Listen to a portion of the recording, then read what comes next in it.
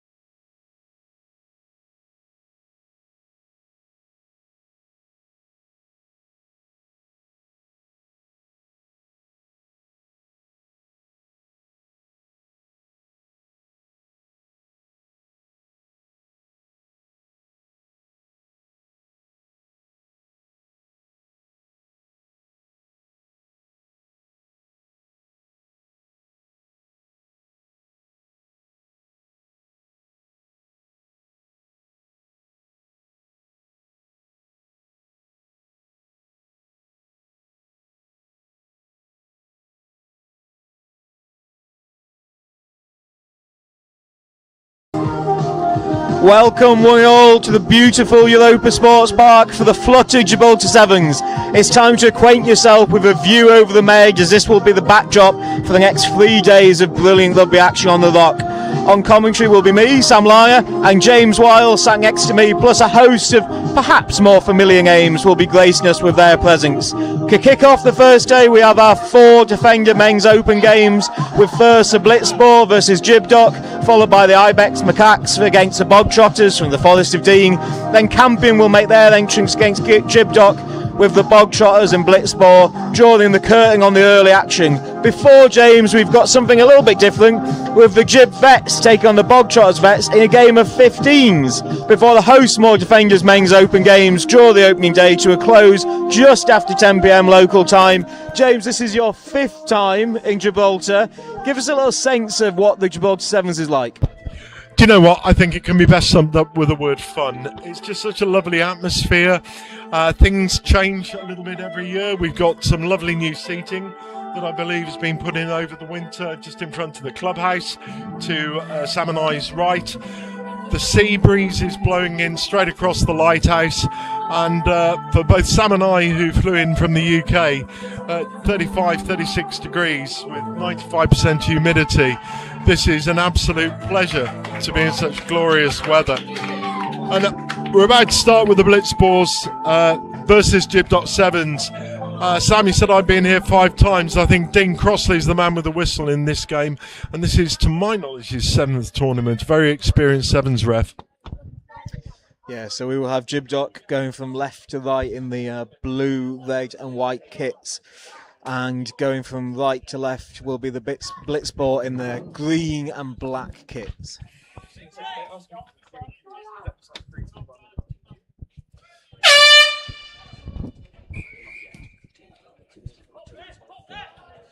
So Jibdock will start with a kick, well fielded by the Blitzball.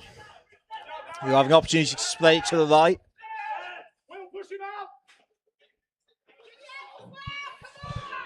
Nice straightening by the Blitzball. 15, who just outpaces the last-ditch tackle, scored in the corner.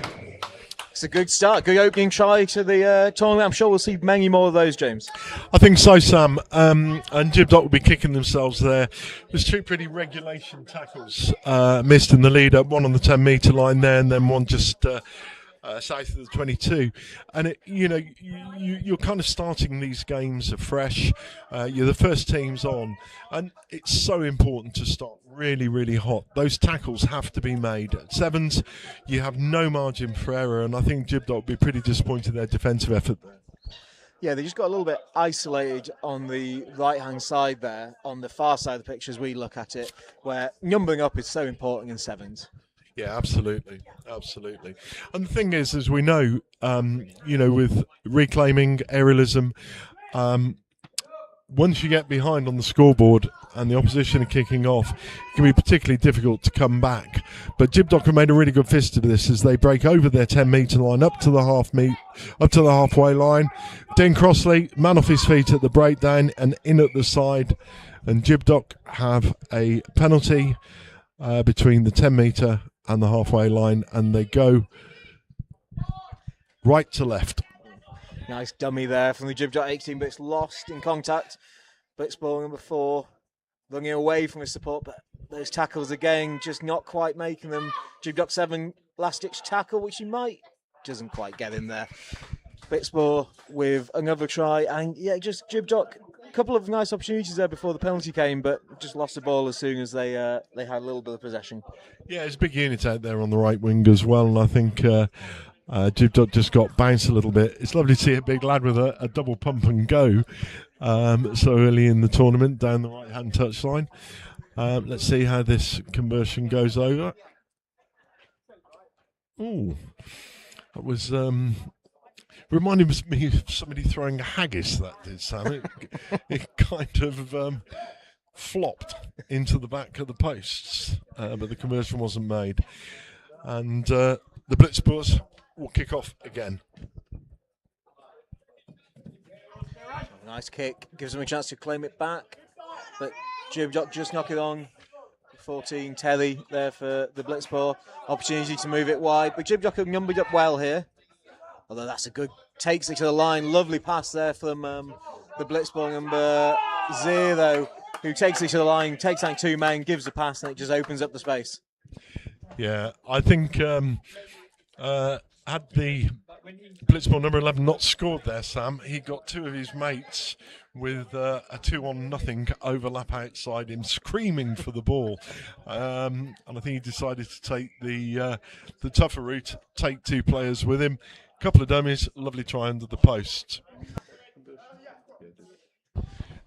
And we're hoping, as the tournament goes on, that we'll get the team sheets for these teams, so that we can give them their actual names rather than just the numbers. I always like to give them their names. But the blitzball will kick off. Give Jibdock now with the opportunity to go through the phases, perhaps. They do have a chance if they can split out wide to the left quickly, but probably a good idea there to take it in by the 15 for Jibdock. But he's well lapped up. Blitzball have lost 1 man in that tackle, but managed to keep most of them on their feet. Again, Blitzball come out of the line firing, but that's well legged and well carried there through contact by Jibdock. But they've split their attacks, so they haven't really got an overlap anywhere, and then that one's just knocked forward under limited pressure. But an opportunity to get the hands on the ball there. Yeah, I think so. What I would say is that they were mastered their own downfall there, Sam. They got very, very narrow on both sides of the ball. And because they were throwing so many into resourcing the reclamation of the ruck, that gave them absolutely nowhere to go. Blitzballs just walked up in a straight line, classic Sevens defence, and perhaps Jibdock might have thought about quicker, faster rucks and away, and to maintain that width and that space. It's just so crucial in Sevens. Yeah, opportunity now for Jibdock, although that has got turned over. It looked like it went forward off the blitzball. Now a penalty of the blitzball. They'll look to go quick. They've got options right or left. That was not 10. So we'll have another penalty. We don't really want to see yellow cards. I don't think Dean at this point with the score 17-0, but Dean's got to give a yellow card there because he tapped and went 2 metres away. And also, Jibdock again at that ruck, whilst they were clean on the jackal, what had not happened was their initial tackler had not rolled away. Much better there, that situation where the initial tackler does roll away and then slowing the ball down. So Jibdock just also kind of slowing themselves down there. They could have gone for the quick tap. Instead, blitzball guy trying to reset their line. Jibdock now trying to go down the outside. Well wrapped up. Big lag for blitzball. The number 4 has been impressive so far. Jibdock coming closer. Oh, good little break. He should go all the way. Dean is almost going to catch him here. Referee, Dean. Oh, he is brought down by the blitzball number 9. And then he's straight to his feet, but he will be looking at his 6 teammates and wondering where they were, because he did a huge amount of work there. The blitzball number 9 bounced back to his feet, went over for the jackal, but the ball was just loose. And great following up there by Jibdock to finish that. And they're back in this game, despite what we've seen there for the first few minutes. Shows how quickly Sevens can turn. A bit of a Cobus Rhinoc in that, wasn't there, Sam? There was, well, 2 parts of Cobus Rhinoc. The pick and go, and then the amazing chase there to bring him down before the line. Really impressive. Great finishing, great defence as well by that blitzball player. And I think Jibdock had to really make a bit of a statement there. It was one-way traffic, and I think they'll gain a lot from that. And they've also now got a chance to kick into the wings, which will hold the ball up. Unfortunately, they kicked rather too flat there. Yeah, this number 9 has been impressive. He's the one who made the last-ditch tackle. He now looks like he'll have the opportunity to. He's kind of cantered through there, like kind of a recalcitrant runaway horse. That was not a great bit of play by Jibdock. They were, as we say, they were almost back into this game there, but weren't able to capitalise on that. And blitzball will have a chance to extend the lead, which they do to 24-5. I think, and that's half time. And I think James McCabe might have one thing written in his notebook, and that would be tackling. Yeah, I think so. Yeah, I think it's an issue here with, as you say, with the tackling is one of the challenge. But the second thing I say here is that Blitzball, they're looking good. As soon as they got ball in hand, they're able to run straight at the two Jibdock tacklers. And to be honest, they're going through them. And then also, if they're not going through them, they're recycling the ball both quickly and cleanly as well. Yeah, I think there's two things that you can unpick from that, Sam. One is there's a bit of Maori sidestepping going on with the Blitzballs. They're going straight down the middle, they're going straight into players, and they're taking them on physically. But when you get a scenario like that, you've got to start thinking about maybe defending 6 and 1 with one back in the boot, so that once they're behind that primary line, there is a secondary tackler available. And I think maybe if Jibdock just think about how they've been opened up there, looking at bringing that extra player into the boot, normally the 9, as that second wave tackler, I think would serve them well. Yeah, I agree. It's interesting. We obviously talk about that in 15s for the kick. We don't expect there to be many kicks apart from for the kickoffs, of course, this weekend. But as you say, the risk at the moment, and as we're seeing with the Blitzball, is they break one tackle and then they're home and dry. Whereas Jibdock could do with that little bit of reinforcement, just sweeping in behind. Again, a bit like Cobra Slangak, as we see in the for South Africa, just to mop up any of those loose carries. And I think one of the points I would like to make is I think the Blitzball have certainly going to be quite high in the fashion stakes. That's absolutely lovely kit that they're sporting. Shades of greens and dark browns, quite autumnal colours, but it's a lovely strip, that, Sam. Yeah, it is. I like the gold numbers on the back as well. That's a nice kick. It has gone 10, so they can play this now. Although it's gone just in touch. It should be a Jibdock ball, I believe. That went like a leg break right by the cricket pitch. It did. You've played cricket here, I believe, James. Yeah, I'm very fortunate. I think it was 2024. I skipped at MCC out here, and we played the Gibraltar national side 4 times, and we lost. We drew the series 2-2. Out of that, a young local player, Louis Bruce, has represented MCC at senior level in the UK, and I'm sure all the Gibraltarians out there would know about Louis' prodigious batting talents, absolutely top quality player. And since Louis at the University of Southampton, I believe last year he got some Sussex Twos games and acquitted himself quite well. Good cricketer. Yeah, it's a beautiful setting as well. I mean, we're on an AstroTurf pitch here, of course, but it is a beautiful setting for, a game of rugby, game of sevens, game of cricket. Ooh, a little bit isolated there. The Jibdock just not spotting that was an option, and it's as easy a try as you'll get from 40 yards out there, like I say, James. Sam, that's pure structural misalignment. I'm sorry. You've got to be sweeter to that. You've got a narrow blind side, and again, you've got a scenario where having that extra man in the boot would have come across and be able to narrow that down. Maybe the player's going to make 20, 25 yards, but that the angle of the chasing back player would have been enough to prevent the try there, in my opinion. Yeah, I agree. Well, it'll be interesting to see here what happens with the Blitzball. They're going to kick. Again, similar kick. See if this gets a backspin. It does. I feel like we're watching exactly the same kickoff all over again there. That was chipped into the space, spun backwards, but Blitzball not able to... Blitzball, so I'm slightly advancing them to the levels of the South African Sevens team, but not able to make the most of that good kick. And Sam, to your point about playing cricket out here, I wish any of our spinners that were on that tour could have turned it as much as that. And the Blitzballs go again. Offside at the line out, I believe that was, and the Blitzballs have accelerated down the left wing, absolutely struck with thunderclap surprise there. Yeah, they're quicker to everything. Really, they're quicker to the to know where the gaps are. They're quicker to the actions. They're quicker to the bouncing balls. This is, we're very early in. This is the first game of the Defender Men's Open tournament, but they are looking very good.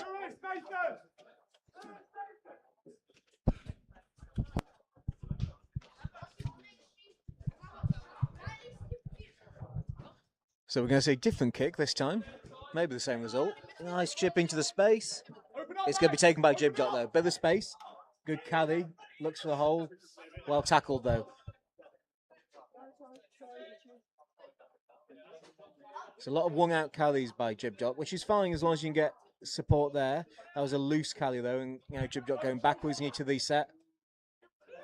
Okay, we're going to have a scrum. Even from this far out, the scrum is a difficult one to defend because obviously you commit almost half your team into the scrum. So as soon as the ball gets out, it's really advantageous for the attack because there's so much space left. And I think, again, to the point, the key defender in that situation is the halfback putting in, and the halfback on the opposition side defending. That is a big shove. We don't often see that in sevens, but it's a lovely shove. But it's knocked forward, so we'll have another scrum that I really don't think Jibdock wanted there. I think they wanted that ball to stay in the field of play and for them to attempt to carry that up the field. And I think, if there's a theme in this game at the moment, I think there is quite a power differential between the two sets of players. I think the Jibdock boys are all pretty young. Will learn a lot about playing the power game and how to beat it. But maintaining width is really their friend here.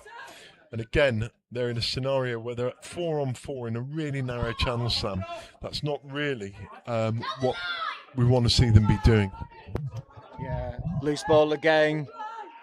Blitz ball with a chance to stand up the defender. Probably has to give it now. 3-on-2. Steps in, the big lad. Pops it back to number 14, who's been impressive so far today. Who just gets over the line.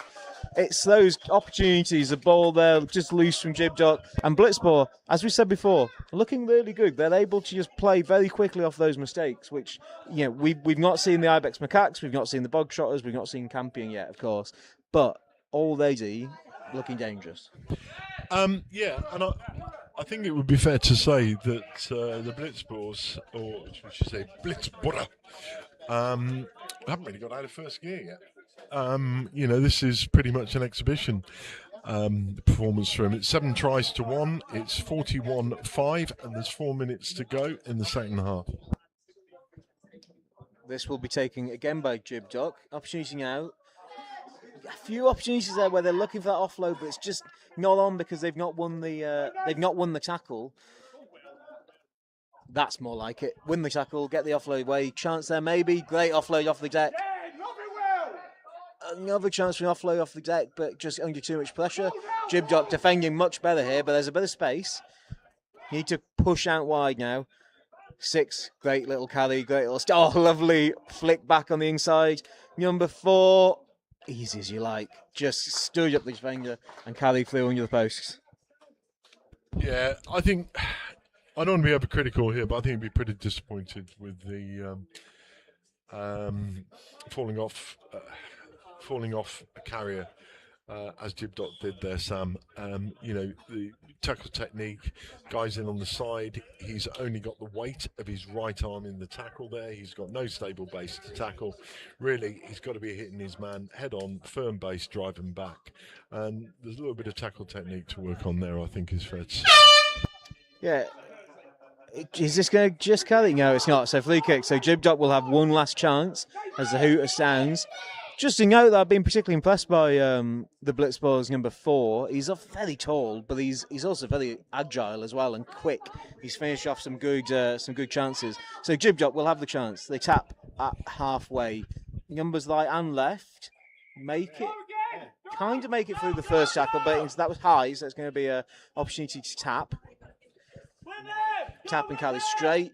Offload just before to the tackle, but that might not work out. Jibdock carrying backwards. Oh, couldn't quite make that work. That might be offside. I think fine. This will knock forward there as well, Sam, but that ball is out at the ruck. I think Dean saw exactly what you saw there, Sam. And this should be a run-in, I would imagine. Yeah, step inside. Number 15, step outside. Oh, lovely little finish right in the corner. I don't think they're going to convert that one, but it will take them over the 50-point mark, and it throws the Blitzball right into the mix for champions. I mean, as we say, we've not seen any of the other teams, but this was a very professional performance. Yeah, absolutely. I think it's, again, I'll reiterate what I said. but I don't really think the Blitzporter have got even out of first gear. So the first game between the Blitzport and Jibdock ends 51-5, and we are joined by a very special guest, who is James McCaig, who is the new head coach of Gibraltar Sevens. James, welcome. Hi, thanks for having us. So let's just talk about Gibraltar and your new job, essentially. You started over in Kosovo in the Rugby Europe Conference 2. So just let us know what happened over there. Yeah, so obviously it's fantastic that Gibraltar are now part of Rugby Europe, and by the signs of things, it's been a long time coming. A lot of hard work kind of behind the scenes and doing all the fun paperwork sort of stuff to finally get there. And yeah, we really felt that there was a lot of kind of hope and expectation and a lot of support from everyone back here in Gibraltar, and we just tried to use that as fuel, but not let it kind of get away from us, and just be present in that moment. You're only going to have one first event, so we really wanted to just embrace every moment and every opportunity, and I felt like we really did that. Like, the boys kind of just were awesome all weekend, and from start to finish, I couldn't have asked more from them, and they were just embracing every part of it. So yeah, it's been awesome. It's been brilliant. So what is your background then in Sevens? Obviously we can tell the Scottish accent, so what's been your background? Yeah, quite an interesting one. Like, just kind of self-taught really to begin with, and just obviously Melrose is home of Sevens, and grew up watching my cousins play for Melrose at the Melrose Sevens. Is pretty special and something that you wanted to kind of do yourself. So yeah, been quite fortunate to play in that a couple of times, and really tried to push it at the club that I ended up at. I moved to Edinburgh University, and there was no Sevens program, so I just started it, and it's grown, and they've now got their own tournament, and they do fairly well. And yeah, luckily this year got invited into the Scotland Sevens camp and GB Sevens camps, and just trying to learn as much as I could off of Kieran Beattie, who's just a wealth of knowledge and a great guy. So yeah, this year's been awesome, and then very fortunate to get selected by Gibraltar for kind of the Rugby Europe comp and this Sevens program. So yeah, it's been a small one, but it's been pretty full on. So what are the challenges with coaching a team like Gibraltar, where you've got so many players kind of spread across both Gibraltar, Europe and the UK as well? Yeah, when you have that much diversity, it's everyone will have played the game of Sevens differently in their own different environments, and it's just trying to find one that caters for the vast majority, and then work with each individual to really buy into it. And like, I truly believe if you have one common thing to go after and everyone buys into it with energy and passion, you can pretty much do anything. So that's really what we went after. Is just, I watched a lot of games from the previous year, and watched a couple of the boys' kind of home tournaments kind of for club to see what skill sets we had, and yeah, just tried to pick something that was probably pretty simple and something that the boys could buy into, and then it's just been a case of working with each individual, making sure that they're good on and off the field, and yeah, just making sure that we're all buying and pushing in the same direction. So what's next for Gibraltar Sevens tournaments wise? Obviously your involvement obviously this weekend, then what's beyond that? Yeah, so this kind of marks the end of the programme, and it's a really nice place to do it. You know, we've been all over. We've kind of been in Oxford and Nottingham, and then also over in Kosovo for Rugby Europe, so it's nice to finish at home, and yeah, hopefully we've publicised the sport and made sure that we're actually a really good Sevens playing nation, and you know, the programme just grows from there, and hopefully the youth and the women's team kind of pick up as well. I was lucky enough to have some training sessions with the women's team this week, and the kids as well, and they just love their rugby just as much. So yeah, hopefully the programme just splits into those other environments, and yeah, we get visibility on the rugby in Gibraltar. I mean, you have such an amazing place to do it. Like, why would you not want to come down and give it a watch? So yeah, it's all about visibility and showing just how much fun these players are having on the pitch, and that's what we're going after this weekend. Just going out there, put the system in, and yeah, when the opportunity comes, have a bit of fun. So James, will you stay with us now for the first half at least of this game between the Ibex Macaques and the Bog Trotters, and give us your wisdom as we watch this game? Yeah, I'll do my best. So we will have the Ibex Macaques going from left to right in the different shades of blue. And going from right to left are the Bog Trotters, who we remember from last year, from the Forest of Dean near Bristol. So the macaques steal the ball back, make a good first carry, look like they're going to go all the way. It's a great start from Freddie Jones, number 14, who finishes under the post for the Ibex Macaques. So one thing we saw there, James, was the kickoff. How important is the kickoff in sevens? Yeah, it's massive, and you know, there's two sides to it. It's the consistency of the kicker and where you can put that ball in the diamond. Also the chase as well, like you saw there, that they committed good 2 or 3 bodies to that area and managed to strip the ball even though they didn't win the kickoff. So yeah, no, early days, but it seems that they have a pretty clear game plan around the kickoff. So a great start for the Macaques, who will have another chance to here show us what they can do at the kickoff. So again, we're looking for that height and we're looking for that placement. Looking to go left. Lovely kick, finds a space, bounces up, and the Macaques win it back again. And this time it's this good strong carry by Cosimo Beveridge. Moves it wide.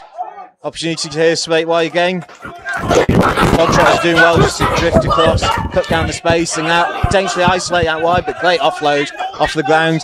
And now the Macaques look to go left again. Bogtrotter's pushing on the inside. They should have numbers across here. Lovely little switch back on the inside.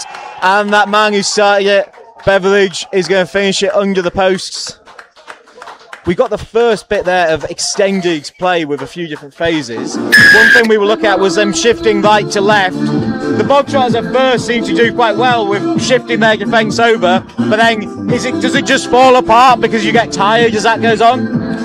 Yeah, I think they were doing really well to kind of, as you say, fill the fields, but at some point you go and get your tackle, and when they ran the dummy switch over on this right hand side, there's a double tackle in there, so you know you're losing 2 bodies close to that tackle area, and I think they did well to kind of reload and have good width. So yeah, it's just about when you do have that opportunity to go and make your tackle, just go and make it early, so you're kind of going forward and you're a bit more dominant than the attacker. Well, one thing we haven't seen yet is the Bogtrotters with a ball in hand, so we'll look for that again. 2 great kicks from the Macaques.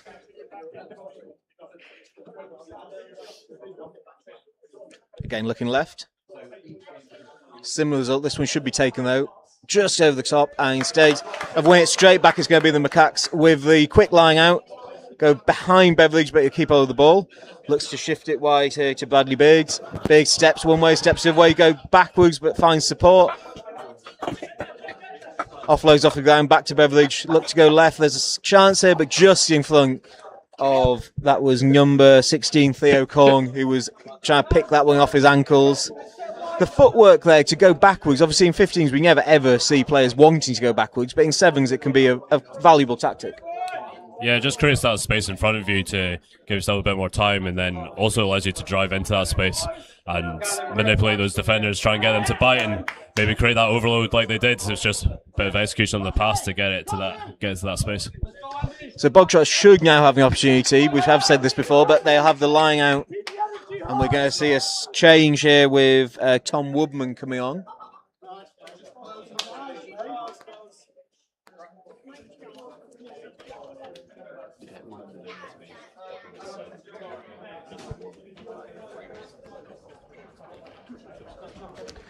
So Woodman goes in at the front of the line out.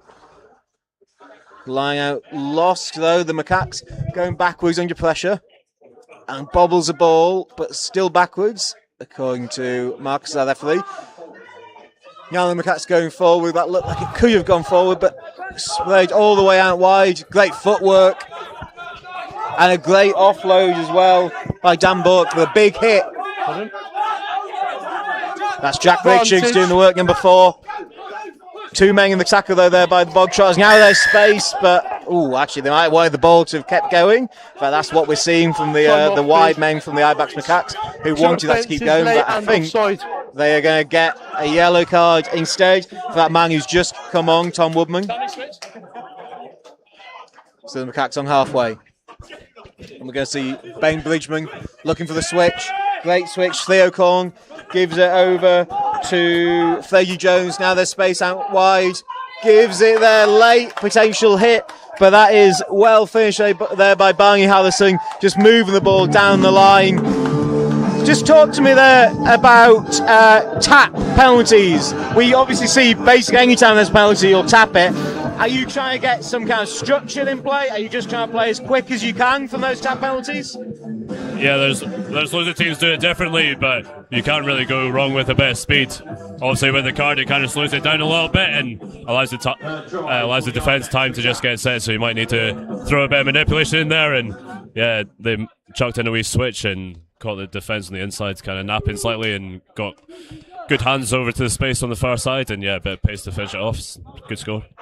Yeah, it's been impressive so far from the Macaques. They haven't let the Bogtrotters have any ball, and now the Bogtrotters are down to 6. Although, yes, they're down to 6, which means there will be even more space at the kickoff. Come towards the centre. They've gone left, and they're going to go left again. A lot of space over there. That's a better kick, but Bogtrotters will take this. In fact, they'll get a free kick and get tapped from the halfway line. So finally, Bogtrotters are halfway through actually almost the whole way through the first half, will have some ball in hand. Good carry, great carry there. Looks for the offload. That was Will Heel. A great pickup by Charlie PC, who is just pulling touch before he can give the offload back on the inside. So the Macaques will have a line out on the 5-metre, but it just shows the danger of the Bogtrotters here. We're almost Black into the line. First half, but they finally got the ball in hand. They look pretty dangerous. Yeah, no, absolutely. It just shows you if you don't have the ball, there's not much you can do in the game of 7. So nice, it's good to see them get a bit of possession and actually give them a bit of confidence going into half-time that if they just get this ball in the second half, they might be able to cause this team some problems. Thank you. Yeah, and we say 17 points. I mean, that would be fairly dangerous, but in 7s that can be closed pretty quickly. Opportunity here though for the Macaques to add to that. Great carry on the outside from Fergie Jones, but he's brought down by a brilliant tackle, but he offloads it. And that will be Andrew McCarthy, who finishes it off. A gutting way to end the half there for the Bogtrotters. They caught them 95 metres from the line, but the Macaques showing a lot of endeavour to move the ball wide and then some great offloading off the ground just to keep that continuity and then to score 95 metres up the pitch. Yeah, they knew they had that yellow card, so it means an extra bit of space. And it's just, yeah, you don't have to do too much and just let the ball do the work and let it find the space. And then when the opportunity comes, really take it as, you know, that attack could have been foiled if there wasn't a support there for the pop off the deck. So it's great work, and yeah, they deserve the leads going into the half. So we're going to let you go in a couple of minutes because I know you've got to get prepared for the Campion game, which is next up against Jibdock. Who should we look out for in the Campion setup? It's a great question. There's the full 12 or 13 are amazing. They're quality across the board. Captain Chris Winwer was out in Rugby Europe, and it was the last minute where we knew he was going to play or not. And yeah, the passion of the man is the most I've ever seen in a human being. So yeah, he'll be full of energy and chucking himself around. But yeah, this whole back line, I'm really excited to see. It's the first time that they're together in the combinations that they have. So I'm looking forward to seeing how they kind of connect and see what they can do, because to an individual player, they're pretty electric. So yeah, excited to see how they connect together and work together to produce some magic scores, hopefully. Well, James McKay, thank you very much. We're going to see a lot of you during this tournament, but we'll let you go and get prepared for the Campion game. And yeah, I think you'll be maybe up with us a bit later on today and then Friday and Saturday as well. Yeah, no worries. Thanks very much for having us. Cheers, James.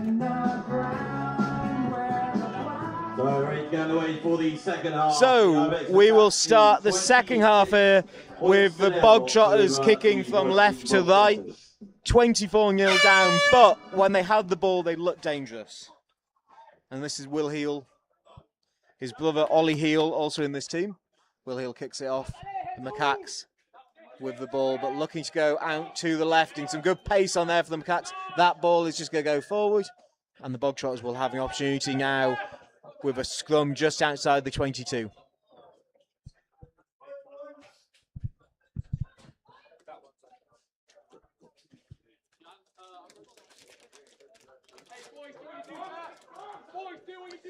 Bogtrotters by far the bigger of the front rows, so expect them to go hard at this scrum.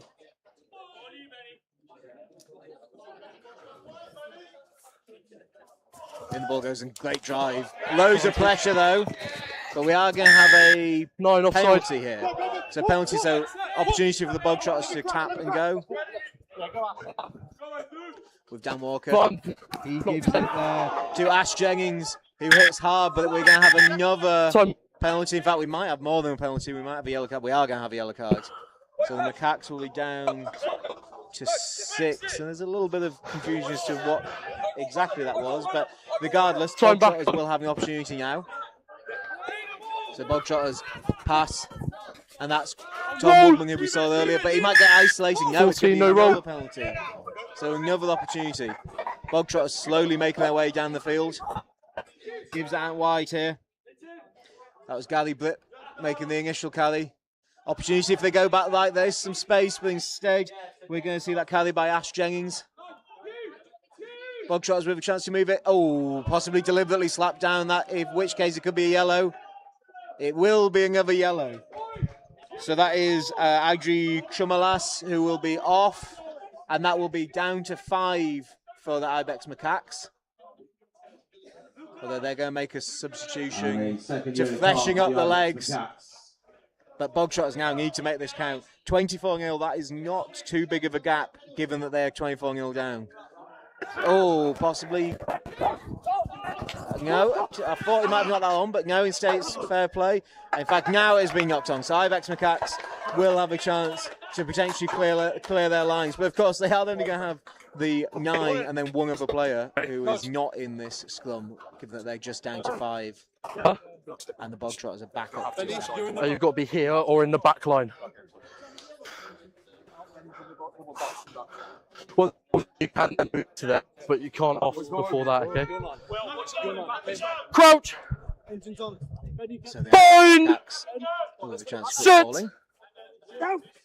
Oh, big pressure though by the Bogtrotters, but again, the Macaques just about get it away. And then they step, and there's a chance to go. And the great offload, but great tackle from behind there. And instead it's the Bogtrotters ball. That's Ollie Heel. There's space everywhere for the Bogtrotters, but particularly to the right. Instead they go just behind. Big long pass, not needed. And knocked on there by Jack Richards. Absolutely not needed. They had a 7 on 5 here. And the Bogtrotters let another chance go begging. They will make a couple of substitutions. So we're going to see the arrival of Dan Walker and also Tyler Keverling, number 21, Mark here, number boys. 19 there. Keverling will immediately go. Let's go, come on, tempo, boys. Hooker, signed by Ash Jennings and Tom Woodman. Crouch! That will be the Bind! Set!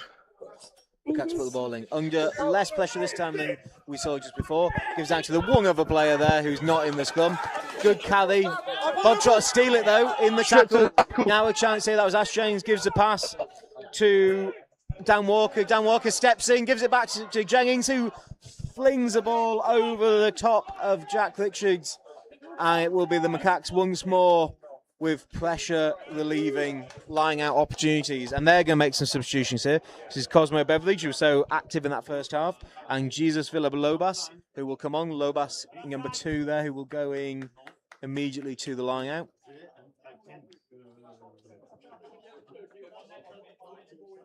In fact, the Macaques now back up to 6. So remember, they had 2 yellow cards, so they're not quite at the regulation 7, but they are back up to 6. Nice dummy by the Macaques to carry into the field. Pressure though there by the Bogtrotters, but instead the Macaques try and keep it alive. Drop down. Great continuity by them. Beveridge again gives it out wide. A little bobble. A little bobble there, but it is going to be well finished by number 13. That's Charles Hill, who is their captain, and he's going to finish under the post. A little bobble as he took the ball, but he then fires through, and this is really impressive by the Macaques. Again, they're going to score this with just 6 men on the pitch. So already we've seen some really good performances from both the Blitzboer in the first match and the Ibex Macaques in this match.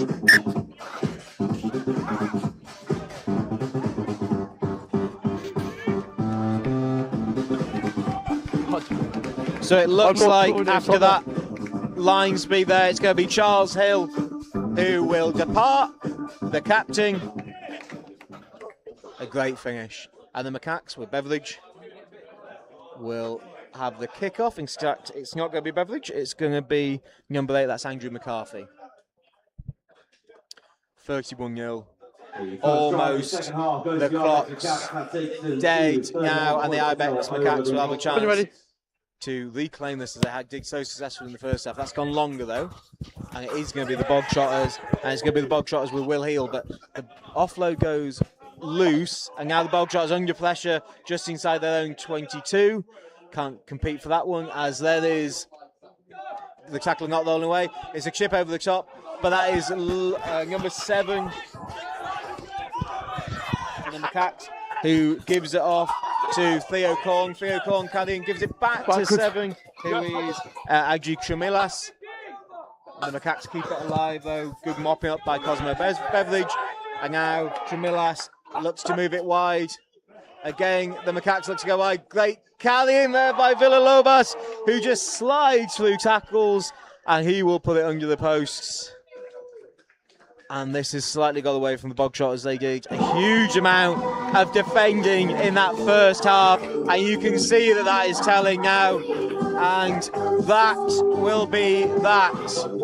The Ibex Macaques run out 38-0 victors over the Bog Trotters in the second match. And we'll be back fairly soon with Campion making their first appearance of the tournament against Jibdock. 38 points to the Called that. We are still going to be going on. Macaques with a chance to kick off, find some space. And they might actually add to this total. And that is going to be finished off there on the left-hand side by Theo Korn, who's been very impressive in this half. And I talk about men who are impressive in this half. I'm joined by Stu Pollo for his first appearance on the Gibraltar Sevens live stream in 2026. Stu, welcome. Hello, Sam. Welcome back to Gibraltar. Hello, everybody watching at home. Thought they got rid of me, but I'm back. You are back and better than ever. So, tell us, this is such an exciting year for Gibraltar Rugby. How does it feel to be finally a part of World Rugby? Well, it has been a long, long journey for Gibraltar Rugby to be welcomed into the wider European family.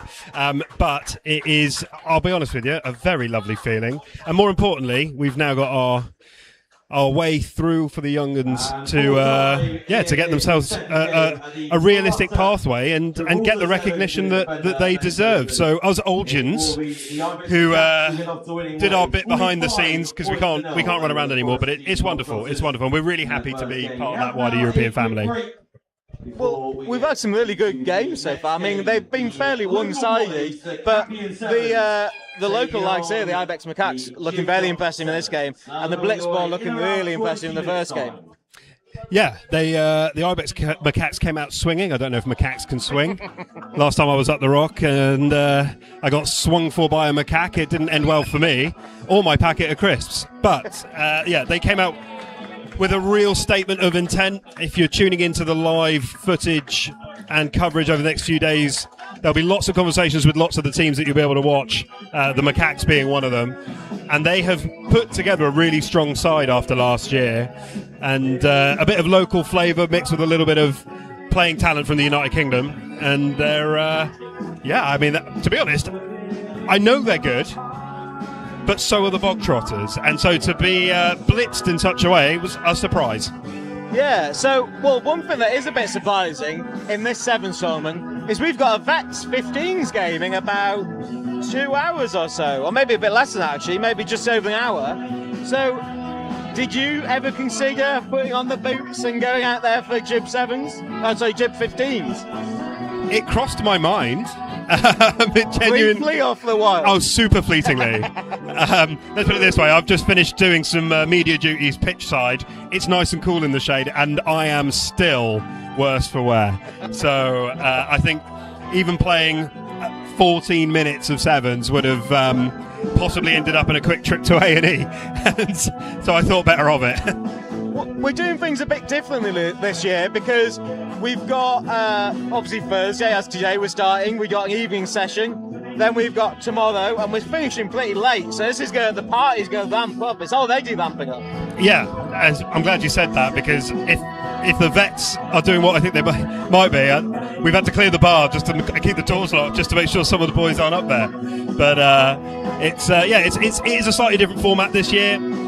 It stays light quite late in Gibraltar, but rugby under the lights is something that we were definitely planning to look at. And then, as you say, Saturday is a back-to-back bonanza of rugby, and then it goes back into a more traditional format that fans of Gibraltar Sevens would have been used to.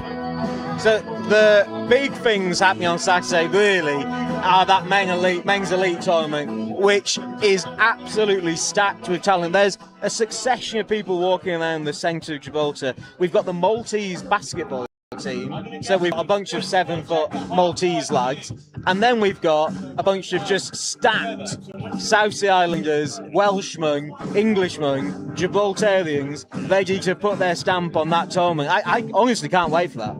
Yeah, it's terrifying the amount of talent that's going to be on show. And to be fair, it started, an hour or so ago. But yeah, that elite side is absolutely rammed, and that is 100% going to be tooth and nail aggression, I think, to be honest with you. Yeah, we've actually seen it out there today, where you kind of think, the first few games in any of the categories, they'll ease their way into the tournament. But the reality of Sevens rugby is you haven't got time to feel your way through a tournament. We've got to hit the ground running.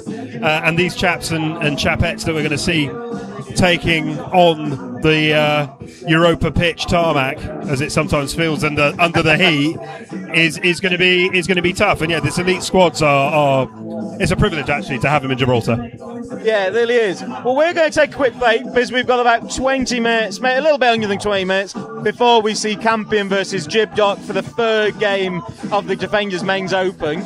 But Stu, when you return to us, I think maybe later on today, certainly tomorrow and Saturday, we're going to talk to you a little bit about some local tips in Gibraltar. So just get prepared. We want to know where's good to eat, where's good to drink, where we need to see when we come to Gibraltar next time. So we'll leave you with that as a little thing to think about, but we will be back in 18 minutes.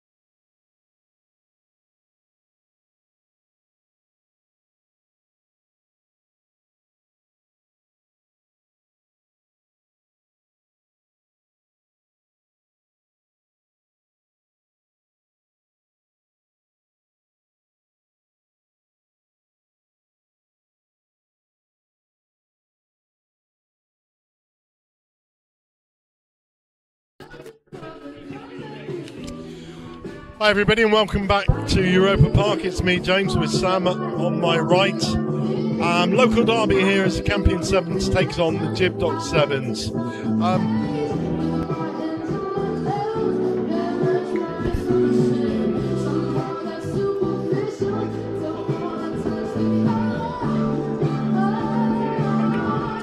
Hi and welcome back to Europa Park. It's James here on comms with Sam Lana again.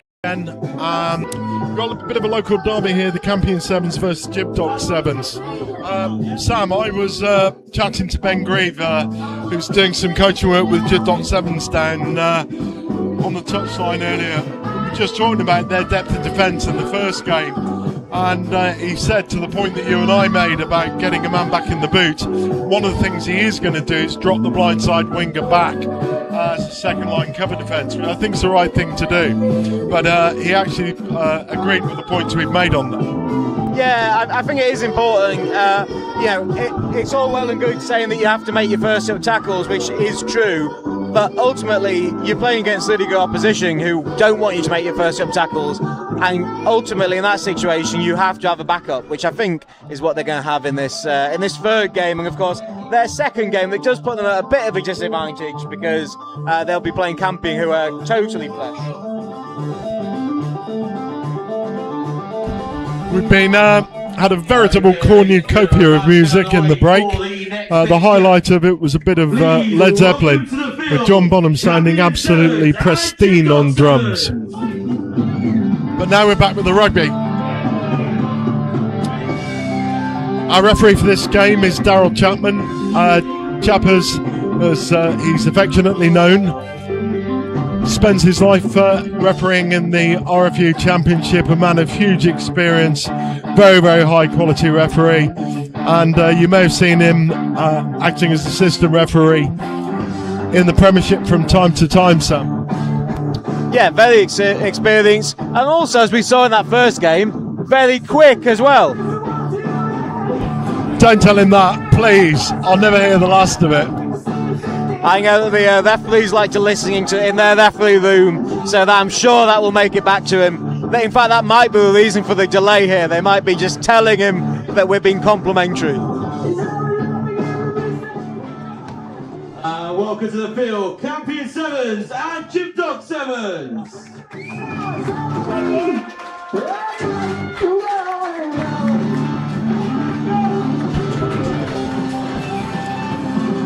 The teams are out on the pitch. Sam, got a bit of an interesting colour clash going on here. Yeah, and some interesting colours by the referee there. So Jibdock will be playing from right to left in the red, white and blue, and Campion will be playing from left to right in the red, white and blue.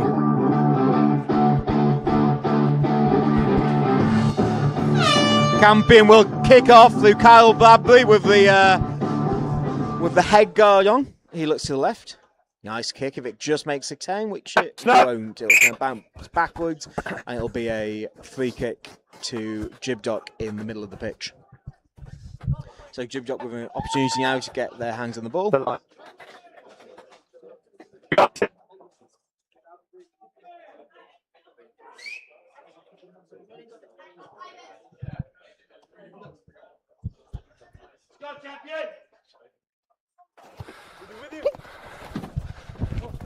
Yeah. Okay with that. Jibdock, obviously, owners of the port facilities in Gibraltar, run by a guy called John Firmiston, parent company being Ballina. There's a lot of plans for the development of the docks at the moment, including submarine service pens, and they're also looking at producing some facilities for some of the Royal Navy frigates. That was a great counter by Chris Wing, though, which put opportunity there for you and Kane to go through, but ultimately the ball doesn't bounce, and Jibdock now will have to play out from about 10 metres from their own line. They've got two attackers one way, three attackers one way now. We've got the arrival of Louis Peter, who is on the far side. Jibdock again with a chance to play, possibly an opportunity to kick it over the top here. Campion got no one back. It's a good stop by Jack Eccleston of Campion, who moving, is still moving. carrying and Tackle pulling release. No, Nathan get out of there. McAdam He didn't come in backwards, the but side. Jibdock keep hold of the Through ball the much gate better properly than first. in their first game so far. Good late charge Not there, held. and There a we go. little Move, roll, move, but move. can't quite get Are you- away there. I it's think 'cause you that's Luke stepped away, Perez. he's on the floor, yeah. Jibdock now look Take to the the right. contact. Opportunity if they can move it once more, which they do. Step back inside, just half sclagged there is Louis Pito. Lift it And up, he's lift it brought up, down. lift it up. Opportunity there. Is that First turnover? person lift. It is Thank a you, there's the turnover for ball. Campion. Jippo Play got on. a slide through and bounces straight into the hands of Harvey Leroy, who is going to go over. Was that Benedict Hill on the turnover? Well, that was a Really great piece of work there, I think, Sam. Yeah, it might well be. It was a fantastic bit of work. And this has been a really entertaining first couple of minutes there. Jibdock had a lot of possession, but not in particularly advantageous spots, where there's Campion just managed to take their one chance and converted there by Kyle Babley. Thank you. I did feel that for Jibdock in the first game of the day, really Nathan McAdam was the player that a lot of the creativity was coming from. For quite a slight guy, he's very, very good at getting through that first tackle. He almost goes under it. Yeah, he does. He does, and we're just pausing because there's a Lucas Navarro just tying his laces, but now the ball goes over the top. Chance here. That was number 15. That was Ellis Anderson chasing for Campion, but instead Jibdock keep hold of the ball and managed to rebuild through the middle. And a bit of continuity here, but two in the look and getting a little bit tight. But an opportunity here if they give that pass, then that's Luke Navarro. Who carries through. Been stripped. Oh, stripped. It was Stripped by Theo Pito. Corn, and Theo's gone the length of the pitch to score. Yes, that's actually Jack Eccleston there for Campion, who goes length of the pitch. But it's a fantastic fiasco effort. Luis Pito just stripped of the ball, and then Campion go under the post. So more possession for Jibdock, but the small scraps that Campion get, they're turning to tries. And also that man, Carl Babley, once more chips it through to make it 14-0 halfway through the first half. And Babley will immediately get his foot on the ball again, because he's going to be kicking off from left to right. Very still here. Last year, I remember the wing played a massive part, but seconds. he's very still. I think the wind's actually blowing behind us at the moment, Sam, so the stands are actually just sheltering us a little bit. If you look out onto the sea, the white horses are rampant. Yeah, they are, and that was actually a wonderful kick there by Bradley once more. It really hung it up there, but neither Campion nor Jibdock could get there. But the bounce into touch, which means it will be Jibdock with the line out, and thank you. referee and linesman want the play moving up the pitch where the ball actually went into touch. So line out for Jibdock, but lost. And it's going to be Campion, and that is Jack Eccleston who carries through. Ball spills out in the back, though. Gives it out wide here. Opportunity now with Harvey Leroy. Leroy gives it to Bradley, who gives a great pass there on the outside to Daniel Solito. And that was a really wonderful play. Stripped through the hands effortlessly there by Campion to get the ball outside of the Jibdock defence. You didn't see that on one knee. Oh, that's a fine. That's got to be a fine.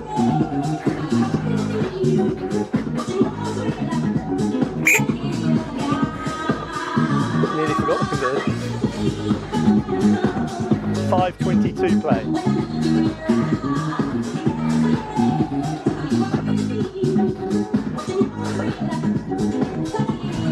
Then we're going to see a substitution here for Campion. We've seen the 12 seconds. re-arrival, if that's a phrase, of Chris Winglow, number 35. On this near side, he did some great work early on. What's the contest? Chris Bradley. It's a lovely kick from Bradbury, that yeah, is. That fine. really hung in the air. Tackle release! Release! A great tackle as well by Jack Eccleston, who just brings him down. Jibdock looking for a little bit of space, and that was Lift it Simon up. Gaindrich. First who person. sees it, but turnover by that man Winglow. And now an opportunity. That was Daniel Solito goes one way, but now Campion with a chance. Good drift defence here by Jibdock, and that's the Langless chasing there by, that's Louis Pito. Have they given it? They have given it. So a great chase, but he wasn't quite able to force him into touch. And there are some athletes on your screen there. That is the Jib vets warming up for their 15-a-side match that we'll see in around about half an hour, James. Yeah, great try by Ellis Anderson there. What I would say is that there's living proof on the veterans warm-up area that big boys really shouldn't wear horizontal stripes. Yes, the lighthouse also in the background could learn a thing How or two long, say about again? that. We have just seen the arrival of Jibdock number 24. That's sorry, not Jibdock number 24. Last who was play. just come on? Number 17, sorry, Stephen Tilbury, who will come on back on and add this. some ballast to the Jibdock attack. Oh, Bradley though spots the opportunity, just dribbles the ball through. Oh. Very unfortunate. He just couldn't quite hang on to that. But he's being a real live wire, Bradley there, the number 7, taking off his scrum cap. Fairly impressive. And Campion, after perhaps a slowish start, I wouldn't quite go as far as to say slow, but they've really taken this game by the scruff of the neck. Yeah, I think both Salito and Anderson have been at the hub of everything that they've done, Sam. Salito really, really quick around the base. The guy's a very thoughtful player. He makes decisions quickly, and what he's able to do is to see space behind the first line in front of him. And what we've seen him do is to probe both sides of the ruck, both sides of the edges. Wonderful breakdown here where he went down the narrow side, then came back across the grain, and that was in the setup for the Anderson try in the top left corner. That's real high IQ rugby. It's really intelligent scrum half play, and I think he's been the star of the show so far. Now, we've only seen, with the exception of Jibdock, we've only seen these teams play at most one game, some just half a game. When we look at the Macaques, Campion, and then the Blitz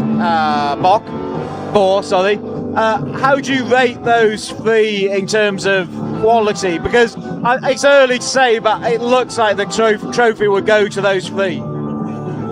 Yeah. I mean, the side that's impressed me most much has been so far has been the Ibex marks. I think that they've looked sharper, they've looked more complete, and so on and so forth. Campion really impressed me in that first half. What I would say about the Bog Trotters, I wonder about their ability to go deep in the game. They're very much a side that are based upon really powerful scrummaging. They play very, very close to the point of carry. I don't think they've got quite the width game of either Campion or the Marks. No, they were very impressive last year, and that's going to startle us, I think, for the entire match. And that's the kick-off by the new arrival. That's Stephen Tilbury. Decent kick-off, but gives Campion an opportunity. Ellis Anderson gets the ball back, potentially having an opportunity to go inside. Well tackled ultimately, but Campion keep the ball alive, and they go out wide here to number 9. That's Daniel Solito, but he's knocked on, and now Jibdock, great offloading there.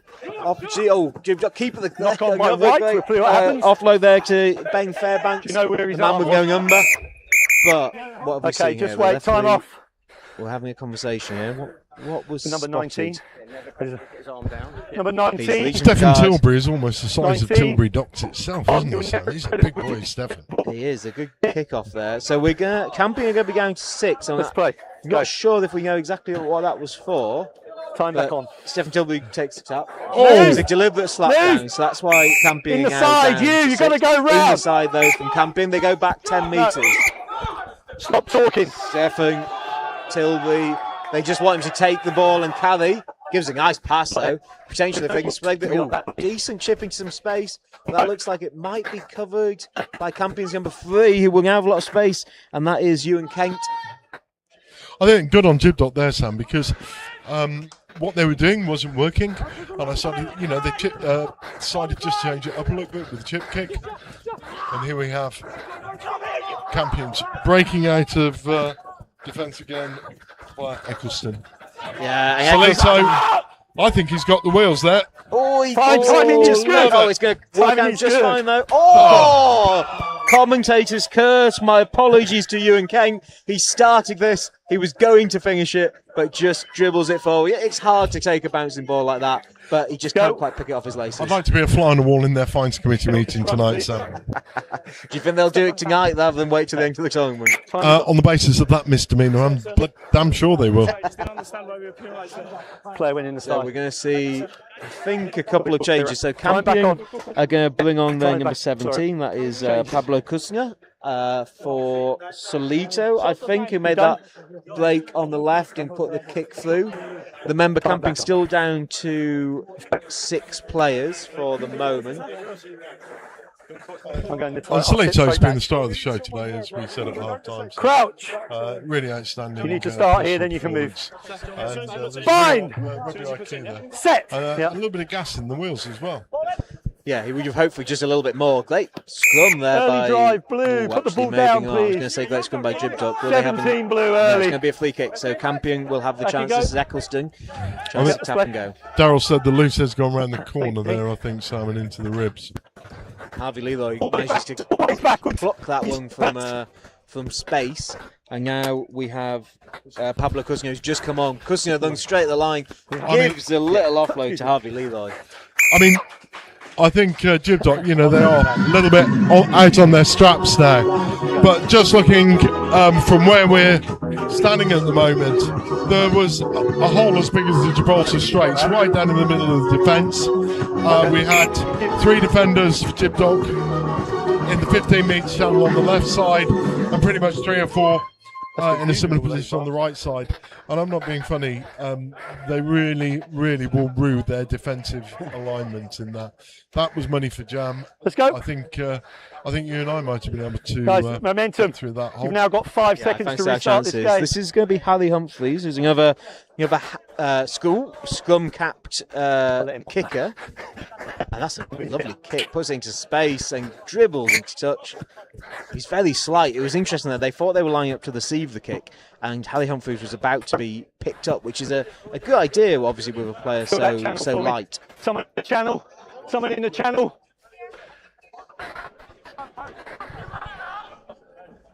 Let's go. I'm trying to work out if Humphreys has moved into scrum half here, Sam. I think he has. Yeah, I think he's going to play that scrum half role. Often you see them teams play with no scrum half. In fact, this is what Jibdock are going to do. They're going to pass the ball in, and then the person who passed it in, the hookers, should swing round and receive that ball back, which he does. Oh, it's a nice half break there by the man with no number. That's Ben Fairbanks. Opportunity here for Stefan Tilby. He was onside. He's onside. Got all the skills, this boy, isn't he? Backwards He first, away. just slightly fumbled by Pablo Kusner, but he keeps hold of the ball and tackle, crucially puts release, time in the get off, tackle, Blue. which 2 now man's in the should way. work out for Harry Humphreys, who has a man on his left, decides to go himself, doesn't quite get there, and that is Stefan Tilby, who just munches him up. And Kusner back again, now 2-on-1, gives a pass, another 2-on-1. Oh, Tackle. big offload there Tackle and by held. Julian Go Turner, the ball. but deemed Don't not kick it away. allowed, possibly there. just to the face there by Turner. Tackle So and held. it's going to be play. Tilbury who has a chance 5 to minutes really kick. No, he's going to tap. He's going to tap, and then he's going to give the decent pass into the middle of play, try to get a bit of width on it. Opportunity here if they go wide. Oh, fumble backwards there by Fleggy Smithen. I think I've actually concluded that Tilbury is a Gibraltarian Bentawi Mafula. He's got all the skills, hasn't he? I mean, you've seen lovely little kicks, beautiful spin passes, and thunderous challenges, and then he slips in at loose head. No, Yeah. cleared out. Being by the ruck. No, 19, get out. What a character we've got here. As Jib No, takes hands. to the 22. Simon Gendrich, who's been pretty good since he's come on in the second half. An opportunity now. I think that's Ben Fairbanks.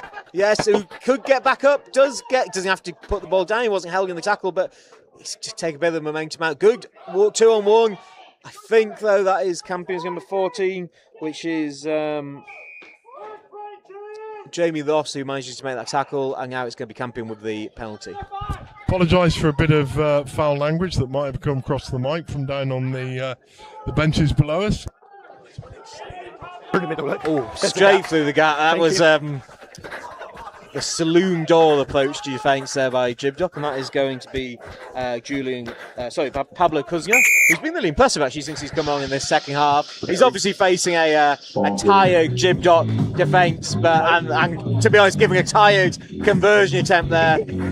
He almost decapitated his own teammate there, Sam, with the rebound. But you know, you and I were talking on the journey into Gibraltar today. We're talking about underrated players. And just in his balance, a little bit of a Matthias Moroni about this boy, the great Argentinian centre. And you and I, Sam, we were saying that Moroni, if there's one player that consistently, in the last 15 years of Premiership and Test Rugby, been amongst the most underrated players, it is that guy, Moroni. Yeah, I agree. And this is a good opportunity for Campion to end. In fact, we're gonna have a brief pause. This player's got a blood injury. So that is Harry Humphreys, going off, bud. who is going to be dealt with by the physio. There's a lot of shouting on the Jibdock side as they try and work out how many players they've got. They've got 7, so they don't need anyone else. And we're going to see the reintroduction here of Kyle Bradley. So it's one behatted kicker for another behatted kicker. I'm going to put time on. Bradley was so impressed with that first half, and then has been rested, I'd say, as the game has really gone away from Jibdock here. So Bradley kicks it long this time, and just about well taken there by Ben Fairbanks. And he will get the penalty for a high tackle. So Fairbanks with a chance to tap and go. And he does, and he looks for some support. He says he's going to carry himself. No, he gives a pass just late. Good half break here by Gendrich, who's been also really good for Jibdock, but knocked on Campion. Potentially could kick it out, but no, they're going to try and play. No, they're going to flick it back between, but it's gone backwards. So Campion still with the ball. Good pass here. This is Julian Turner. He was going to finish the game and take it over the 40-point mark. Freddie Smith and they really got disconnected out of position on the right wing, Sam. Needed to step in on his man there and fix him. Trust the defensive system. I think these young Jib boys will have learned a lot about their defensive display today, especially when they look back at the tape. Defence is all about spacing, it's all about square shoulders, and it's all about working together as a unit. And I think at times, Jib will have disappointed themselves in just how the number of very simple structural errors they made in D. Yeah, I would agree. Well, Campion looking very impressive there. We've named them as one of the 3 potential victors, and we are going to see one of those 3 next in the Blitzball, who will take on the Bogtrotters in around about, 2 minutes, I think. So we're going to join you back in 2 minutes' time.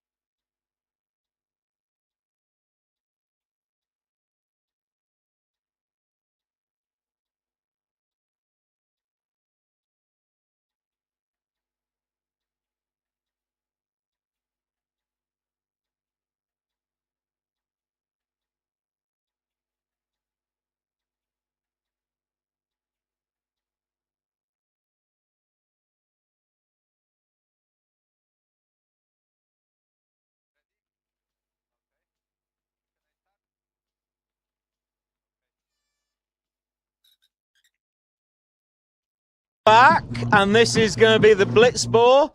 Again, it's a bit of a kicked clash here, and that was the bog trotters kicking from left to right, and the blitz ball taking the ball. And now we do have the names for the blitz ball, so we're going to go through here. But blitz ball spreading the ball to the left. This is some lovely handling here, and this is a bit of a trundle from number 7. That's Ty Hayward. He gives a pass back inside. It's gone backwards, but it's been plucked off the ground there by Will Heel. Now Will Heel with a chance to run. Will Heel steps in right, but he's well tackled there and bounced back up by the blitz ball, and now he drives it back. And that is Charlie Peacey. Charlie Peacey under pressure, and they will have the penalty. Yeah, big step in physicality we've seen already in this game, Sam. Both really, really big sides. I love that little run ball down the touchline by Hayward, the prop. He just looks as if he was desperately searching for another gear that he didn't have. But yeah, there's definitely an increase in physicality in this game. It'll be very, very direct and very powerful, I think. Yeah, that's a lovely chop tackle there by Leo Aldry. Number 0, who brings down his opposite man. And now the bog shot is under some pressure, and they've lost the ball. There's going to be the blitz ball here, and ball is out, so they win it back. Neither team really able to keep control of the ball. 10 meters, and 10 meters. The blitz ball are going to go quickly, so they look to spread the ball out wide. That's going to be out wide and through the hole there. Number 44, that's Oakley Taylor. Lovely try by Taylor. Just backs himself on an outside arc there. And really, the bog trotters were fast asleep. Yeah, weren't able to keep hold of the ball there. There was won the ball, weren't quite cleanly, but then weren't able to then keep hold of it and just lost it in their own 22. So a good start to this game. It's being looks like it should be evenly matched, I believe. So we have a conversion, as a very well taken conversion from 15 metres from the touchline to lead 7-0 with 2 minutes gone. And a warm Gibraltarian welcome to a man from Poland officiating in his first Gibraltar Sevens tournament, Stefan Majziak. Lovely to see the game growing. Stefan also referees in 15s as well, but yeah, he's also a bit of a unit, and he's just barged Aaron Ryder right out the way, and I think Ryder came off second best there. That's 2 lovely kicks. Oh, it could bounce straight into almost straight into the arms of number 21 for the bog trotters. That's Dan Walker being stegged. Oh no, you can't do that. That is okay. We're going to go for a penalty for the blitz ball. So they look to move the ball that wide. It might come up to our man here, Ty Hayward, who's hanging out on the wing, but no, instead it's going to be number 8 there, Harry Folos, who goes through the middle, keeps hold of the ball. Under a lot of pressure here from the bog trotters. In fact, the bog trotters have won it back through number 12, Ollie Heel, and they're going to get a penalty. They're going to go quick from the penalty. Someone without a boot there. Oh, slap down. Is that going to be a yellow? Time stop. Certainly the supporters 6. think, and Stefan Wisniewski also thinks. So that is going to be... Who's that? That's number... No. I have to... That's number 16, I think. Time off. That might be Alan Ryder. Just need to see the game here. Hardy, I think. I'm not sure. But I mean, Sam, in the modern game, in the modern interpretation of deliberate knock-on, you're never going to stay on the game going one-handed with your palm up. Yeah, and just absolutely. as we speak, lovely piece of work down the left-hand touchline by Dan Walker, who really, really turned on the gas there onto his silver surfboard and flew down the ocean side of the ground there, Sam. Yeah, that was Dan Hitchkicker there as he came down the outside. Lovely bit of just to slow and then burst around the blitzball defence. These really do have very similar kits, don't they? Every time the ball is in play, I just need to just double check who's who. I think just going back to the point, in the modern 3 interpretation, minutes. and we saw this in the Prem semi-final with Bath, you know, the modern interpretation of the deliberate knock forward or the intentional knock on is if you go for it one-handed and your palms facing upward, you're basically playing yourself out of the game. And in all fairness, I think that Seb Majziak got that absolutely spot on. Yeah, so the bog trotters are going to take a breather there with Charlie Peacey coming off.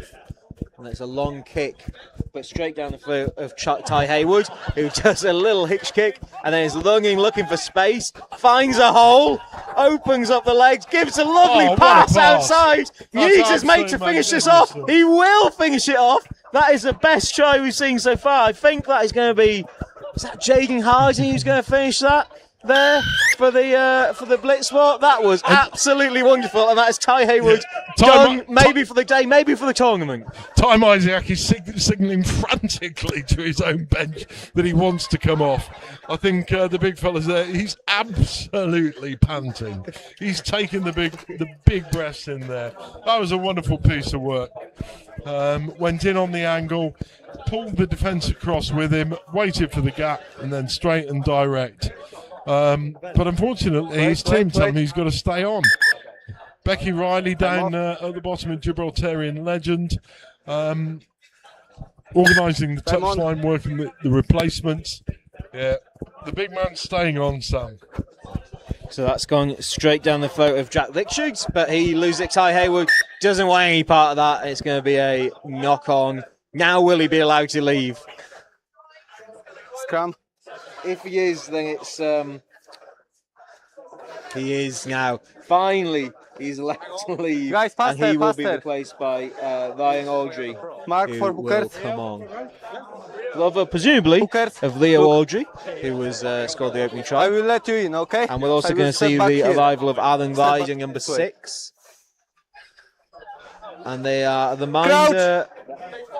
No, they're no longer down to 7. So sorry, down to 6. So we are back 7 aside. Bog Trotters with the putting. Solid scrum. Opportunity now to move the ball wide. And that ends up in the hands of Ollie Heel. Ollie Heel gets his hands free and gives it to Jack Lichtschutz. Jack Lichtschutz, though, is caught just as he gets into 40 metres from the blitz ball line. Keeps moving forward. That could be a maul. No, he's kept hold of the ball, I think. Jack Lichtschutz presents. And now we have Will Heel waiting for possession. It's very slow. Lovely hard line there by Ethan Hopkins. And again, the Bog Trotters try and keep a bit of momentum. Lovely That's work not by on. Ormond, but Hi. No, 10 high meters tackle. back, 10 meters. seat back belt tackle on Ormond, and Bog Trotters switch the line of attack. Oh, but intercepted. That was Ethan Hopkins straight into the hands of the Blitzball. And now a chance for the Blitzball. Oh, that's high as well. That was a high tackle on Ben Jones there. Blitzball looked to go wide. They go into the hands of Leo Audrey. Leo Audrey with one man on the outside. Goes straight through, though. There's another tackle there that was edging up on height there, Sam. And I think the Bog Trotters need to just watch what they do. Oh, my God. A turn of pace by Harry Folios, who just gets through. Lovely little offload. This is a very enjoyable game, and it means that the Blitzball are going to go in with at least a 12-point lead, potentially a 14-point lead if this conversion sticks, which you expect it would do. It's directly under the posts. No. 21. Did he not score? He didn't score. It was under the posts. So it's going to be just a 12-point lead at the end of it. Very enjoyable half, James. I think it was. And I really enjoyed the work of Ty Haywood there. And when he signalled frantically that he now wanted to leave the pitch, the sheer impunity with which he kicked the ball back that he knocked forward and shrugged just said everything about it. Obviously a bit of a character, and his run was probably created the best try of the afternoon so far, I'd say, Sam. Yeah, a really nice bit thing to witness there. There's Harry Folos, who just about is going to make his way from under the sticks before the end of the first half, but his greeting gets a handshake there off number 31 for the Bog Trotters, which is Ethan Hopkins, who's been impressive so far. So we will kick off again in a couple of minutes, and this time obviously play will be switched down with Blitzball going from left to right, but as you say, the wind not really in anyone's favour, kind of coming over the top of the stand, and not at too much of a volume or strength that should worry either of these teams. Sam, there's definitely a little referee's conflab going on in the middle of the pitch there. Dean Crosley talking to Sebastian. What do you think they're saying to each other? Yeah, I don't know. I mean, we've seen a lot of yellow cards this tournament already. I'm not sure if we've had a game that hasn't had a yellow card, and we've certainly had a couple which have had 2. So maybe it's a conversation about that. I am aware that the referees have been concerned of a timekeeping consistency issue, and I wonder if it may just have been that. But anyway, it's going to be the blitzball kicking off down towards the clubhouse end. Black, are you ready? It really does go straight through you, that klaxon. So this is going to go straight in the arms of the bog shot. In fact, it's going to be a free kick. So it's going to be the bog trotters with the free kick at halfway, and that is going to be... So Sebastian's actually said the players are in front of the kicker there, Sam. And that is one of my biggest bugbears in international rugby, how often that happens. And it never seems to be ever penalised. Yeah, that is a lovely little show and go from Ash Jennings there, who's going to be on for the second half. Now, this does mean that Bogtrotters have got a massive front row of Jennings on the loose head side. We've got Josh Ormond on the tight head, and then we've got Charlie Peacey in the midfield. Bind. Jennings almost like a huge Viking coming storming onto the pitch, isn't he? Absolutely massive human being. You can certainly see the momentum that the Bogtrotters got going forward in the scrum there. But the Boars have managed to retain the ball. Beautiful field kick. That's a wonderful try. Just immediately spots the space. I'm not sure how that space opened up. We've got a little bit of... Brian Audrey that took the kick. He converts his own try.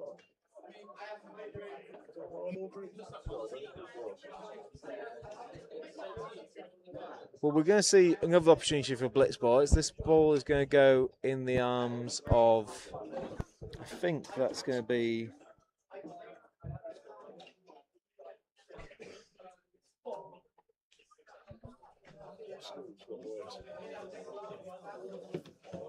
So, blitzball will kick. Oh, it's low, but it's taken by the Bogtrotters. And it ends up in the hands of that man Hopkins. Lungs looks for a bit of space, but is dropped. In fact, loses the ball. I think he's injured himself there. Yeah, we're going to come back. He was injured. I'm not sure exactly how they're going to restart play. Head impact there.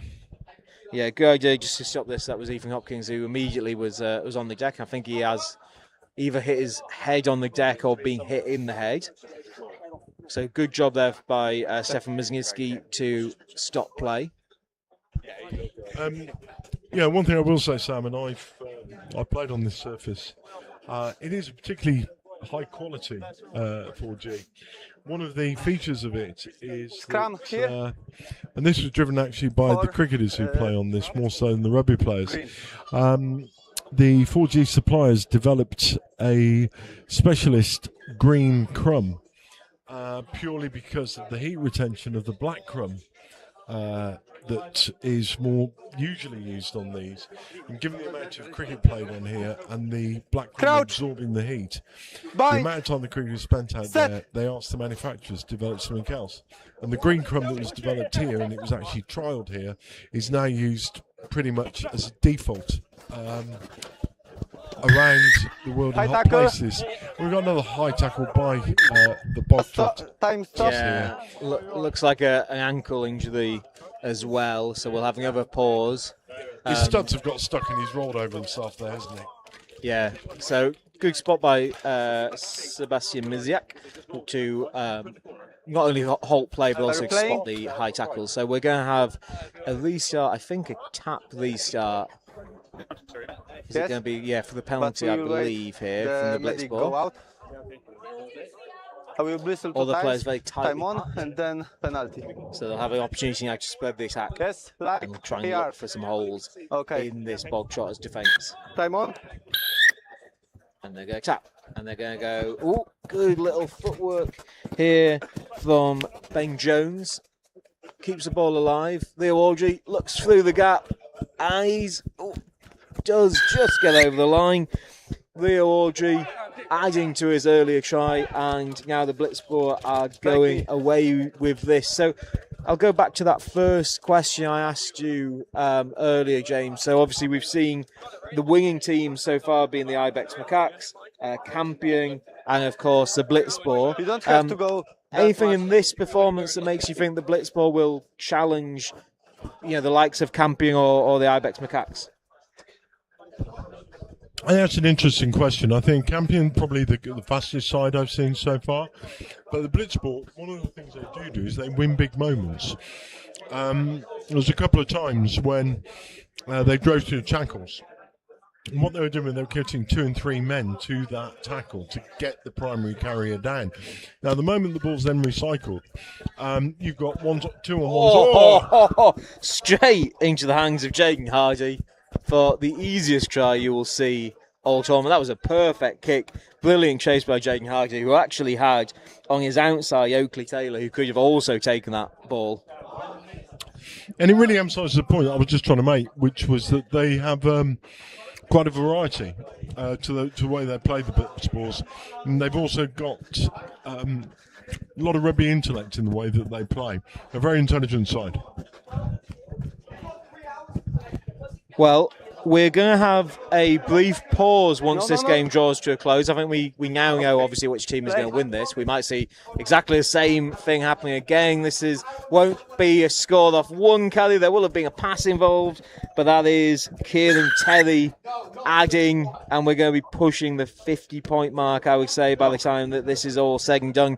But we're going to have a brief pause after this because we're going to have something a little bit different. We're going to have the Jib Vets 15 versus the Bog Trotters 15. We're going to have more or less a kind of a quarter or the half of that before we jump back into a Defenders Men's Open game with the Campion Sevens versus Ibex Macaques. Then we're going to go back to the Vets for the second half before we finish the day with 3 games from this Defenders Open, where we will start to see some of those big teams match up against one another. I think this has really been one-way traffic for the last 5 or 6 minutes, hasn't it, Sam? But the Bog Trotters are actually coming back here, and we've seen yet another high tackle. 10 meters. This game really has been littered with them. And I think that high tackles always come as a result of fatigue. That was a lovely carry there by Josh Orman, just straightening up, and eventually the ball finds its way out to Dan Walker, but it was knocked on. And is that? Knock on. Bog Trotters will be hoping it is. They really have taken a pummeling in this half. They have. I don't believe that we're quite there yet, so it might be just final play here for the Blitzball. It's going to be a ball putting Hookers, look. for number 15, Jaden Hardy. Crouch. Bind. Set. So Jaden Hardy will place the ball in. Not really any pushing here, but he's knocked it on. And Sebastian Miziak gets the chance to catch the ball, which he turns down. And now the Bog Trotters will have the putting just outside the 22. So this time it is going to be Charlie Peacey who has a chance to put the ball in. Crouch. Bind. Now I will say we've got 2 players with the same number, 21, Charlie Peacey and Ben Walker. Peacey. No. It's going to be the Blitzball, but in fact it's going to be a penalty. So we've got one of the men with 21. He just about holds onto the ball, gives it short to Ash Jennings, who carries and gives a pass away, but managed to maintain the ball, and now the Bog Trotters going backwards, need some support. Bouncing around there, and this is going to be Jack Richards who goes in to try and clear things up. And it's going to be a penalty now to the Blitzball, who look to go more or less the length of the field. That's a lovely pass out wide from Jaden Hardy, and it will be, I think that's Alan Ryder with a chance just to... He's going to play rock, paper, scissors here with Charlie Peacey, and he scores a try to cap will be a 50-point victory here for the Blitzball, who were very impressive, and the Bogtrotters unfortunately just ran out of gas. But they will have some really interesting games, I think, coming up against Jibdock. And also potentially, if they turn it on, we might see them up against the likes of the Macaques and Campion. But we're going to pause now, and we're going to come back with the Vets 15.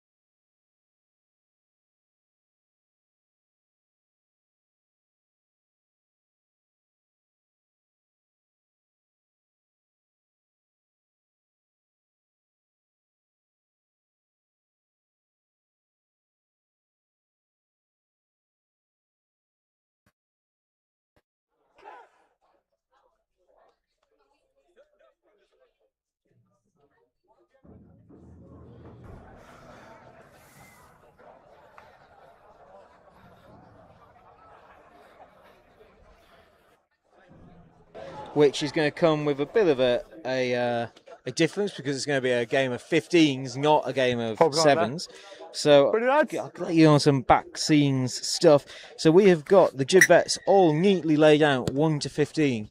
On the other side with the Bogtrotters, we have got a array of different numbers. So we will do our best to pick out who's who, but it's going to be Jibvets going from left to right in the similar kick to Jibdock. That's a lovely kick. That could be a 50-22.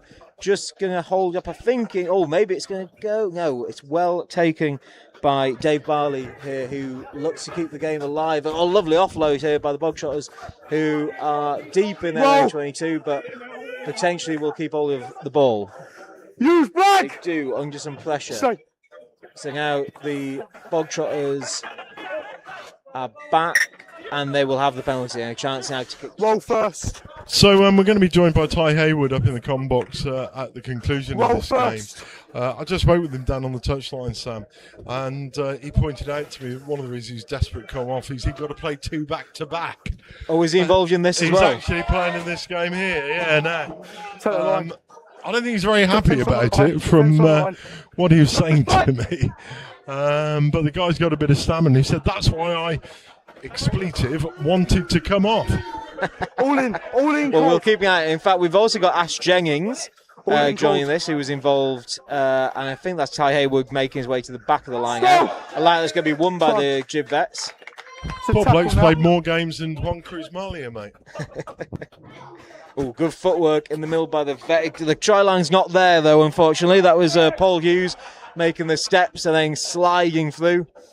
Gives the pass out wide, though. Jibvets with a chance to score in the left-hand corner, but, almost tackled. Stays alive. Get back to his feet. I think that, just pulled before the line. And now he dropped it on. He's knocked it forward. So almost there. That was Mark Egzes the 15 for Jibvets, who almost got over the line there. It was a wonderful carry by Paul Hughes in the midfield that Remind me of the Bee Gees, staying alive, staying alive with the ball in hand. No, he looks actually a very decent player, very well balanced runner, Sam. Yeah, he is, and he's also got blue boots, which you have to be a balanced runner, I think, when you've got blue boots. So the Bog Trotters, they will put the ball in with Stang Hardy. Just as a reminder, their front there, we've got numbers 3, 69 and 9. Darren Evans is sporting a rather nice set of Henry Pollock pink boots. Very impressed with that. Oh, that is a huge hit. It's going to come back for the penalty at the scrum. But that is an enormous hit on number 6, Rob Klein, as he carried from the base of the scrum, and his team are not willing to pause. In fact, they're going to tap and go from deep in their own 22, and that's going to find its way ultimately out to the win. But some good Jib-Vets defence means that Keeling Terry can't go any further, and is eventually brought down just outside the Bog Trotters 22, and that is a nice carry through the middle there from Harry Follos. And we've got the scrum half, Stan Hardy, number 77, tracking play for the moment. We'll see if that continues throughout the game. This is 15s disguised as 7s at the moment, isn't it, Sam? It's so disconnected, it's so crazy in the way people are playing. It's really great to see. Yeah, it is. And let's just talk about some of these boot colours here, James. We've got 2 light blue boots. We've got 2 orange boots. That's just on the Jibvet side. Add to that, we've got yellows, we've got blues, we've got golds on the Bog Trotter side. I can't. Just stay down for us, yeah. What colour boots do you favour between the these two of you days, in the back row there. So nowadays I've got white, but previously I've gone down the lime green boot, lime green Nike Tempos, which were probably the flashiest boots I think I've ever had. Okay, I'm of a certain generation that if the boot isn't an Adidas World Cup with a red stripe on the bottom of the sole, it's not worth having. That is the ultimate rugby and football boot, and there's no question about this. Where do you stand on non-white boots on cricketers? Well, if you're playing T20s and so on, yeah, I get it. But if you're playing Test matches, it's white, isn't it? Yeah, I agree. That's a huge shove by the Jibvets. By the Bog Trotters, but Jibvets keep hold of it, and that's a nice little carry there by Danny Sweeney, who gets into the 22 of the Bog Trotters. Chance to go left, there's no one there for the Bog Trotters, but just hangs on and then somehow gets the ball away, but it's being knocked on. That was a brilliant offload by Danny Edmonds, who never really looked like he had the ball in his hands, but somehow got it wide. I think it was Jacob Rose outside him, and I think what was happening there, Sam, is the centre is actually cutting his own support player out of the line there. And I think it was incumbent upon Rose to come back inside and make a line on the inside and straighten that back up.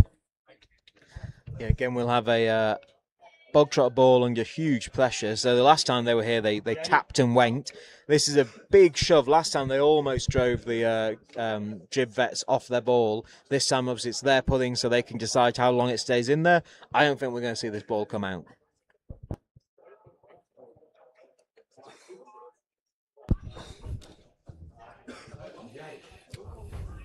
Big scrum, and the Bog Trotters have got it up on the loose head side. They attack, they run it outside from under their posts, over the 5 metre line,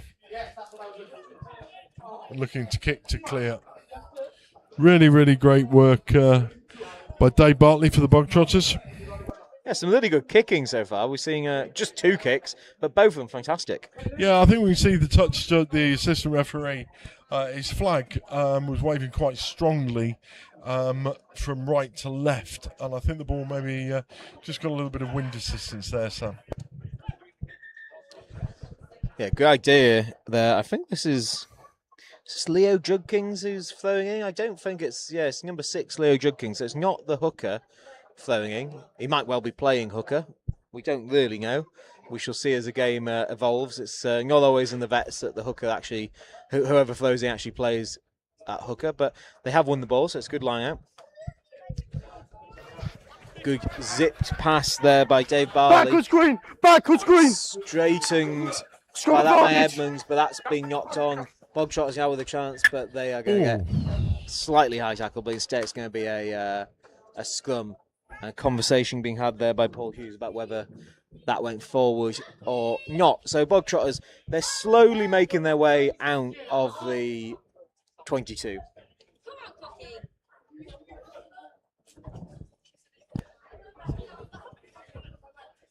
So again, that was a good scrum by Bogtrotters last time, but just not quite enough to get the Boys, penalty. one more. It was interesting Yes, because please, both thank you. Leeds achieved dominance. That's why we saw the scrum wheel. Boys, step on. Bogtrotters Step on. got the scrum right up on their Crouch! side, but then Jibbed repaired the wheel, and I think it's Kev Pius on the Jib loose head responded well. But yeah, that was more clearly dominant there by Bogtrotters, and that's a nice kick, but again just goes into touch. So we'll have a Jib Vets ball just 40 or so metres from the Bogtrotters line. Yeah, Paul McKenzie really got a squeeze on there. Got right up and under his opponent. I think when you're a tight head prop, the moment you got loose heads underneath you, you're toast. It's simple as that. You know, Just make sure you're in 5. Tight head, he is the one that wants to dictate the height that the scrummage works at. And I think Jib really struggled with the power of McKenzie there. So another chance for Jib Vets to find a way to attack here. Good ball, well taken at the front. Zipped out wide again. Again, we're seeing something similar. Nice carry in the midfield there by Tris Lark, the number 8. Look to continue going the same way. That's good out there to Paul Hughes, who's been pretty dominant so far in his carries. He makes it just to the outside of the Bogtrotters 22, and there's some nice lines and some nice lunging here. This is the Bogtrotters carrying through. I think that's Ed Lugg just to the penalty area. And again, ball out wide over the top. Picked up, I think, off the toes there of Mark Eggs's. But they've lost their 9 in the process, and now that's been given to Kev Pias, who just asked to carry the 8 metres to the line. It's a penalty going to be penalty advantage, so an opportunity for Jib to play something here. They've all gone a little bit wide. That's a lovely pass from Dave Barley, who finds the midfield, but it's been knocked on, so they're going to go back for the penalty. I think for Jibdock, Paul McKenzie's really dictating the pace. At 9, he's got 2 of them, 77 and 12. It's really straight, dynamic, flat. He's bringing a lot to this. On the line, on the line. Forwards have got that wrong there. That's where they're props. Use it. Oh, interesting idea. He's gone through the man you just spoke about, Paul McKenzie. Everyone thought the ball was going to get popped, and then everyone thought it was going to go wide, and instead he just found the gap and converted to score the opening try after 10 minutes. It's been a good game so far. Bogtrotters been under a lot of pressure, but until then, they've been able to absorb it and not really let any obvious chances come. Hey, it's real live wire, this fella, isn't it? We have got a Bogtrotter. We've got a Bogtrotter player down, injured, I think, who is calling for some help, which is not immediately forthcoming. See if he's going to just make his way back up.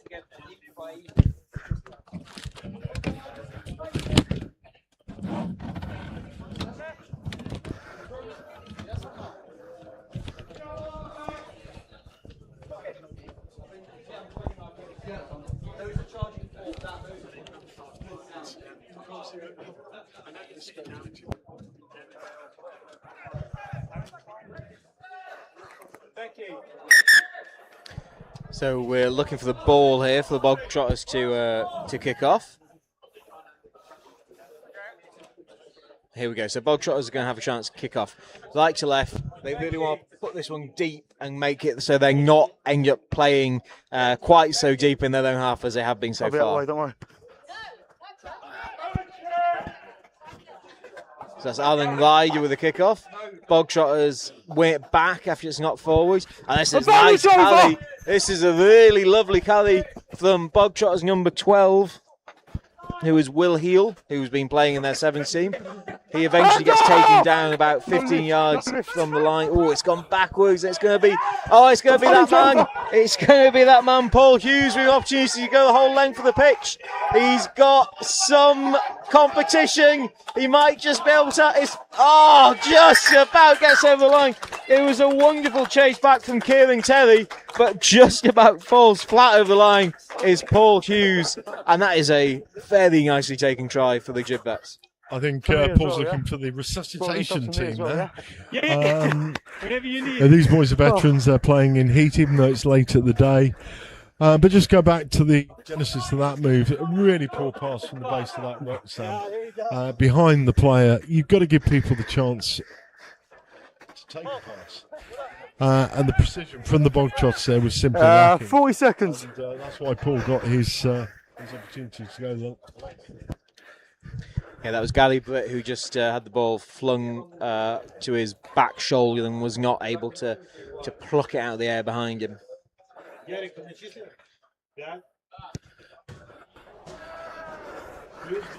So that one was converted, the first one was not, so it's going to be 12-0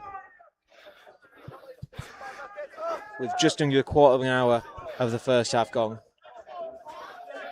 And we're also going to have a substitution here, so just trying to see who's gone off and who's come on. So the Bogtrotters will kick off once more. Oh, but it's being knocked forward there. I think that's Ed Rudd who knocks that one forward. And it's going to be the Bogtrotters with a chance to break out their scrum with the ball just inside the Jib Vets half.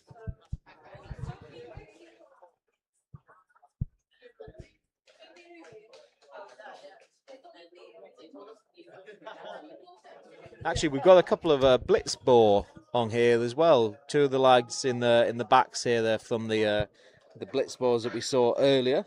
I think that's Harry Follos and Will Heel, is that potentially, or Kieran Terry? Yeah, that's definitely Will. Is that at 9? Good shove there by the Bogtrotters, and they have to play the ball at the back. And it's a decent carry at the back there by Stan Hardy. Oh, lovely line. Lovely line broken through there by Will Heel. So now they have the opportunity to go right or left. They go to the left with Harry Follos. Follos continuing to carry forward into the 22. And is eventually brought down. Now the numbers to the right, surely. Gives it. Nice carrying the lovely little hands, delicate hands there from Rob Klein. This is slow though. There's competition at this look. It means it's going to be slow as it goes down to the right. Lovely willing runners though. Got a little bit tight last time, but now they're coming on at pace and they've got the penalty now. So are they going to go quickly? No. They're going to go to the corner here, Sam. Yeah, it's not really allowed to kick the points in a Vets game like this. So it'd be so against the grain, that, wouldn't it? Oh, they're going to go for the scrum. So the first scrum that we saw about 90 seconds, 2 minutes ago, they got the shove, but they didn't get any of the awards for that shove, therefore telling them to play away. This time they will be looking to push even further, potentially try and get over the line, or at least get a penalty advantage. It's one of the themes of selection for Vets Rugby. You're never short of a couple of props, are you? They're going to always relish scrummaging. You're going to be short of a 12, maybe a 10. But when it comes to props, you have an abundance to choose from. And that's a feature of Vets Rugby wherever you are in the world. Scrum goes down, referee calls for a reset. I thought the Bogtrotters got a little bit of a nudge on there, Sam. Yeah, they'll look like they just swung in perhaps, and that's why it went down. We'll see this again though.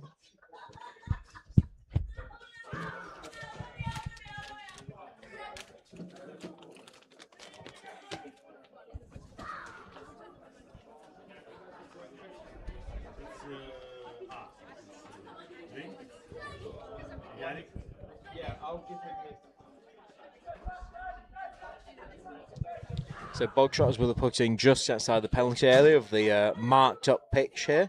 And in the background as well, you might just be seeing the Macaques and Campion warming up for their intermediate game that's going to give these vets a chance to have a proper breather at half-time rather than just the usual 15 minutes. I think Nathan Anscombe, the referee, has been very, very pedantic about setting the height. If you look at where the bog trots are setting up, Sam, they're trying to get as close to Jib and crowd their space as possible. That's a big shove by bog trots. They haven't got the... they do have the penalty advantage. So this is a free play. Lovely hands and flicked through there to eventually find its way to... that's Kieran Terry, who eventually gets it to him, but he's shoved into touch. So we'll go all the way back now for the scrum penalty. And what odds on them going for another scrum?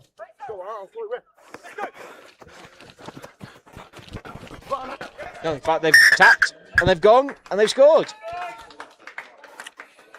I think that was just reward for a lot of forward dominance. The last 6-7 minutes of this game has all been played in the Jib Vets half. The Bog Trotters' power is really coming to the fore right now. A few of their players are absolutely hanging, calling to the touchline for the dreaded rehydration break, Sam.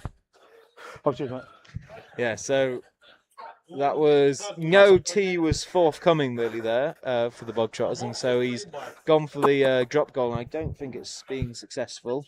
No, so there's a 7-point gap, 12 points to the Jib Vets and 5 to the Bog Trotters, as we have, as you say, this rehydration break, and I wonder if that's just water in those bottles.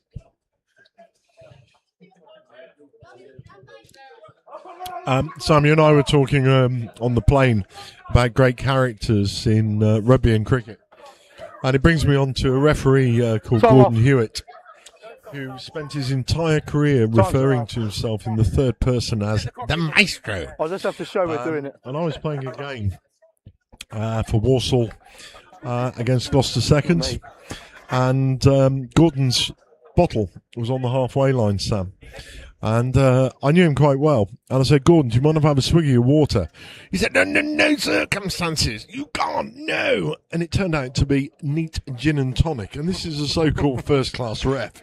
Now, I give you, this was about 30 years ago, but I'll never forget it as long as I live. The maestro likes a gin and tonic, was his immortal reply. We can confirm that none of the referees are taking gin and tonic during play, at least. The game's moved on, Sam. Jib Vets with a chance. That's a lovely pass. Absolutely lovely pass. Waiting of lovely waiting of that pass by Paul Hughes. Puts Tris Lark through. Lark shapes to go out wide, but instead steps back and scores about 10-12 yards out of the post. That was a wonderfully taken try. And I think that all Dave Barley has. The team should be really thanking Dave Barley. That was a lovely, lovely pass. Plus, I think into Darren Edmonds. But it was the speed and the accuracy of the pass, allowing his man to run onto it, that really gave the Jib Vets the momentum. And this try really has come very much against the run of play in the last 10 minutes, Sam. Yeah, it has. I think it's a little of what we saw in the sevens, though, where there are few opportunities, but well taken when they come. And really, when we look at this, we'd look at Paul Hughes, who's been fantastic, and Dave Barley, who's got a little wind up to his pass. And actually, there just pulls that kick wide. But a little wind up to his pass, but it always finds its target. Yeah, and he's got that happy neck of passing. He passes to space in front of the player. And that's the absolute key thing to great passing in a rugby match, and also especially from the 10-12 channel, is getting the ball into the space in front of the man to allow the man to run on without breaking his stride. So we'll have the Bog Trotters with Alan Ryder to get us going again. It's a decent kick, looking to find a little bit of space, but instead taken by a very willing runner here in Luke Manley. Good job. Call that a rumbustious run.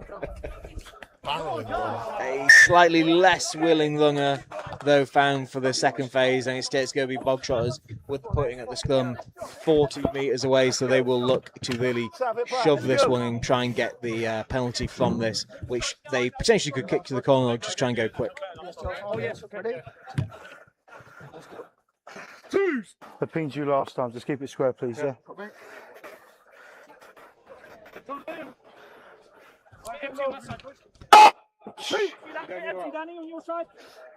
Bind!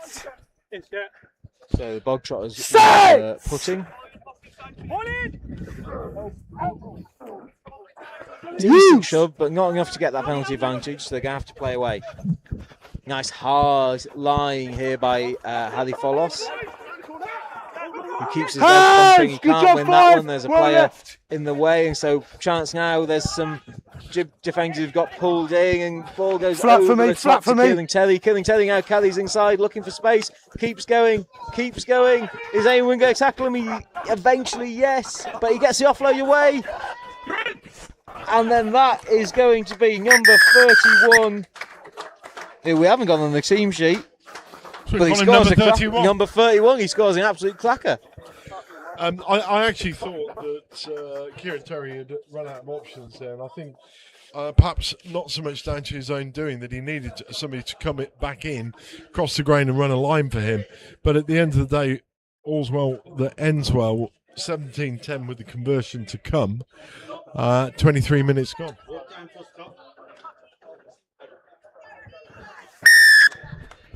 So as we hear there was no T for that kick, but the Bogtrotters stick it over anyway, so they narrow the gap to 5 points.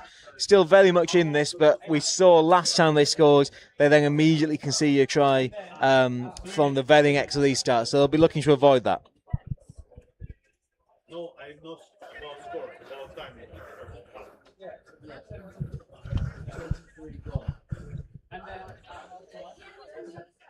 So this is Dave Barley, who is going to take the kickoff, the Tang. Limping a little bit here. I think it comes with the territory of Vets Rugby. You know, the graver your error, the more you limp some. You can almost smell the deep heat coming off the pitch from all the way up here. That's a nice kick. Looks to find some space, and eventually it is wrapped up by Dean Jeff, their loose head prop, wearing number 3 though. And eventually the ball finds its way out to Line Chapel. If they could have moved the ball, then they had a 2-on-1, and just came back across the grain. Aaron Ryder maybe a little bit more awareness. He got numbers outside in there, so. Yeah, they're going to have the penalty advantage, and it's going to come back for the penalty now. So Bogtrotters, I think, looking to go quickly here, but no, it's going to slow. 11. Now they will go quickly. Yes, they are going to go quickly. There's not really any space anywhere, but it's a decent carry through the middle from Line Chapel under lots of pressure. There's a bit of space now. If they can move the ball quickly, although that's nice, Dave Burley late into the line just cuts down those options, and instead we have to see the carry by Gary Brick, number 99. Oh, that was a nice line being run in the middle. I think it would have been a long pass, though, for the number 10, Alan Ryder. Unusual to see an old-fashioned maul set up in the middle of the pitch, so. Yeah, I wonder how intentional that was there. But back to Ryder on the bounce. Picked that up well. It's number 31 again, the man with no name, who should, I think, get done for holding on there. But no, it's going to be a penalty to Bogtrotters, and that was a tough call. But instead, Bogtrotters are going to have the ball and look, I think, again to tap.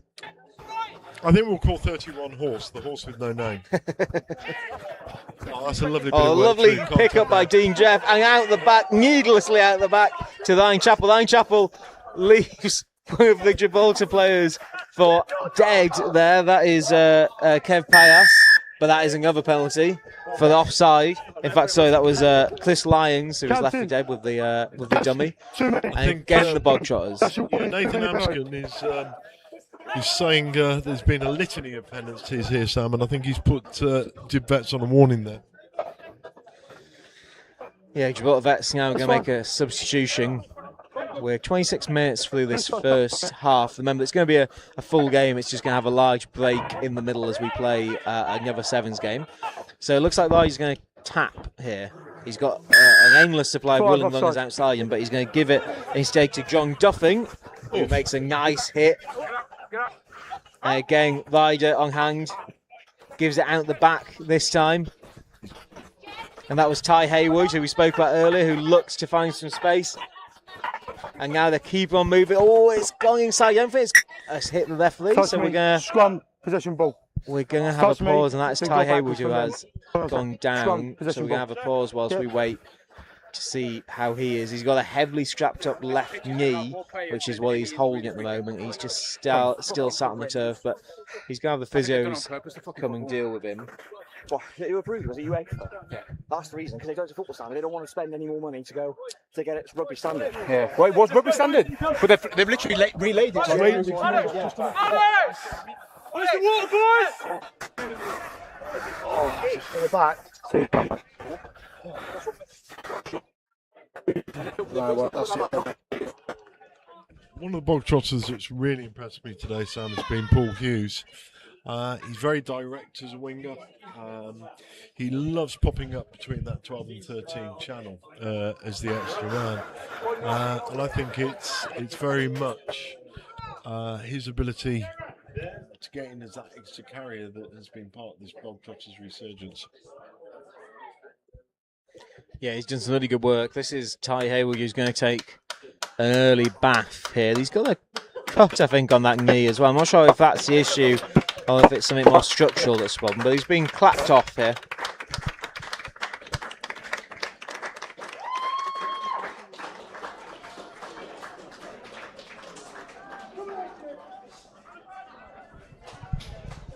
So it's going to be at least start with a scrum, which I think ultimately is what the bog trotters would like to see here. Although that scrum has perhaps become a little bit less effective as the game has gone on.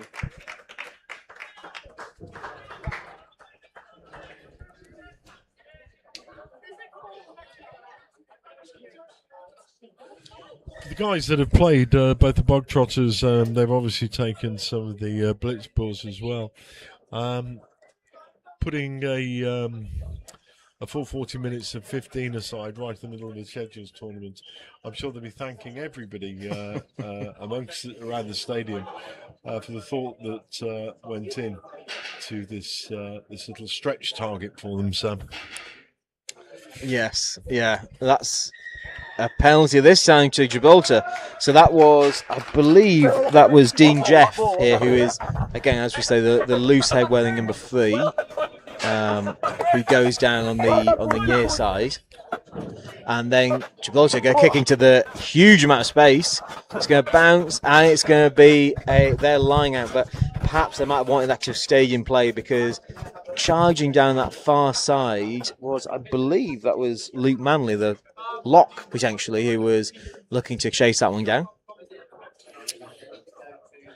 One of the nuances of this pitch, since Gibraltar Football Association Numbers, boys!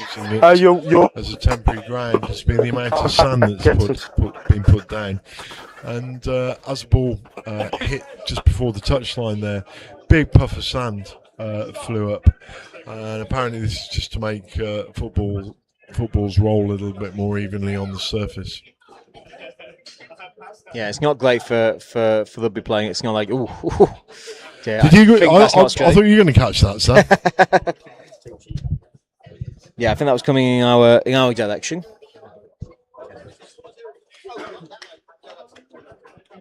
So it's going to be a scrum. It's going to be a scrum bog trotters.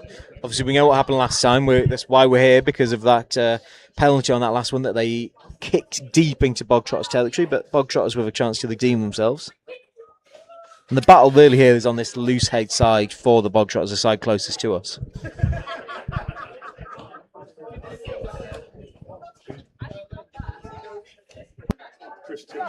Bind! Set!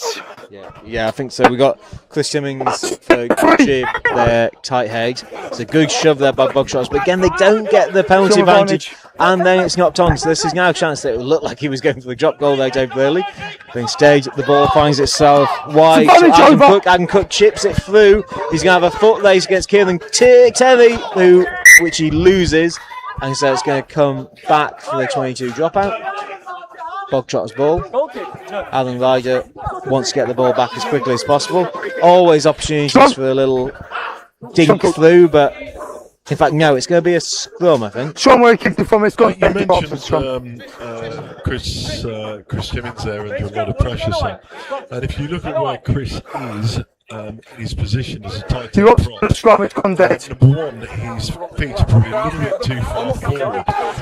Once your feet become under your sternum effectively, then you start to arch your back, and that prevents you from putting any downward pressure and wrapping your right shoulder around and using arm pressure to get your loose head where you want it. We're just watching him line up again, very, very close. His legs are angled back, and when he goes to the hit here, his back is still arched, but that's a much stronger position this time. He's getting it on the hook, much stronger position from Timmins. Definitely tell them to use that there. They will be, finally they do get the penalty advantage, but only for the offside, not for anything that happened at the scrum. So now there's some space. Big blitzo from Gibraltar, but they can't get there. And now it's a 4-on-1 with some covering defence, which is a fantastic covering defence from Paul McKenzie. Paul Hughes again, isn't it? But there's a line by Harry Follos, but he's stopped just on the penalty spot. And the ball is out. It could be a penalty try, this. Is this going to be a penalty try? No, it's going to be a yellow card. It's a high tackle. It's going to be a yellow card and a penalty underneath the sticks. This has to be a scrum. Penalty try for you, Sam? Maybe. I'm not quite sure what it was given for, though. Was it playing the ball on the ground? No, man not rolling away, I think. Okay, in that case, no, I think I'm okay with it not being a penalty try. I think if it was a high tackle, it maybe. They've not gone for the scrum, which is surprising, but it doesn't matter because it's Alan Ryder who is going to slide through. He's been really impressive in that fly half roll. Well, I mean, that's an absolutely crucial moment. Takes the scores level, 17-all, 33 minutes gone. The conversion's not the easiest. You've probably got the wind behind you coming in from the sea, that side. It's not one I'd fancy, Sam, but then on the back row forward. Yeah, if he gets this, he will... Oh, it's well taken, but no, it's maybe just pulled left of the sticks. So the scores will remain tied. 34 minutes gone. This has been a really enjoyable match. There's about 5 minutes, just over 5 minutes to go. I think it's been quite an interesting contrast of styles. 22-12. The Bogtrotter is probably a little bit more powerful. Sorry, 22. Jibdock, really electric on counter. Some brilliant work from that man, Paul McKenzie, at scrum half. And I've also seen I've also liked what I've seen from number 8, Tris Lark. Yeah, so just a quick note on the yellow. So I believe it was for Mark Egzes, the fullback, because I didn't see him leave, but we don't have a fullback on the pitch at the moment, and Adam Cook is covering fullback from his wing spot. No. In fact, yeah, we do have it, Adam Egzes. So. Well, someone's missing. That was straight out. Let's see if we can work out who it is who's being sent to the bin for the 10 minutes. We might see this in the forwards if they line up with just 7 rather than 8. The wrong side, mate, so. I think it might be Leo Judkins.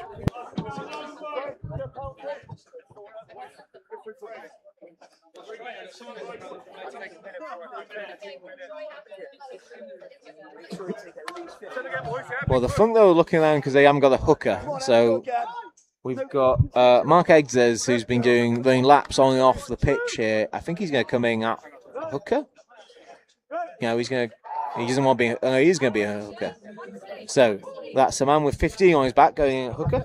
Utility player, Sam. Certainly is. So. Yeah, so they are missing someone in the back line, so they've got no fullback. Oh, they've got fullback. Set!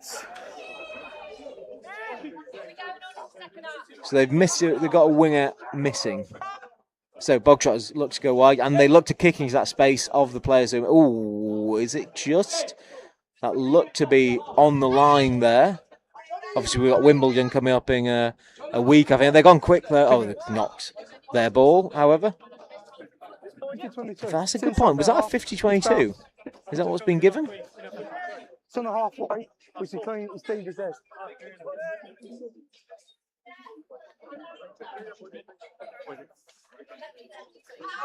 So it was a 50-22 then. So it's going to be the Bogtrotters' ball with what is likely to be their last attacking possession of the game. We've only got 3 or so minutes left.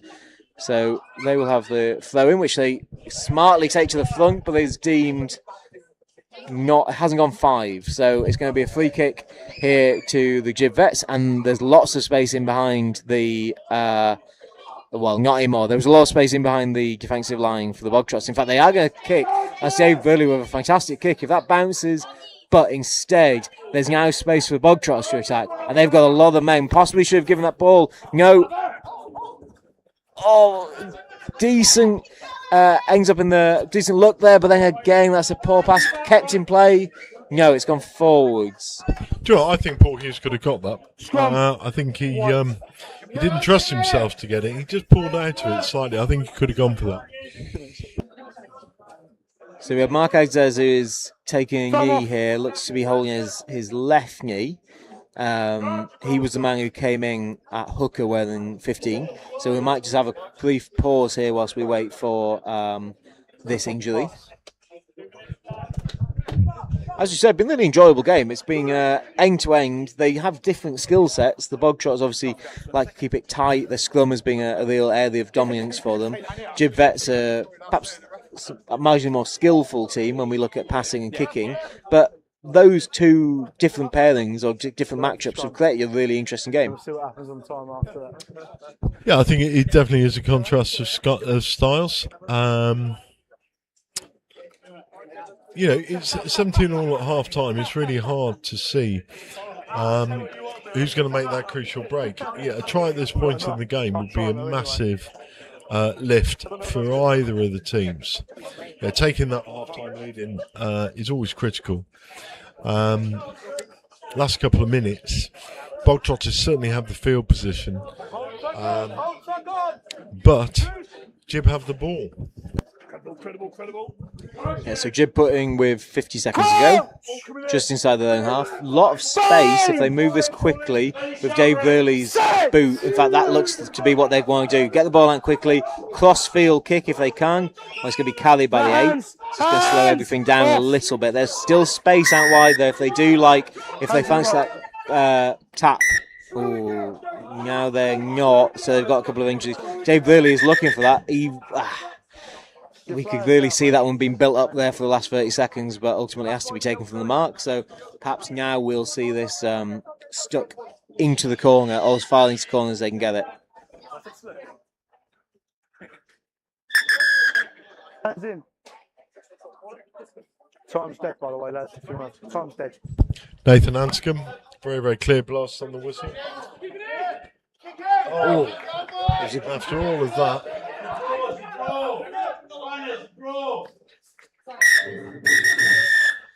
Jib failed to make the best of an opportunity.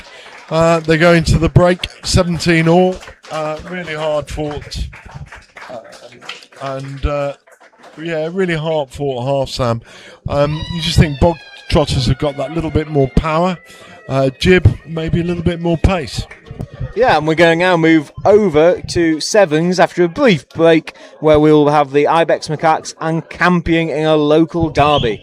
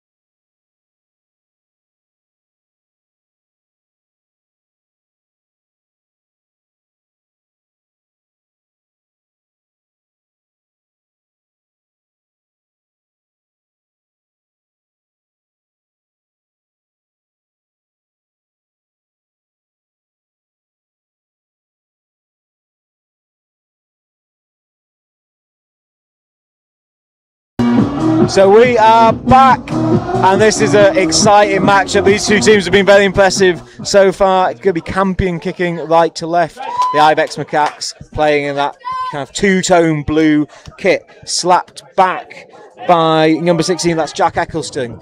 Ball sprayed wide by Harvey Leroy.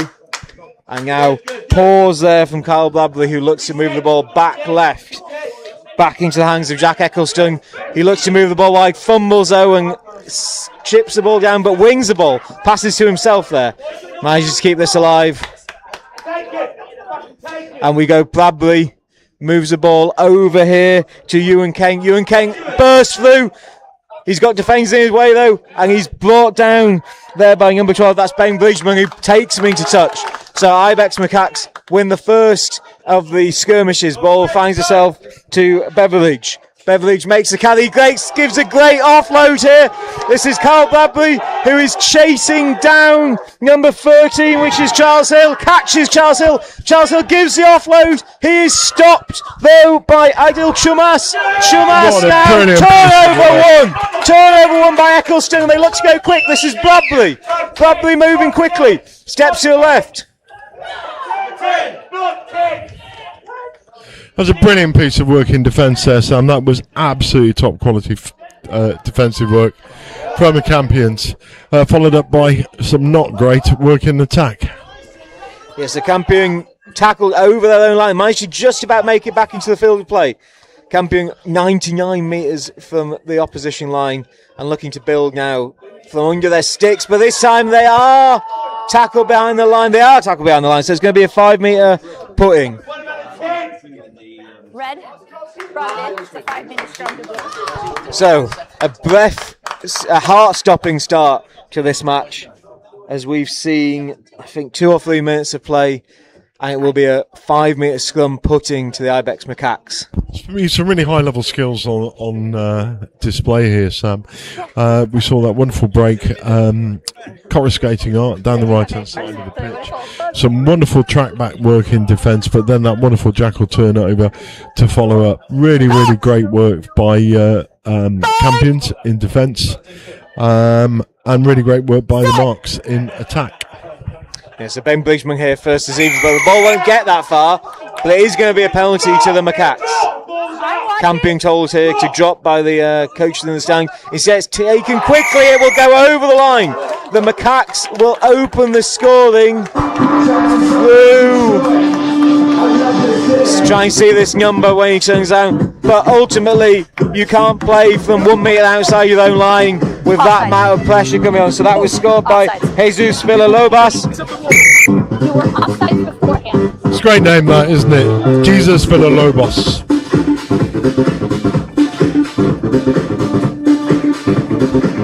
I hope the accreditation team had better luck spelling his name than they did yours, Sam. Yes, so I'm a new man for the next 3 days. I think I'll see how it fits me. As a game. Ladner. Adil Chumalas finds some space with this kick, but is going up in the hands. I think that's Eccleston. He now looks to move the ball left. This is good sevens play, looking for some hard lines. And in the end, they find a willing runner in Harvey Leroy, but he's stopped. Options after, it's going to be the penalty. Quick tap from Campion. He points there that it's not 10 metres, but he gives it out wide. Oh, big carry there by Ellis Anderson. And Carl Bradley now steps in. He looks for options. He's isolated though. Great idea though to give the offload. Eccleston. Now they want to move the ball wide. Ewan Kent moves it out wide. The kick was on there, Sam. The kick was on. Crossfield kick there, and they were home and hose. Play on. Turnover by the Macaques. Bainbridge looks for options outside the back. He could give the kick. No, instead he holds onto it. That's Theo Cole, makes the carry off his feet there, the Campion player, and it is going to be a penalty. Correct call. Eccleston, I think Rachel has got that absolutely spot on. Player went in the other side of the ball, hands on the ground before the jackal was complete. Really great decision there by Rachel Hill. She saw that, absolutely nailed it. Yeah, so Benedict Hill gets him going again here. That's Villalobos, but it's slapped backwards by Campion. Bradley kicks the ball over opportunistically. This is going to be a foot race.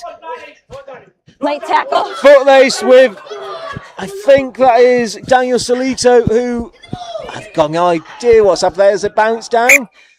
Been kicked back, I think, by the macaques.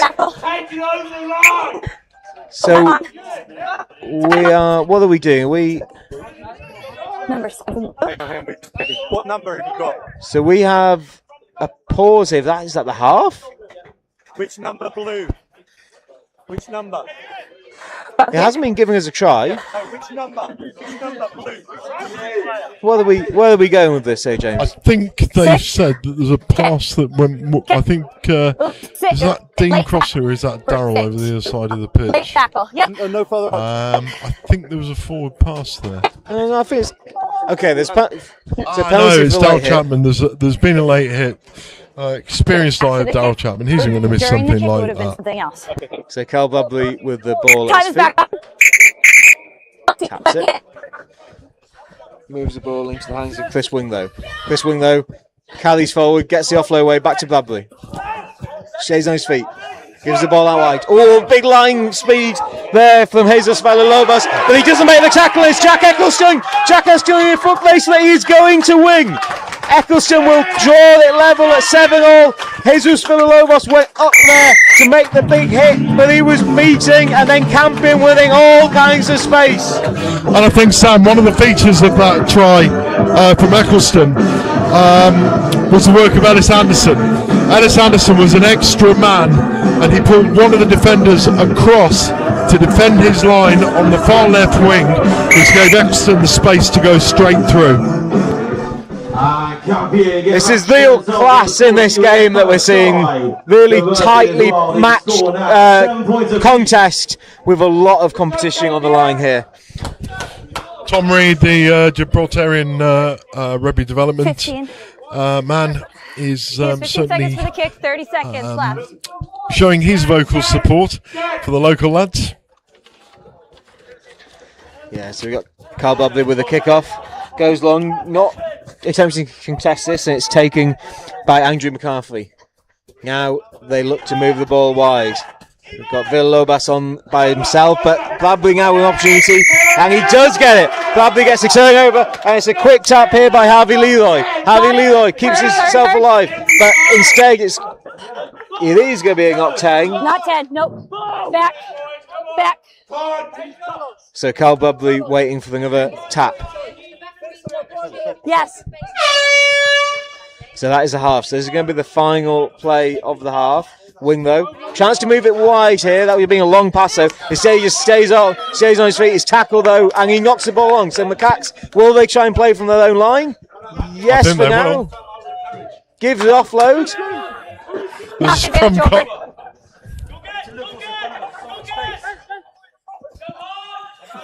Now the Macaques trying to stay alive. Tackled just outside the 22, but no opportunity there for the turnover. He's going to be kicked. He's going to be kicked just into touch by the Macaques. And so we're going to go into half 7-all, and that is by some margin the best half of the rugby I think we've seen this evening. Yeah, I think it was absolutely outstanding. There's some really, really great work in so many aspects of play. I thought Carl Bradbury over the ball 2 or 3 times there, Sam. Real nuisance at the breakdown. Proper jackling open side flanker wearing 7, ironically. Yeah, he's had a really, really powerful game. Lovely work try by Anderson and Eccleston down in front of us, and as I say, it was probably that decoy line of Anderson holding the defence out wide that gave Jack Eccleston the chance to open up the space in front of him. Yeah, so a chance for us all to draw the breath here in the Flutter Gibraltar Sevens, and this is the Discovery Men's Open. The Ibex Macaques in the blue and yellow and light blue against Campion in their red and white, 7-all at half time.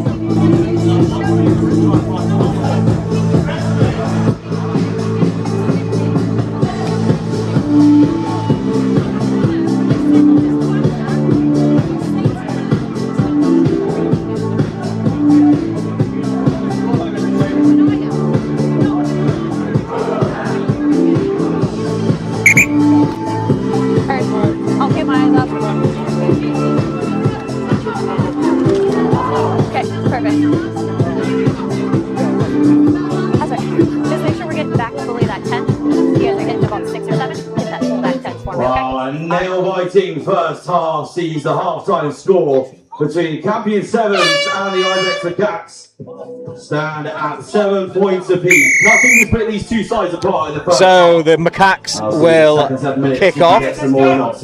There's a nice kick, short and contested, but not forward there by Ellis Got two Anderson. knock-ons here, and here. White. Knock on first. So the Macaques now will have the scrum on the 40. This game's really ignited the afternoon, isn't it? So, Let's go. I think possibly having a 40-minute break beforehand assisted both teams, but we've seen some real quality No, from both it's boys. teams. Let's go. As the shadows lengthen in front of us, they're almost over halfway now on the far side of the ground. The floodlights, absolute top quality floodlights, good enough for day-night cricket, illuminate the wonderful Europa Park. So the Macaques make the carry through the midfield. And there's opportunity to counter look. Is the ball out? Referee says yes, and Campion went back. The chance that they might lose it again. No, they're going to keep hold of it. No, they went back. Everyone's in that look, so there's not really any space now. They've got an extra man over here if they can move it quickly, but no. So Campion now looking to move it to the left. Carl Bradbury, that man who's been ever present, chips over the top. Will he win the foot race against Barney Harrison? No. Instead, it's going to be. Never held. I don't Never know held. if we've got a name for the player we're going to be for, though. Could be Wilfrey Abbott. But instead, it's going to be Leroy. Chris Winlow. Chris Winlow gets the ball. Goes to the midfield. Advantage. Harvey Leroy attacking for Campion. Yes. Instead picked up though by, Advantage. well, 21 we don't have. Winlow goes through the midfield. Leroy, Edmonds. Bradbury looks for that offload. Finds it in Harrison. Looks for the offload again. Picked off the ground. Bradbury could be in by himself. Can he give the pass wide? Steps. Is tackled though by Villalobos. Gives the offload.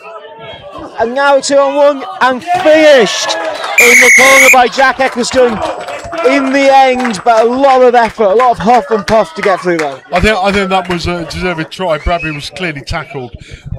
Second tackle, second bite of the cherry that the Marquez player had. He was clearly still on the floor after making the initial tackle, and for me that was a penalty or even potentially a penalty try. But in fairness to the referee, who's had a really good game, I think she'd moved with the flow of the play there. I didn't quite think she had the ability to pick that up, but justice is done. I was looking for an injury, so no. Yeah, so not a successful kick, so it's going to be 12-7, and we've got a Campion player Time is limping off. off the pitch. I'm not That's yet Bradbury. sure who it is. We're letting the injury come off, and then we'll restart. I mean, he's been Campion's star today. So Jack Eccleston is going to kick. So it's Ellis Anderson who is limping. So that means that Bradbury is going to come back on, having just come Time is off off. as a sub. He's going to have been sent back on here. We also have Julian Turner on as well, number 19, who will be saying immediately to chase the kick. Time is on. That's a long kick. Oh, a lot of competition for that, but eventually taken by Charles Hill under a huge amount of pressure. Tackle release. So Macaques, Barnbridge. Absolutely muck and bullet stuff at the breakdown this game, isn't it? So It's really hard fought. You love to see it. So bounce pass out wide by Ben Bridgman. You're not again on Macaques under loads of pressure. I think. And they've lost the ball. Campion just 10 metres wide. They managed to keep it. Surely. Bradbury looks for the space. Immediately the Macaques defence is being almost unbreakable. Leroy, lovely inside line by Turner. They can't quite get through. And they've got two on the right here if they move the ball quickly. It's Slow, too everything's slow. slow. Could still get round. Leroy, he does score it. That's Harvey Leroy. Managed to just about get around. Probably took too long at the back of the ruck, but eventually gets round. I thought for one moment they'd blown their own chance there because there was 2-on-1 clearly on the right-hand side there. And I thought for one moment that Campion had just held off 2.5. moving that ball away from the base of the ruck quick enough. 15. Yeah, some good shouting here from Chris Winglow, who's on the sidelines, making them sure that they're aware that there's just 2 minutes 15, maybe 2 minutes 30 left of this game. Campions really have been outstanding. Kick is successful from Campion. That could be quite crucial, Sam. It's 19-7, and I think there's about 2.5 minutes to play. So we finally do see Carl Babley get his well-deserved rest. So he will take to the sidelines, and we see Ewan Kent, who played quite a lot of the first half, come back onto the pitch now. And we've also got number 13, which is Chris Powell as well, who I think is making his first appearance in this game. And he gets a tackle there, nice low tackle, gives his mate a chance to turn it over, which he does. That's Eccleston. Eccleston lets get the ball away. Oh, just dropped though inside of the line. Macaques now with a chance to turn that back over, but no, it's going to be a scrum. It was almost harder not to score than score, though, wasn't it? Yeah, it was. Two clear men on the left-hand side. They'll rue that. Just going back to that lad, Carl Bradbury. I mean, one of the features of the Campion game is just how hard they've attacked the locks breakdown, and I think Bradbury's really been the one leading the charge on that one, Sam. We've seen probably more turnovers off the floor in this game than the other games put together, and I think that will have been testimony to the technical quality of both teams here. Yeah, absolutely agree. Macaques now need to go a long way if they to get back into this game, but it's a good start. Campion doing well though to just cut the hand. That's a great tackle, really great tackle by Pablo Kuzner, and he's going to get the penalty as well. So brilliant tackle by Kuzner.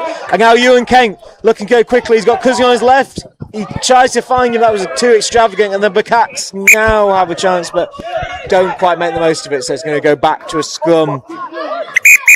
Back to pause, I think. That tackle was absolutely thundering.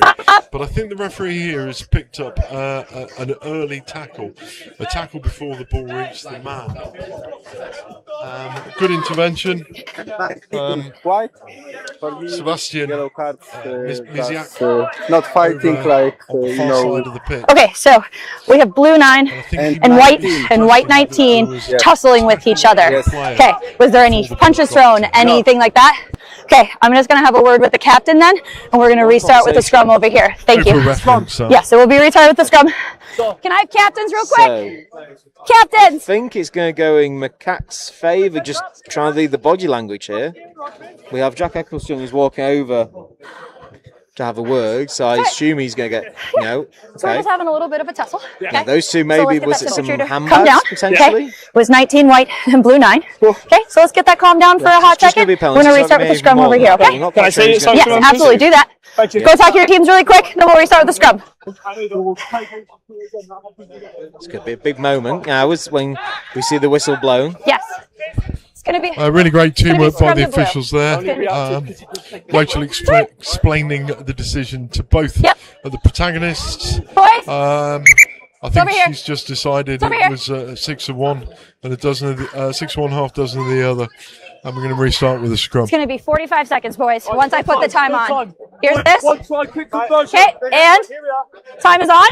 So Daniel Solito is back on for Campion. He'll be the first defender off this scrum as the Macaques look to stretch the legs. Real heave there by Campions. Oh, it's tumbling. That could be a Campion try, just held it just short maybe. Campion can go left, then go right. They have to score now, surely. They go left. It's a terrible pass though, and it's just blocked down short. That was Harvey Leroy just blocked down short.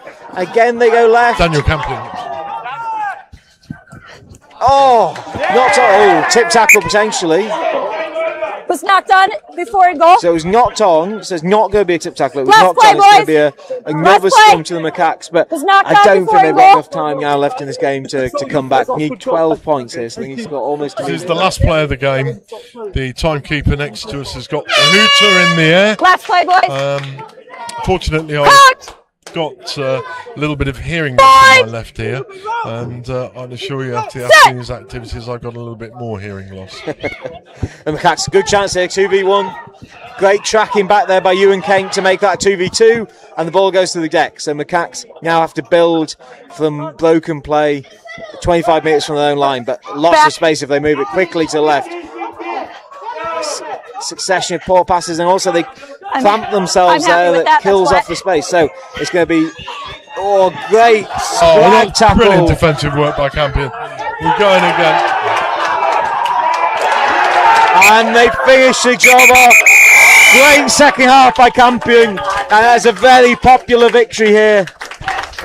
The local lads really came good there. I thought there was a couple of outstanding displays. I just want to single out yet again Carl Bradbury. He really made such a mark on the breakdown. And also Jack Exton, not only for his try, but for a massive tackle just on the 5 metre line. It's one of those tackles, Sam, that when you hit a player as hard as that, the lift it gives to your teammates and the rest of the side, when you're knackered, you know, the day's coming to close, the shadows are coming across the pitch. That's the sort of tackle that actually recalibrates the energy of a team. Yeah, it does. And we will see both of these teams shortly, so we're going to pause briefly now before the Vets second half gets underway, which will be a 30-minute second half, and then we'll be going for the final 3 Sevens games to round off the day. So we'll have a very brief pause before this second half kicks off.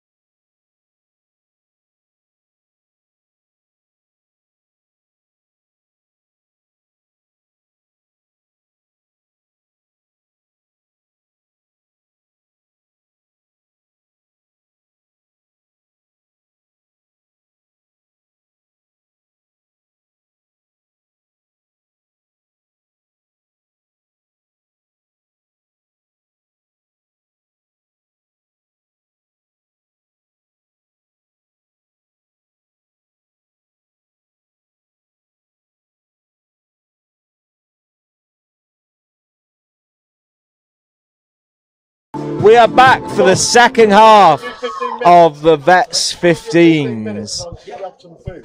So we've got the Bogtrotters. Oh, we're going to start strong. Bogtrotters charging down the left-hand side, but it's going to bounce kindly for the Gibraltar Vets. In fact, it's going to be offside.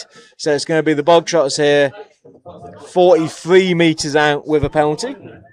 This one, I need to put it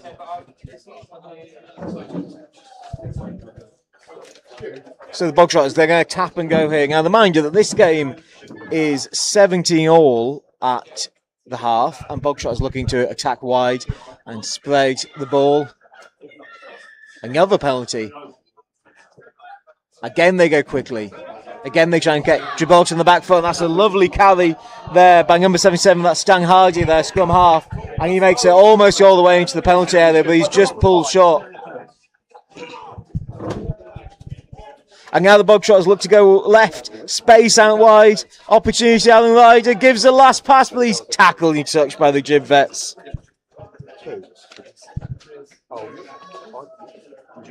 And I am joined by Tom Reed. Hi Sam, how are you doing? I'm very well, thank you. How are you enjoying the tournament so far? Yeah, well, a little bit biased myself as being part of the guys involved in the Campion Sevens team. So my voice is a little bit strained already. A lot of shouting in that last game, a really tight encounter between the Campions and the Ibex Macaques. It was an absolute cracker of the game. So try and take the cap off, the bias cap off just briefly. We've noticed that there's probably 3 big competitors here. We've got the Blitzboar, we've got the Ibex Macaques, and we've got Campion. Just, can you rate them so far than what you've seen? Yeah, I think the Blitzboars have kind of taken a step up from the Forestine Bogtrotters who came last year. They've really gathered together this year and found some sort of more Sevens specialists to get in towards their team, and they're really playing some nice Sevens rugby. Obviously had a couple of strong results so far. As Vet's making a bit of a break here. Jacob going forwards, trying to run in some open space. A fan of it especially in the Wasteman on the wing.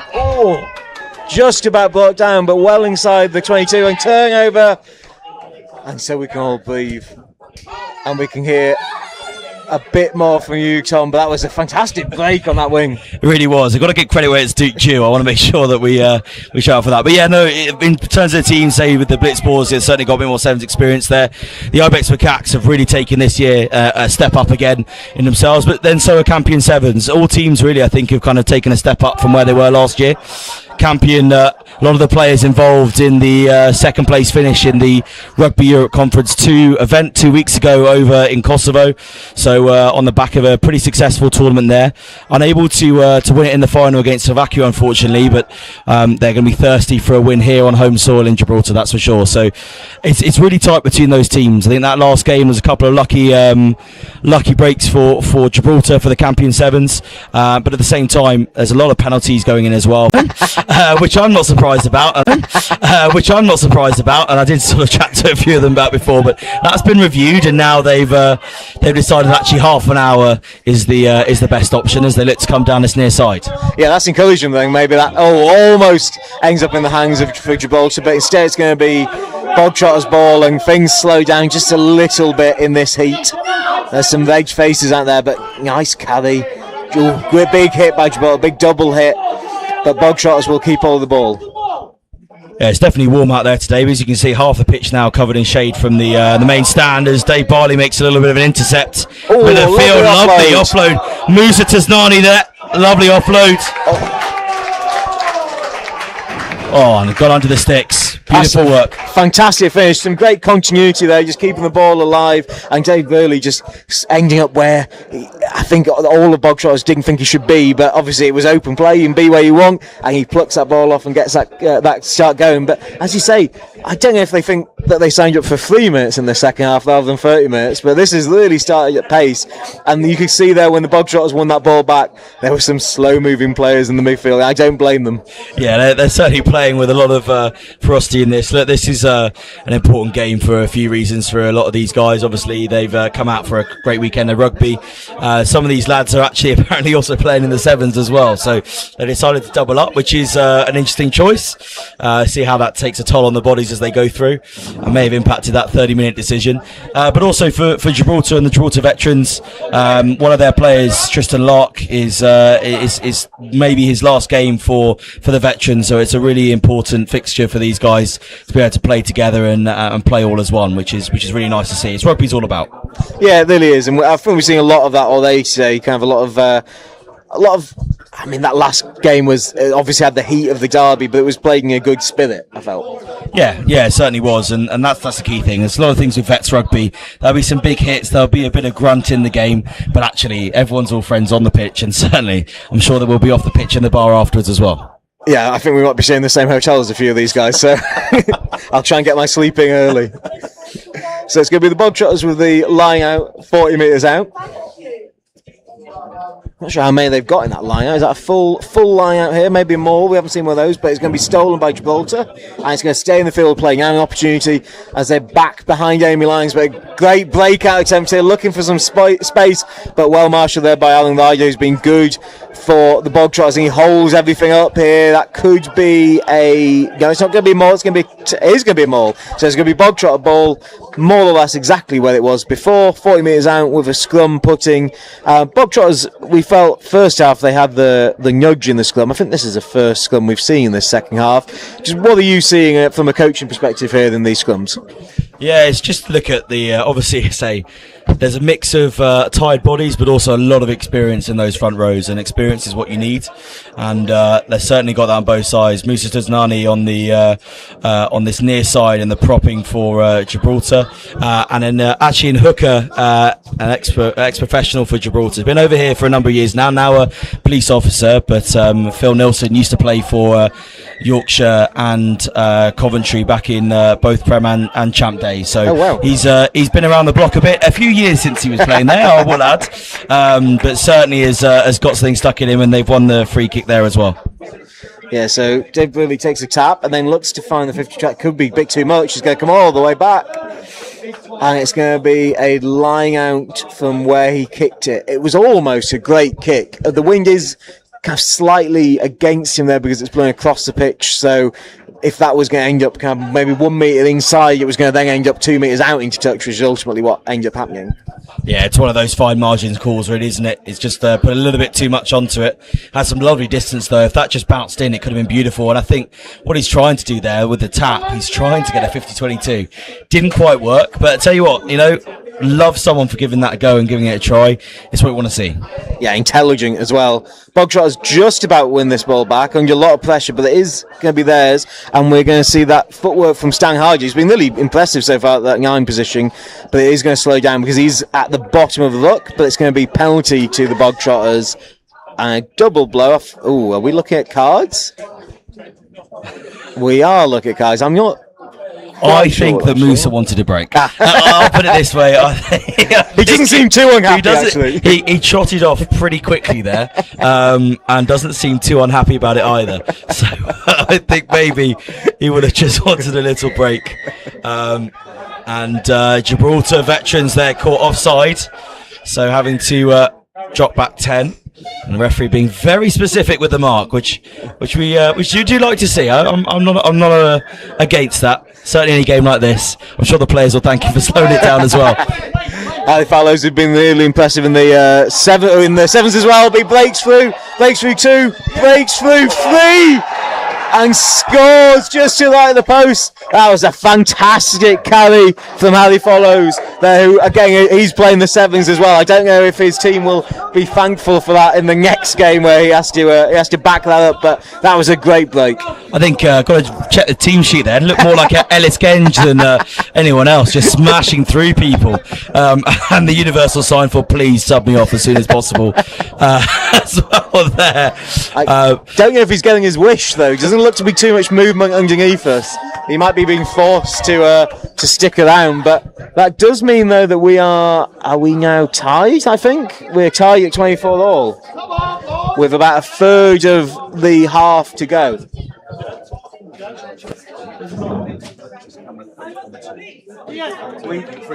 The score, what's the score? I'm coming. Callum's on his way.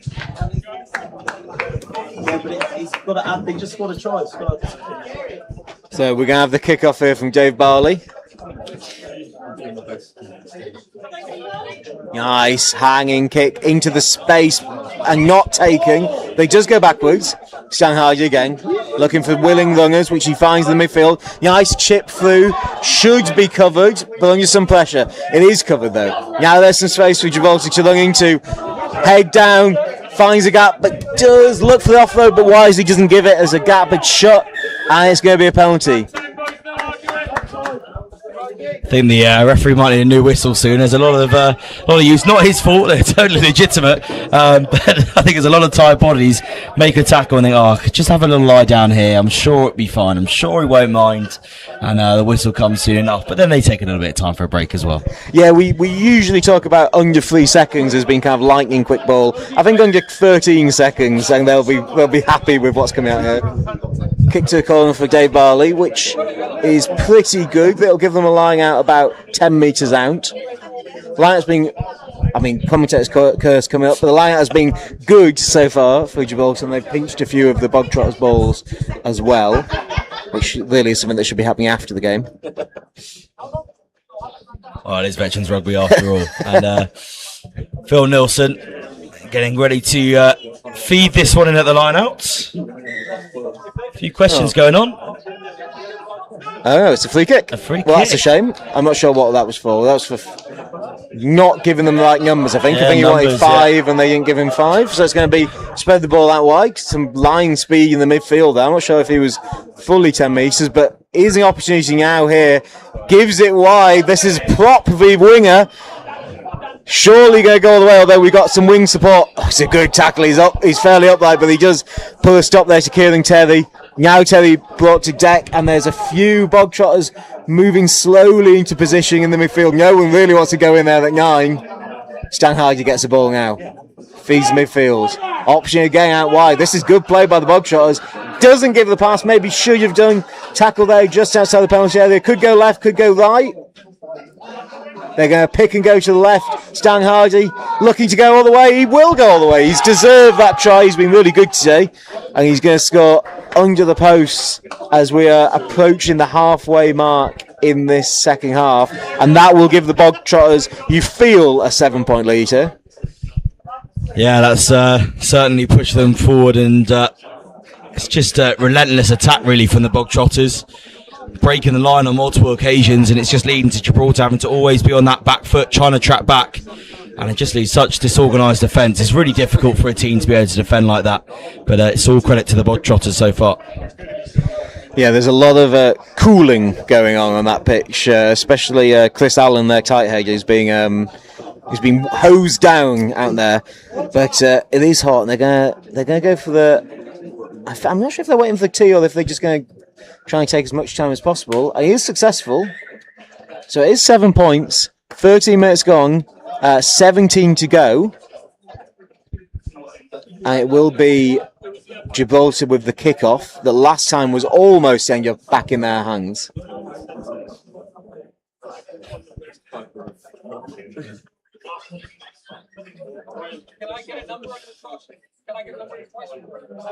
So there's a conversation happening in between the referee and one of the Gibraltar players, but we'll start with the kick from Jay Barley. That's really nice again. Could be too much. Is too much actually by 5 or 6 metres. So this is going to be a scrum in the midfield for the Bog Trotters, and it's just slowly, potentially, a couple of things now slipping away from the Gibraltar vets. Yeah, they've got a lot of squad for this game. Lots of lads that wanted to get involved. I think a lot of lads that needed to get involved to help the others out. So there's a lot of rotation of players. So struggling perhaps a little bit of consistency in terms of how they're playing, and that's led to a few issues. But will be a scrum. As multiple players all trying to cover their eyes from the low evening sun here at Europa Point. So obviously you travelled around quite a lot, especially this season as well, commentating in the Elior Champ Rugby as well. Yes. How does Europa Point compare as a ground compared to some of the others in the Champ? Oh, compared to Doncaster. Compared to Castle Park. Compared to Castle Park. I mean, you know, you've got the Mediterranean in the background. I'm talking about Europa, not Doncaster. But yeah, I mean, you know, what a place to play. It's so beautiful. I mean, it is the most beautiful ground I've commentated at. I think also the atmosphere, like in that last game when it was really building up, it is kind of unbeatable. I think it's just so exciting. It's all so tightly packed in, and it's a stunning place. And you know, Gibraltar itself is, you know, lovely and warm on this evening. It's actually cooler than the UK, so we'll certainly take that. But yeah, it's brilliant. And obviously, that could be a 50-22. That's a wonderful kick there by Alan Ryder. I think it is going to be a 50-22, as long as that scrum was just inside the Bog Trotters half. No, maybe it is. I think it's either there that with the scrum being on the halfway, perhaps that doesn't quite count as being a sign of the wag of the finger from the referee. Taken backing, I think. There we go. I think there's no clearer way to tell people as the old schoolboy wag of the finger. No. Despite some gesticulation from the Bog Trotters players. Yeah, that was easy to league side language. So it's going to be a Gibraltar throw, about 50 minutes from the own line. It's lost, so it's going to be Bog Trotters again attacking. Stan Hardy, who's been really impressive in the second half. He will try and go all the way. He will go all the way.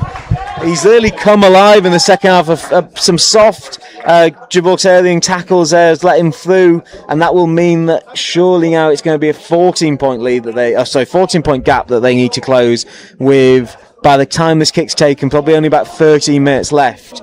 But yeah, it's a wonderful place to watch rugby here. And what was your experiences over in Kosovo? Obviously, it's similarly not necessarily rugby's not necessarily the main sport there, but I guess it's growing and something that's becoming more of interest over there.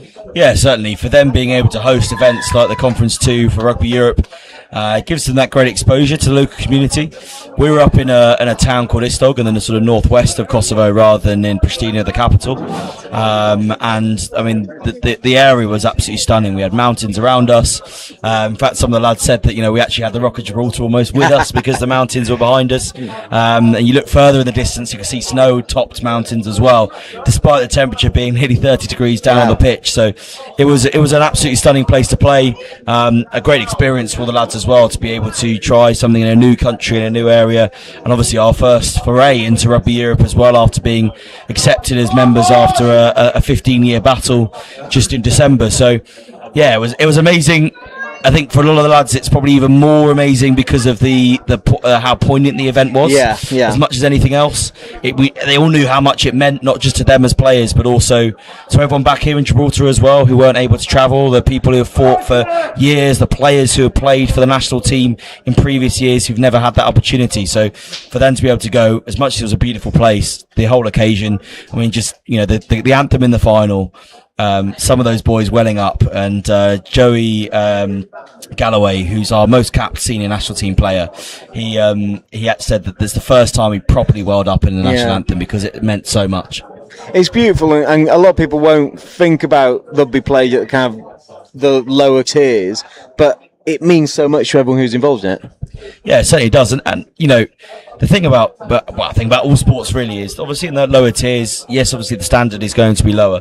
But there's such a variety.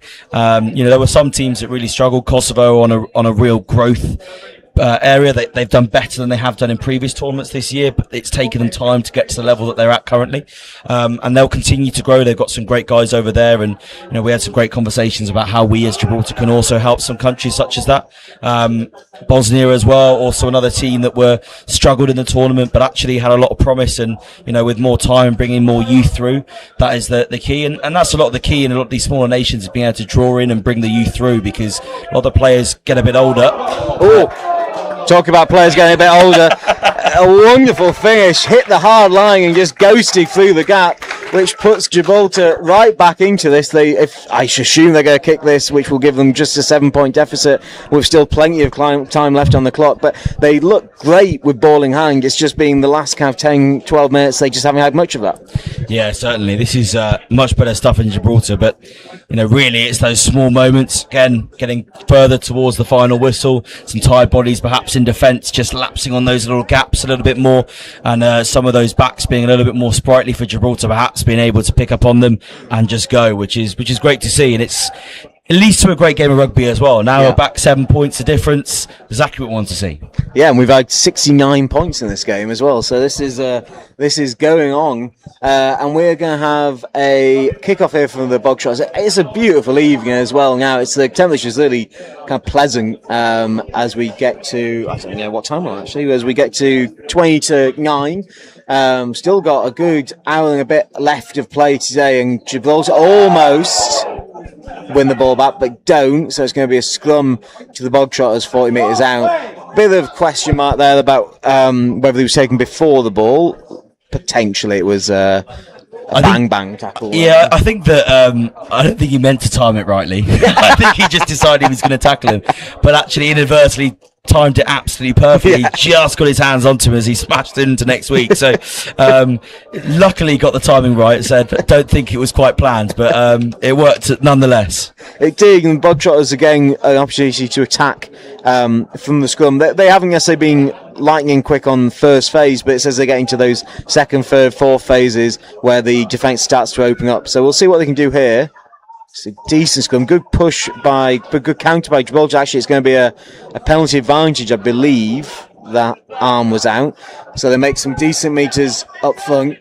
Now you're looking for some space, find some space. This is bad bounce is going to come all the way back, unless that was a penalty advantage, which it was not. So it's going to come back for the scrum, and finally we see someone with 61 minutes in, finally someone going down with cramp. It's a miracle it's taking over the hour mark for this to happen. The key thing though here is seeing the fact that a Gibraltar player's gone down and a Bog Trotters player's helping him up. That's the epitome of rugby, really, isn't it? It is. One player injured, the other team helping him through. Exactly what you want to see from this here is Darren makes his way off with a bit of a hobble to a round of applause from the touchline as well. Yeah, so that's Darren Edmonds who will take his leave. And so we will have the placement. I'm not quite sure who the replacement is yet, but we will have that replacement. And it will be a scrum to Gibraltar with actually loads of space for Dave Barley to kick into. But a huge amount of pressure after soak of penalty given. That was a huge scrum by the Bog Trotters, but deemed to be illegal. And now Dave Barley finds some space. He might bounce. That's a great kick. So it's going to be Gibraltar with a line out 25 metres from the line with 8 minutes left on the clock. Boys, come on! Well, this could give Gibraltar a platform. The last couple of lineouts not quite gone their way, so hopefully they can have a bit more success here. It doesn't look it on the stream, but I'll tell you what, it is a bit windy out there still, so it's not easy, these throw-ins. Yeah, and they have gone a little bit wayward, as you said. I think we've got a different hooker here throwing in. See if that changes things. That's a lovely throw. And a chance for them to build. So a few bog trotters trapped in that line out, and a bit of space for Gibraltar. Not loads. They go wide to the wing, 2-on-1. Oh! Just from the stretch, but we go all the way back for a offside, I believe. So we're going to go all the way back. It's quickly moved to Dave Barley, who potentially I think is going to kick to touch here. But you can see how keen they are here. This is, I know he wants to tap it. He's going to tap it. He's going to tap, yeah. Now he's looking for some willing runners, and he finds them in the midfield. Big Kelly, potential offload there. Now, second chance at the lovely little dummy from and James another Park. offload. Kelly's in, he needs to hold on to it now, and does. Bit of a luck opportunity there for the bog trotters, but not one. Zipped past to the outside, tries to step in, stays on his feet, but brought down just a couple of metres from the line.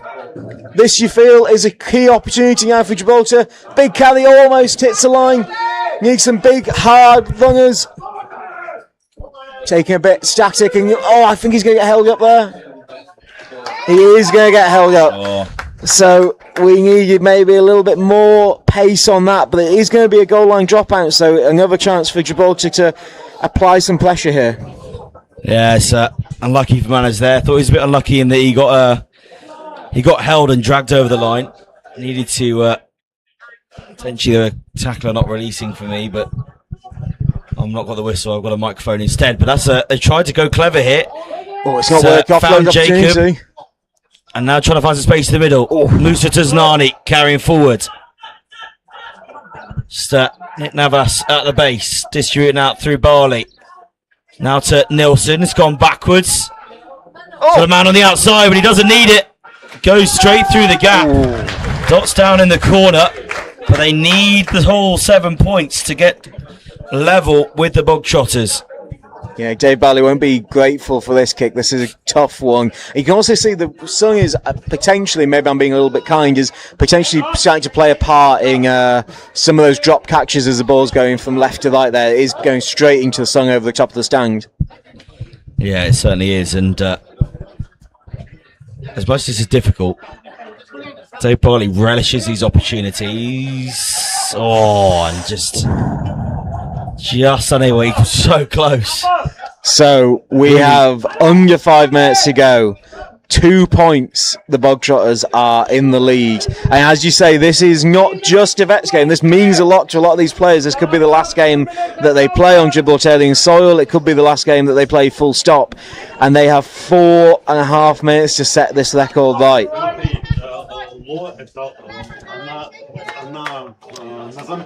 So the bog trotters, understandably, in no hurry here. Kick goes up. Should be taking. Is taking. Opportunity to move the ball to the left, but wisely holds onto it. So now Gibraltar needs some big carriers. There are some tired bodies on both sides. Potential to move the ball wider if they can. Instead, goes straight forward. Potential offload. Wisely goes to the deck. Strong carry from the Cornishman, Steve Carey there. Good. Taken well by Chris Lyons. Lyons there just straightens up. Now there's a chance if they go to the left. It's slower ball though.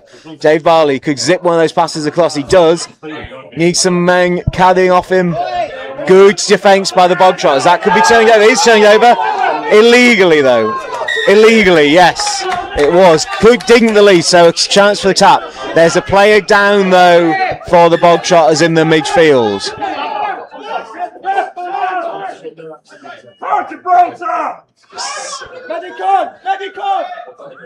So we've got a player down in the midfield.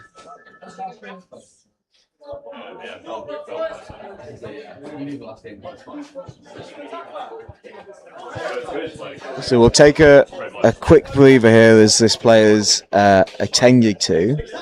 That's a Bog Trotters player down. So 3 minutes left. This is going to be a penalty. What are you doing from here, Tom? Well, I think for Gibraltar, their last couple of lineouts have actually switched back on again, I think. So they want to get themselves back in the corner. Dave Barley's got an absolutely cracking boot on him. We've seen it ironically going out on the full when he doesn't want it to, but this time he obviously can kick it straight out. So be a great opportunity to get down inside that 22 in this bottom left-hand corner as the injured player is just clapped off the field. But the Gibraltar team getting back in a quick huddle. Last sort of push here for them really to get themselves a lead. Now obviously with the fact that they are behind on the score by those 2 points, this could be a bit of cat and mouse now, scoring tries before it's been catching back up to draw again. Now they're going to put themselves into the lead with this next try, so it's a good opportunity for them. They're certainly up for it. They're going for a tap and go. Musa Taznani is, oh, he's ready, he's screaming for it. This is like be like a sumo match. Oh, interesting though, it's a fake. Goes wide. Look for a bit of space. They find a little bit of space, a half opening. Needs to keep hold of this ball though. This tension's really that shit up in this game. Oh, it's knocked on though. Bog Trotters steal it. It was knocked on. So 1 minute 20 left. Probably Gibraltar would be happy with this, them playing out this advantage rather than going to the scrum. They're going backwards though. And now it's a penalty, so it's extending into a penalty. Be a long kick to touch. And they haven't, I don't think they've kicked to touch for any of their penalties yet today, but an opportunity here for Bog Trotters to flip the field and make Gibraltar play from deep in their own 22. But as I say, it will be a long kick to touch this.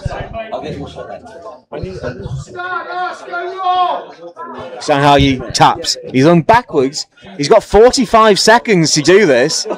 This is a long way he's got to go, and he's kicked it straight out. Oh, well, that was the last play.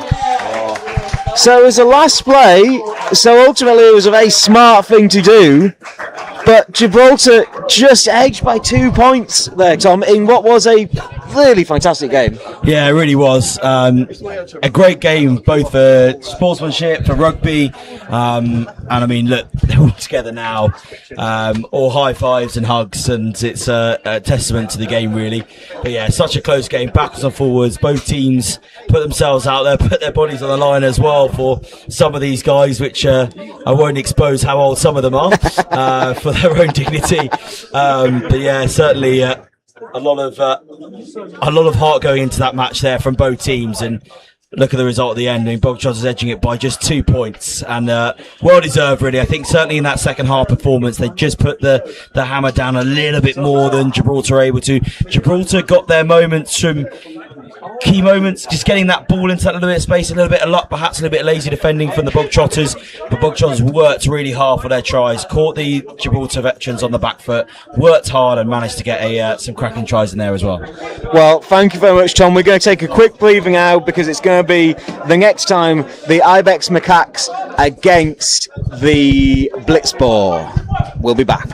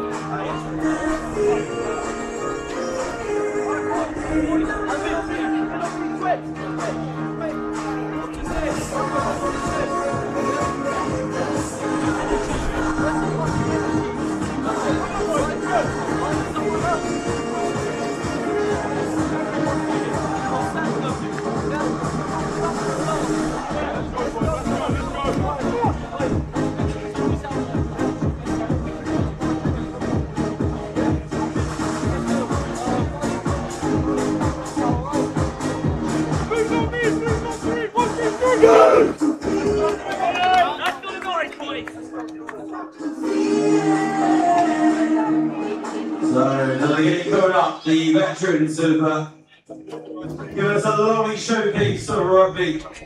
Doesn't matter what your age is, you can still get out there on that field and have a good time. The next fixture to come here at the 2026 Flutter Gibraltar Sevens in the Defender Men's Open competition. So welcome back. This is the final 3 games of the evening. First up, the Ibex Macaques versus the Blitzboar. Then we'll have Jibdock versus Bogtrotters, and we will then finish with Campion against the Bogtrotters, I believe. And we're back with James McKay.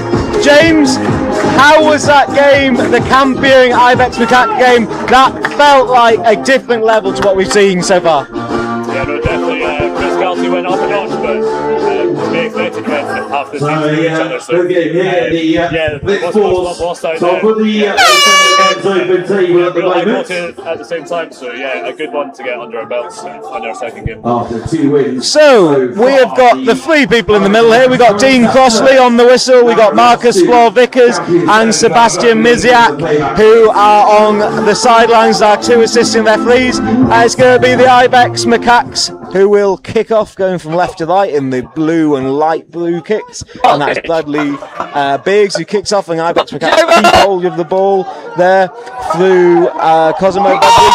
Cosmo Beveridge carries forwards and an opportunity to potentially go to the right, but instead no, it's going to be a held up maul, and so it's going to be putting to the scrum for the Blitzboar. So James, just talk us through here what we're seeing. We spoke about the kickoffs there, but just in those tackles, we're seeing perhaps more teams trying to hold players up in those tackles and maybe put timing into the tackle. Yeah, no, definitely. He's just looking to stop the offload. Ibex pretty dangerous, I think. Past it, so, yeah, it looks like we're trying to. Ooh, Blitzboar almost going the length of the field, getting heavily chased. So this is Ben Jones trying to go the length of the field. Got support. And it will be Rio Orji who finishes under the posts there for the blitz ball, just immediately off first phase, off the line out, off the scrum, sorry, and it broke free. Missed kick there. Obviously, in the 15s version of the game, we very rarely see teams concede from a scrum, 80, 90 metres away. We see quite a lot of that in 7s. Let's go, fellas. Yeah, 10 seconds. Just their real intent, especially in their own 22, to just really try and break the line off that first phase. Yeah. So the Macaques keep all the ball. That's Benedict Hill carrying up and offload, but it ends up bouncing out the hands of Theo Korn and into Blitzball. So Blitzball will again have the scrum put in. We know what happened last time. Scrums and line-outs, how much of a focus are they for you? They're coming into the game more and more. You see on the series, they're big opportunities. Jaden Hardy spins one way, bounces out the other way. He's getting heavily, he's chased, but he's going to go under the post. We've seen the same try, more or less, the last time we've had the scrum. So we'll take this break in play just to talk about those scrums. Why are they so important? Why are they more in the game than they were before? Yeah, essentially, like any set piece will condense the defending team, so there'll be more space somewhere. Or a bit more isolated, a bit more space to defend. So that's an opportunity for the attacking team to manipulate those defenders, and if you have some. The second try goes to the Blitzballs. And converted though is the score now. Blitzballs. So a few substitutions here for the Blitzball. So Thomas Morgan is coming on, as is Ben Jones. Well, the big tall figure of Ben Jones has been impressive so far this tournament. And Jaden Hardy is going to kick off after having just scored that try. Lovely hanging kick off. Lot of pressure there on Ben Bridgman to make the tape, but he does, and now he feeds it out wide, and that ends up in the hands of Dan Bork, I believe. And now the Ibex Macaques try to come the other way. Barney Harrison looks up, he's got support on his outside, uses it, and that is Benedict Hill. Benedict Hill outpaces the Blitzball on the outside, and he's going to score the Ibex Macaques' first try with an audacious tumble over the line.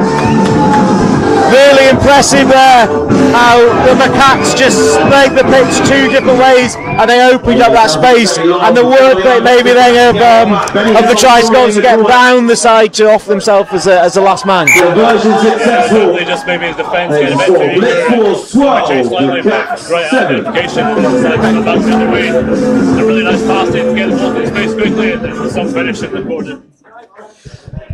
And how important is it that players work off the ball like we just saw there? No, it's massive.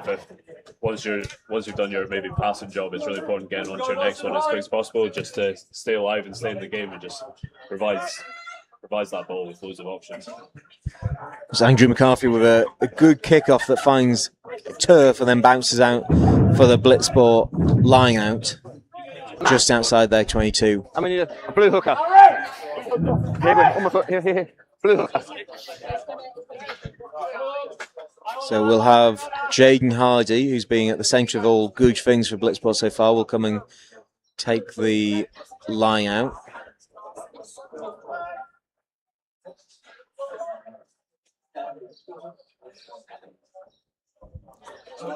Lost though, bounces into space, kicked through for Andrew McCarthy, but it's going to be taken out by Jaden Hardy. He looks up, finds some space, kicks in behind, but straight into touch. He was in his 22, so it's okay, but it hasn't gained any yardage, so it's going to be a Macaques line out, 15 or so metres from the line. And this is Barney Hallison, who's looking to get the ball back as quickly as possible to put his pace on this. In fact, we've gone back. Okay, so it was where the ball went out, so it's going to be just inside the 22 and still the Macaques line out.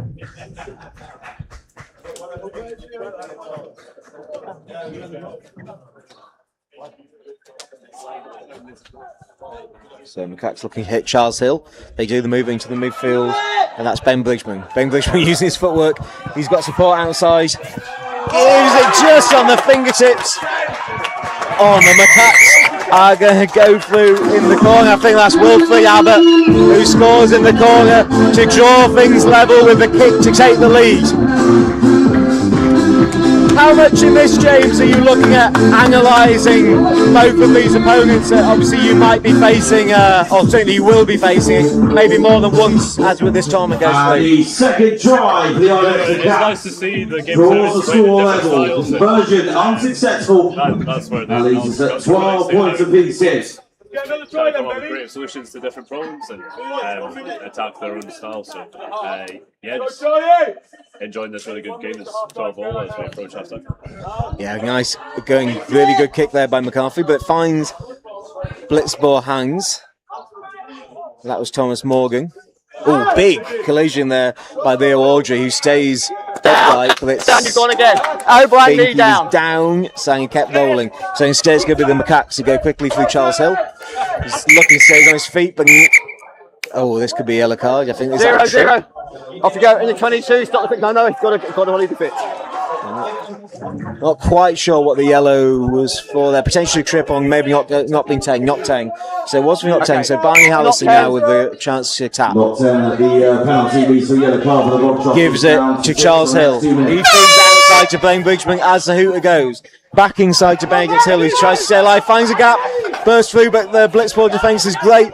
Brings him down just on the penalty spot.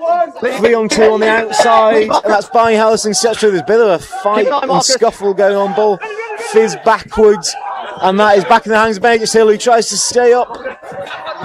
Just held up before the line, I think, or pulled over, is held up.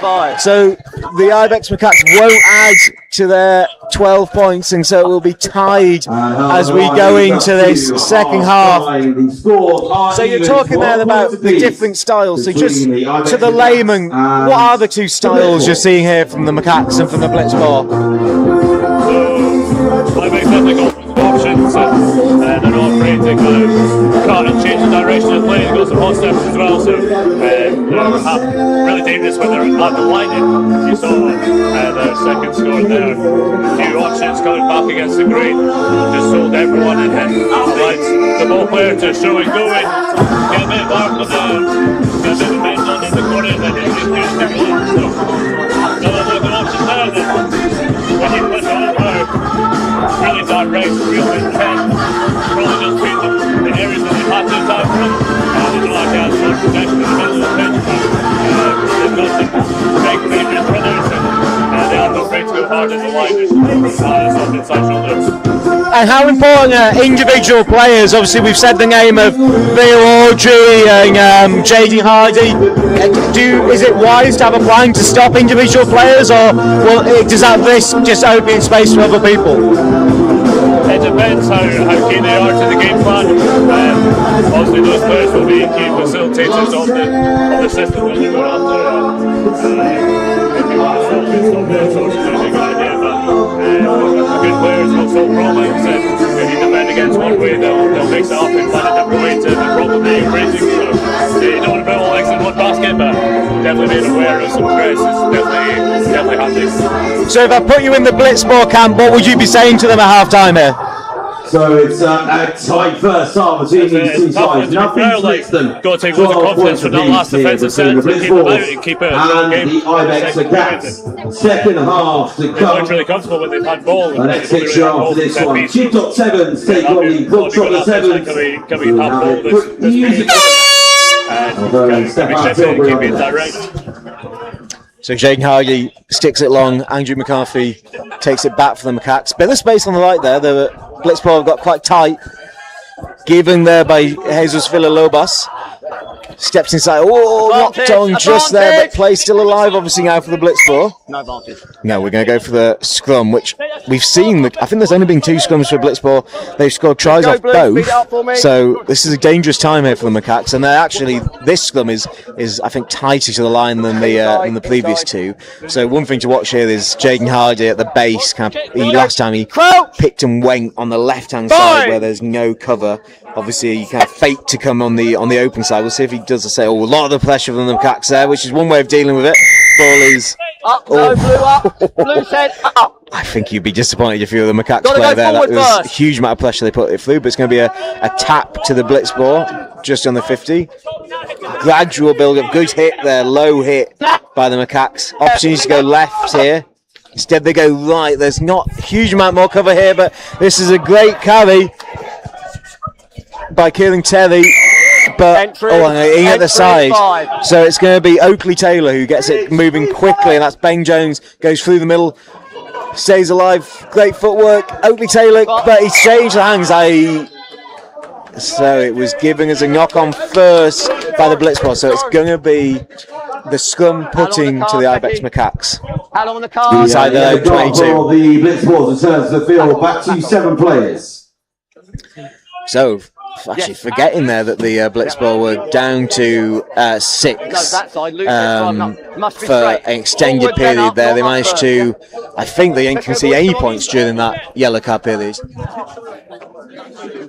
Forward, then up, not up straight away. Crouch! So the Blitzball bring Ryan Audrey into the scrum. That was a scrum that went backwards last time, but secure putting, but there was a late switch there by Dan Bourne that wasn't red, and so the Macaques find themselves in the shadow of their post trying to attack with 95 metres to the Blitzball line, but they do get the help of a penalty.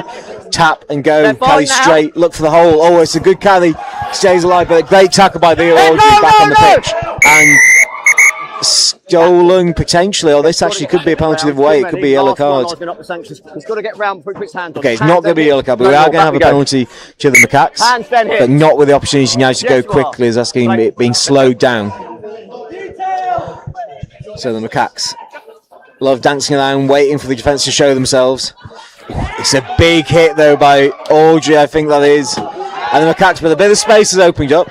Missed tackle, second missed tackle, but eventually that is Freddie Jones is brought down, but the Macaques now have a bit of space. That's Jesus Villalobos is being excellent, manages to offload off the ground.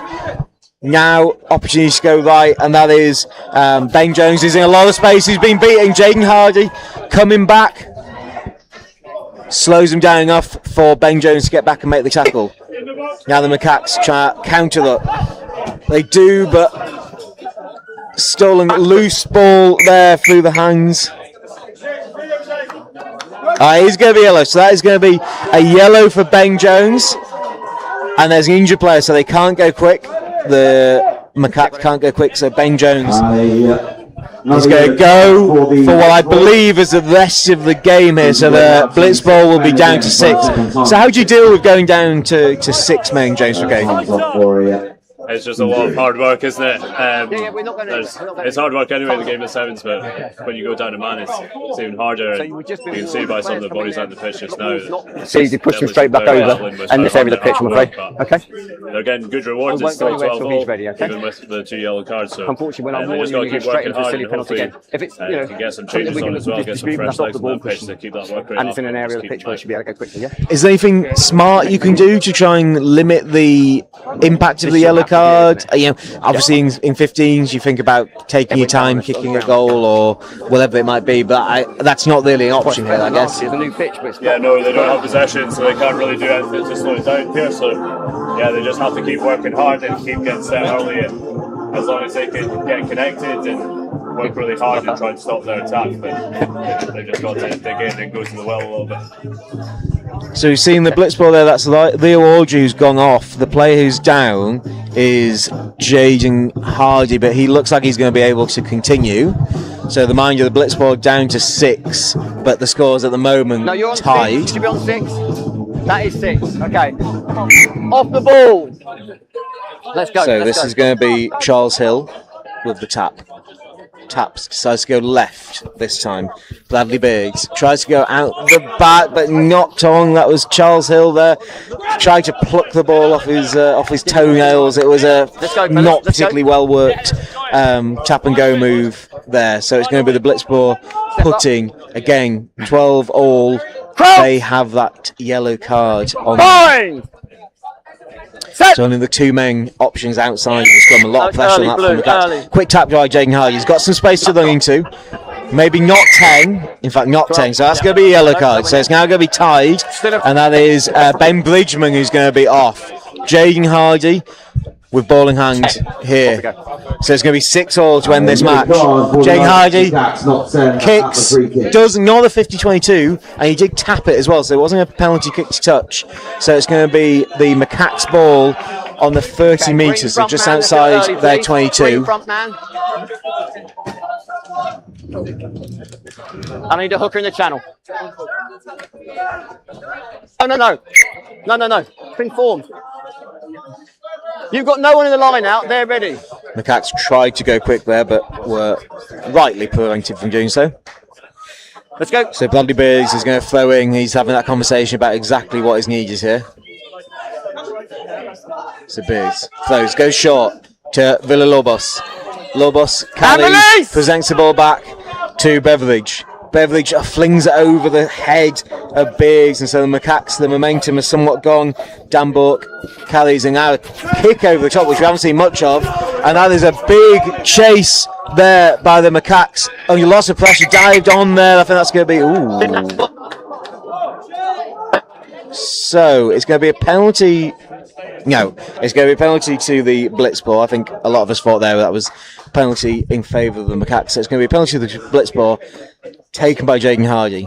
Slow motion, he takes a step back and then punches it down the pitch. That could be a 50-22, but I think it's just going to hold up in the field of play. It's going to be Jesus Villalobos who beats the first man. He's now free. We're about 30 metres before Jaden Hardy has to make contact, but I think that's offside, is it? Well, it's Beveridge who has the ball. It's an offload. It's flat. It's the Macaques, but back Hardy comes. That's got to be a turnover. That's not a turnover. Deemed to not be releasing. So the Macaques move the ball to the right. This is Biggs. Looks for that hard line of Beveridge. Beveridge stays on his feet. Biggs looks for the return pass. He stays on his feet, but it's tackled down. There's competition. Look, that could be a turnover. It's coming back. It's going to be knocked 10. That we got on the 5. So. Blocked it. Now the Macaques have brought a Ben Bridgman on. Now we will have seen that the last knock 10 was penalised with a yellow. It's going to be tap here, Charles Hill. On the switch. Beveridge moves it wide. A mix-up out wide there for the Macaques. Who was where? Still live, and so that ended up with a pass from Ben Bridgman going straight to touch. Now it's going back. That's going to meet us up here in the box, I think, almost. Use the line. It wasn't a great kick. Why, James, do you think we're seeing so much kick in this second half? We haven't seen this really at all this tournament. Mark, you got a score? Got the score? Be in the right area of the pitch, but what's the score, Marcus now, so more opportunity to go here, and let's go. Will be looking to capitalise on one of the best of their last chance that they had there. So that's Benedict Hill who's going to throw it in, and then swing round and play 9. Last play. He ships the ball out wide to Ben Bridgman, and then Andrew McCarthy straightens up back to Bridgman. Gives out wide, just held on to by Dan Burke, but he's almost in touch. He is going to he keeps it alive. The Macaques loads of space to the left. Blitzball got to work in the midfield, got to work defensively. Could be a penalty try. Could be a penalty try. He's going to be yellow, but he's not going to be a penalty try. So Blitzball will fight again. The Macaques go out wide, looking for space. Give the pass over the top. It is into the hands of Dan Burke, who flops over for the try. One of the best games we've seen so far. James, your thoughts on that? Right to the death. No, absolutely. Had one last chance and they really took it. They've been a bit unlucky trying to lose this game. They've had some big chances and that last pass not quite going there, but what a great bridge pass over the top of the edge, and I think he went right there. Well, that was James McCaig. James, we're going to be hearing a lot more from you today. Well, actually not today, but over the next couple of days. And your Campion side will go again in the final match of today, I believe. Yeah, 10 o'clock underneath lights, so yeah, hopefully a little bit colder for the boys there. It's been pretty warm this evening, but yeah, great in the rugby so far. And, yeah. We've got the weekend to look forward to as well, so yeah, thanks again. Well, we can't wait. We will take a brief pause and then we'll be back for the Bog Trotters versus the Jibdock.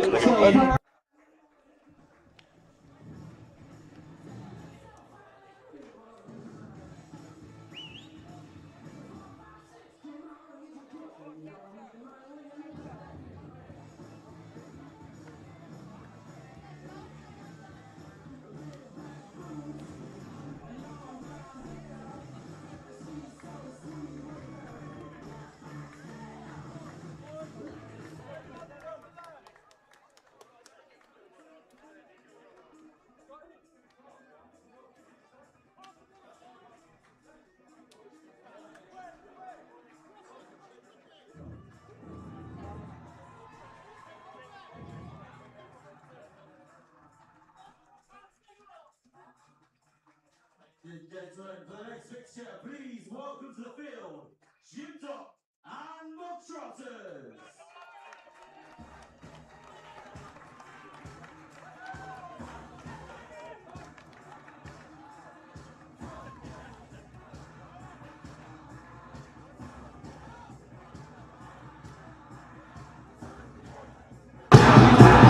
So we have the penultimate game of the day, which is Jibdock in the red, white and blue, attacking from right to left against the Bogtrotters in the green and black. And our referees for this game are Daryl Chapman. We've got Rachel Hill on one as one lines judge, and Lawrence Handling as the other.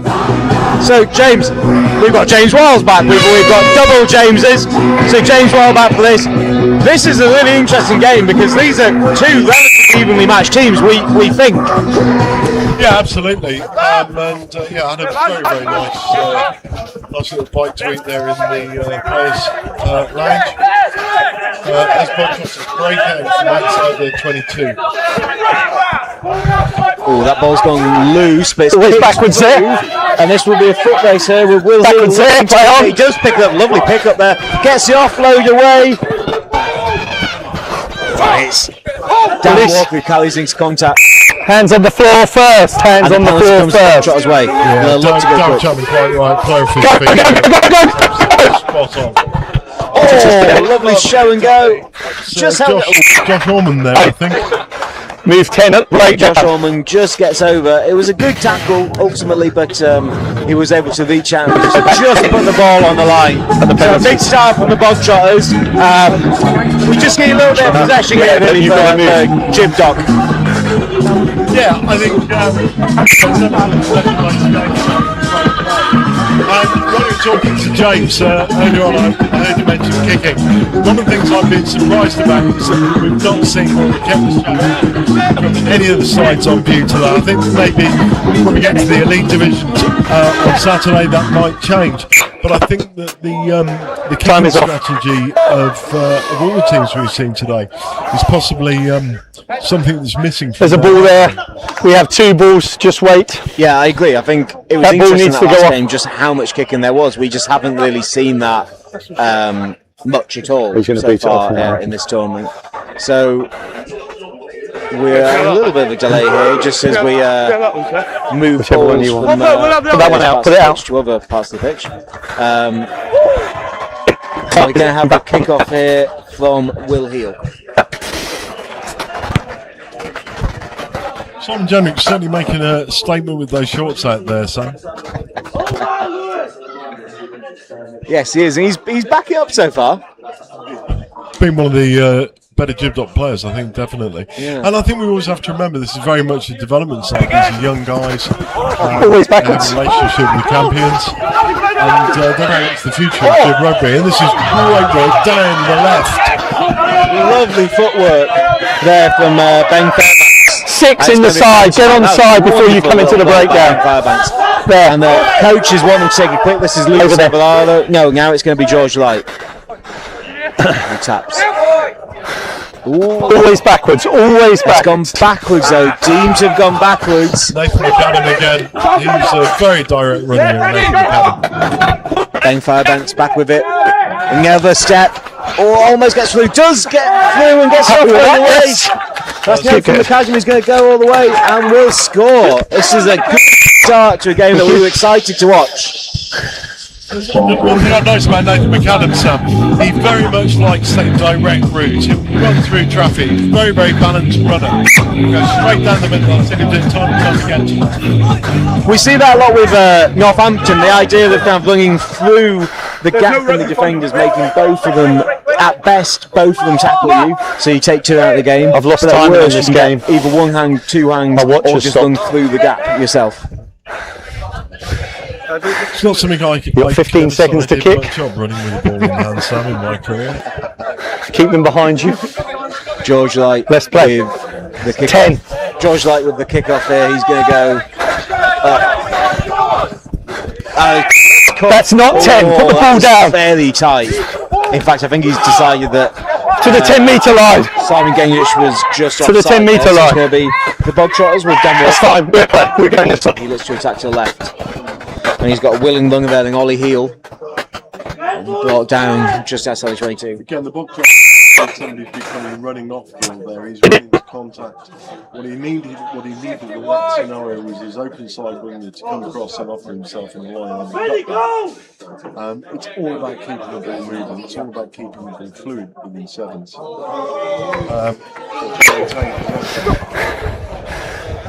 Yeah, maintaining the possession is absolutely critical, as you say, and that was something that Jibdock just failed to do there. What was Nathan McCadden taking the ball into contact, but it was very high and flung powerfully at his head, really. So it was a hard catch to take. I think it hit him. What's right? What's blind? Someone watch blind. Straight. Crouch. Bind. Set. Start there, then you can move. Yes, the Bogtrotters with a great attacking platform. Ball ends up seeing Charlie PC's hands. He steps one way, steps the other, tries to get round. Some decent Jibdock defending keeps him out though. And that is Josh Ormond who just You got no reward, you came in the side. They've got the edge here if they go. They didn't need it. That's really, really great work.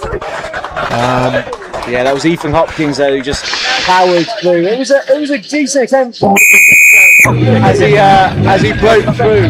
But this is a game with lots of opportunities, lots of chances. It's been an enjoyable game to watch. I think Bogtrotters do have the upper hand, but if Jibdock, they perhaps have the better individuals.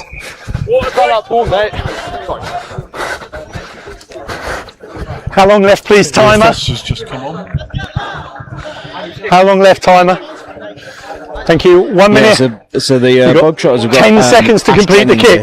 Who's played 10 seconds to restart. a few of the sevens games, and also then the Keep them behind. And he's a big lad who can really move as well, which has been a dangerous thing that they've had so far today. That ball was contested for. It hadn't gone 10, but it was contested for, so it will be the Bogtrotters. Which is over. Hopkins now steps in. Keeps going, frees his arms. Jennings, who wants to tackle him? No one, I think, but he does give the pass away to Heel. Heel now looking for options. I think Jennings really take that ball another yard into contact there, Sam, to commit. Always backwards. Fine play on Rugby incident. It's going to be PC who finds the ball, ends up in his hands. Good chase in there by Jibdock. Starter, timer please. They need to just find a way to get back into this game because it is just slipping away from them as we come closer to the half-time. As we hit the half-time. So that will be that, and it will be a 19-point advantage to Bogtrotters as we begin the second half in a couple of minutes. Hello. Someone confirm the score for me, please. Eyes up, eyes up, eyes up. Sorry, just what's the score? That's what I'm just checking. Okay. Someone confirm the score for me, please. 21-7. Cool. Thank you. Thank you. Cheers. Right, Bex. Can we go home yet? Tired. Need a nap. Past my bedtime, mate. Past my bedtime. You having fun? Anything for me? Nah, I'm too busy mincing and just chatting on the sidelines, mate. I'm not watching what's going on. No, looks fine. Just keep up the comps. Just keep talking. Yeah. Have fun. Smile. Let's go. Nobody's complaining on the sidelines, basically. Must be doing something right. First time for everything. Thank you.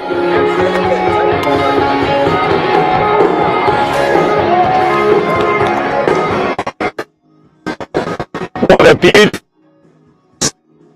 red cloud. The clouds look redness, beautiful. Living the dream. You can see Rachel's white legs. They're like the White House, like the lighthouse standing there.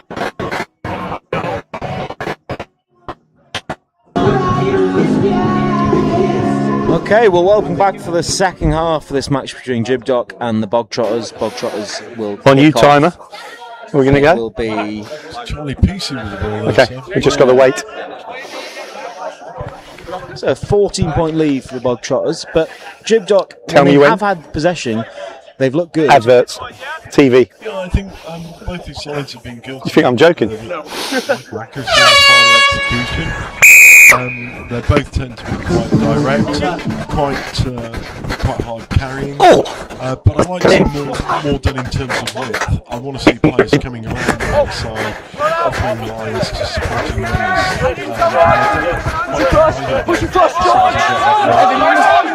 That's flat, I'm happy with that.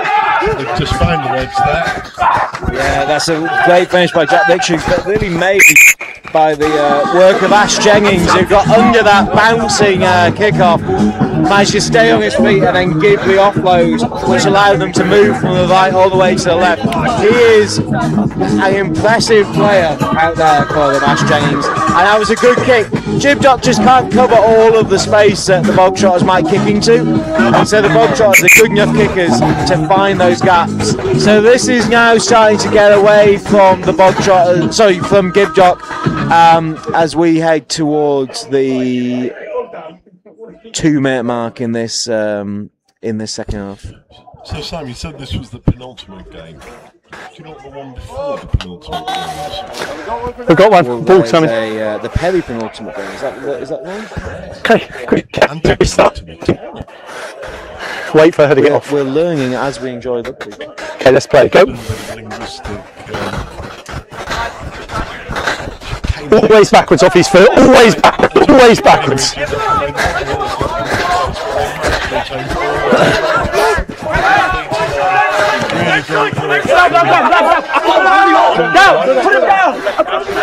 Tackle release. Jibdock managed to get down. No, it's not out. It is now. Thank you for asking. You're always upright in the tackle. You're always upright in the tackle.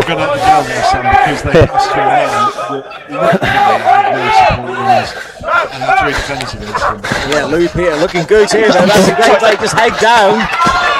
Just lands straight through the Bogtrotters' defence, and then leaps and puts the ball down in a slightly risky manoeuvre. You've got to get down. But that was a very good carry. So, talk to me now. And the kick is successful as well, so it's going to be 28-14. Has to be one from each person. Their man didn't engage. He just waited for him to go to ground. Yeah, so you held him up, but then he went to ground. He celebrates the successful carry of Louis Pito, who just put his head down. Looked like he was looking out of support, but put his head down and lung through. 10 seconds now. He's a little tired though now. He needs to turn and get back into this game because Jibdock are potentially in this. 14 points of difference in this game. Let's see who scores next. It's a lovely drop out. Absolutely lovely drop out. Lovely indeed from Jibdock. Probably have to support their keeper there because they've got Dog in the chasing line there. Yeah, it was McAdam who made the kick, I believe, who then had to make the tackle. They wasn't much of a chase, but Bogtrotters outside. Away now! No! Leave! Bogtrotters keep hold the ball. Tackle's got to move. On the left, this will be the hands of Gary Brett, who drops it there. So Jibdock now need to get the ball in and out and play away because they're being under a lot of pressure here. Let's build the scrum. Let's build the scrum. Please, let's get on with it. Yeah, I think they are. Who's coming? They're actually making an exact foul. Time is off. But yeah, they certainly are. They've got Pass coming on and also for the Bogtrotters. Timing, yeah. Scrum half. Wait, time's back on. Crouch! Harley Tracy. Fine! Set, start next to him, then you can move. Too early, you. Doesn't spin like that unless somebody does something wrong. Sorry. I would say. This is a great carry though. This is Nathan McCallum. He's going to get caught. I think he does get it off. Oh, it didn't go to hand though.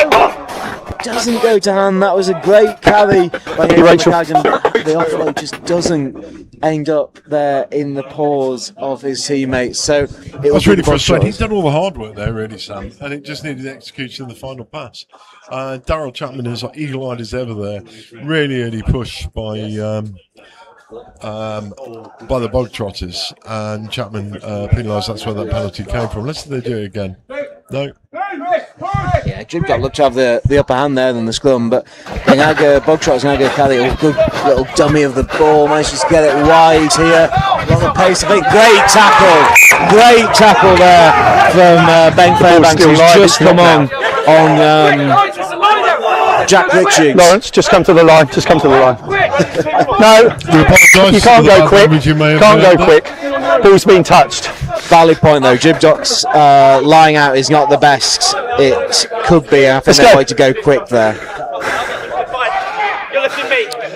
Who's in the channel, Green? Who's in the channel? Green, who's in the channel? Who's in the channel? Being so impressive, so he's going to throw in. There's no one in the channel. And now, I think it was an early jump. Okay. No one in the channel. So McCagan will have the chance to tap on the 15 at halfway. He does tap. He looks for some support. He goes himself. Gives the pass. Good handoff there by George Light. They've got numbers if they go here. Oh, that's Ben Fairbanks. He gets it. He needs support. He gets support. And he's going to score. Could you go under the post there, maybe? Might do that. It's going to be 28-19. Conversions come. It's 28-19. There's just over a minute to go. And Louis Pito is coming back on the pitch, who scored that try that was so impressive earlier. It's 9 points to Green, is that correct? Speed things up a little bit. They've got less than a minute by my calculation. Let's go. That's a good effort, but that is going to come up short, so they need 2 tries here. Time is off. Change is coming. Fox against them here. Both teams. I'm afraid. There's been so much good in the Jibdock performance towards the evening, and I think they're one of the sides that have improved from their first showing this morning. A little bit disorganised, they were falling off tackles. Just put your hand up, Becky, there's 9 points. Yeah. They've really timed up the piece of defence. Tell me when you're ready to play. Jack British is just here. Wait. They were flooding back. Yep, we're good. They were actually getting a degree of Let's play. into their defence. So as a team, I think they've improved greatly in the 5-6 hours we've been watching them tonight. Yeah, they really have. This is Tracy who's on. He's looking for some support. He doesn't need it. He just goes himself. Hands off. That's almost tackle there, but just individuals are not backing up. No. Leave it. It's in the way. I just said they weren't falling off tackles. They've then just fall off 4. Yeah, Jibdock very slow to flat play on as well there. Flat play on. The ball tries. Pito trying to come back. So he just got so tight there, Jibdock. It meant that the Bogtrotters could put any one of about 6 players over. And so ultimately it was a spirited effort by the Bogtrotters, but they will come out with a 35-19 loss if this conversion goes over. I'm just wondering what the score is. I think they're winning. It doesn't go over, so it's going to be 33-19.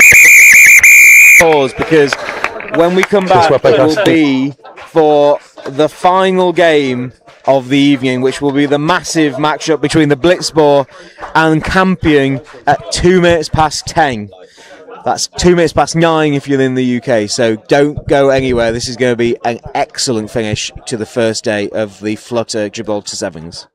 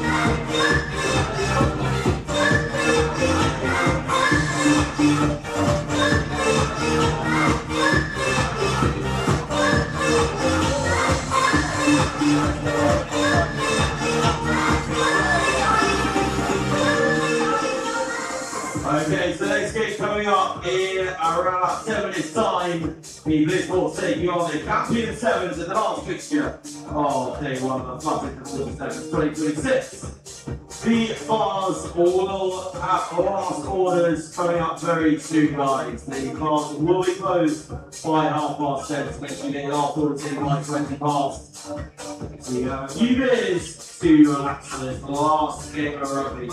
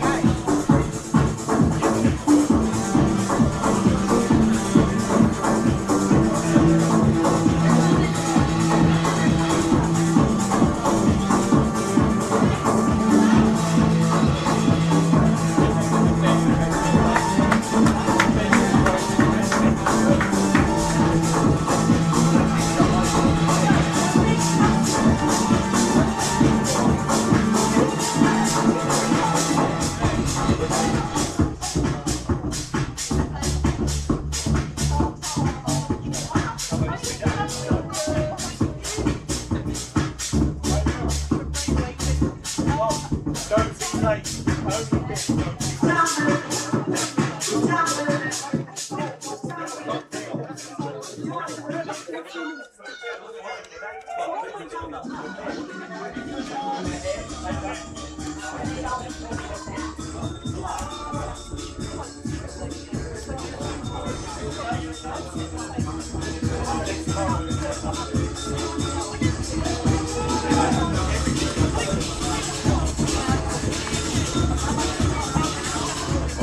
and gentlemen, for the final fixture of day one, please welcome the Blitzballs and Campion!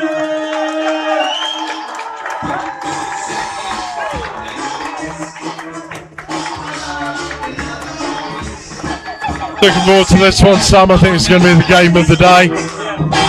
Campions versus the Blitzballs.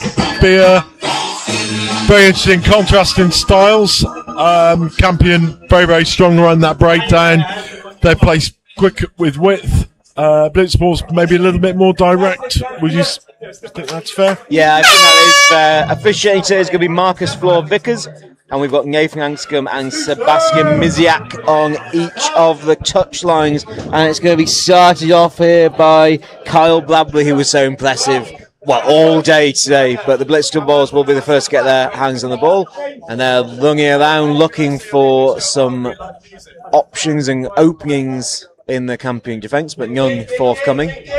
High tackle deemed there. High tackle. Yeah, that's Ellis Anderson. He was yellow card in the last game. Great work by the Campions. Straight Leave over it. the ball. Is it? Good work in the breakdown. It's just that nanosecond to slow the ball up, Sam. It's so important. It really is. And kicked through. There's something you want to see a bit more of, and Cole Bradley is going to go back and use his footwork. Will he find some space? Oh, yes he will. A half gap, but then the offload doesn't go to hand. Possibly would have been better just continuing his run there. It looked like he broke through at least a little bit. We do have, which is going to make it a little bit difficult, a bit of a hodgepodge team here of Blitzball and also the Bog Trotters. So if you watch at home, the orange or the gold numbers are Blitzball, the white numbers are Bog Trotters. We don't have both of them on our team, so this will be a little bit of a challenge. So Blitzballs wing the ball from the scrum, looking for some space. Being well marshalled though, Bradley goes in, makes the tackle. Oh, no, doesn't make the tackle. The offload hits the deck, but doesn't go forward. The out the hand, back of the hand offload stays in field. That's Jaden Hardy, who was so impressive in the last game. He looks for a gap, doesn't find one. 3 Campions in the tackle there. It's going to be a penalty, not rolling away.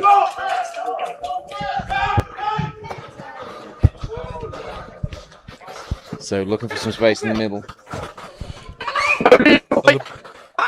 The Blitzballs have actually got a player down here on the left. But again, he's in the area. Referee being very, very hard on players not rolling away here. He's not rolling, no, he's rolling. Very, very close calls here, Sam. Yeah, they very much are. This is Lion Audrey. Doesn't get much value for that tap and go, but sets up an attacking position directly in the centre. Options left here. Don't put him through. Blitzball looking to stay alive. Campion, good hit in the midfield. Thank you, White. That ball could be out. It is out. Well stolen by Campion. Oh, that is incredibly harsh. Incredibly harsh. That ball was, I think, quite clearly out there and they to be won. But regardless, Jaden Hardy takes a tap. Looks to go through middle. Stumbles though before. Is that out? They're asking the question, deciding not, and they'll go through the middle. It's a difficult one for Campion there. They were asking whether the ball was out. Obviously, they were not allowed that last time, but in that case, it wasn't deemed to be out, and the Blitzball picked and went straight through the middle. So they will take a 7-point lead. Man over, supporting his body weight on the body. That's perfectly fine. Taking a lot of time out of the game there, Sam. That's almost half the game gone for 7 points. I think it's one. Campion.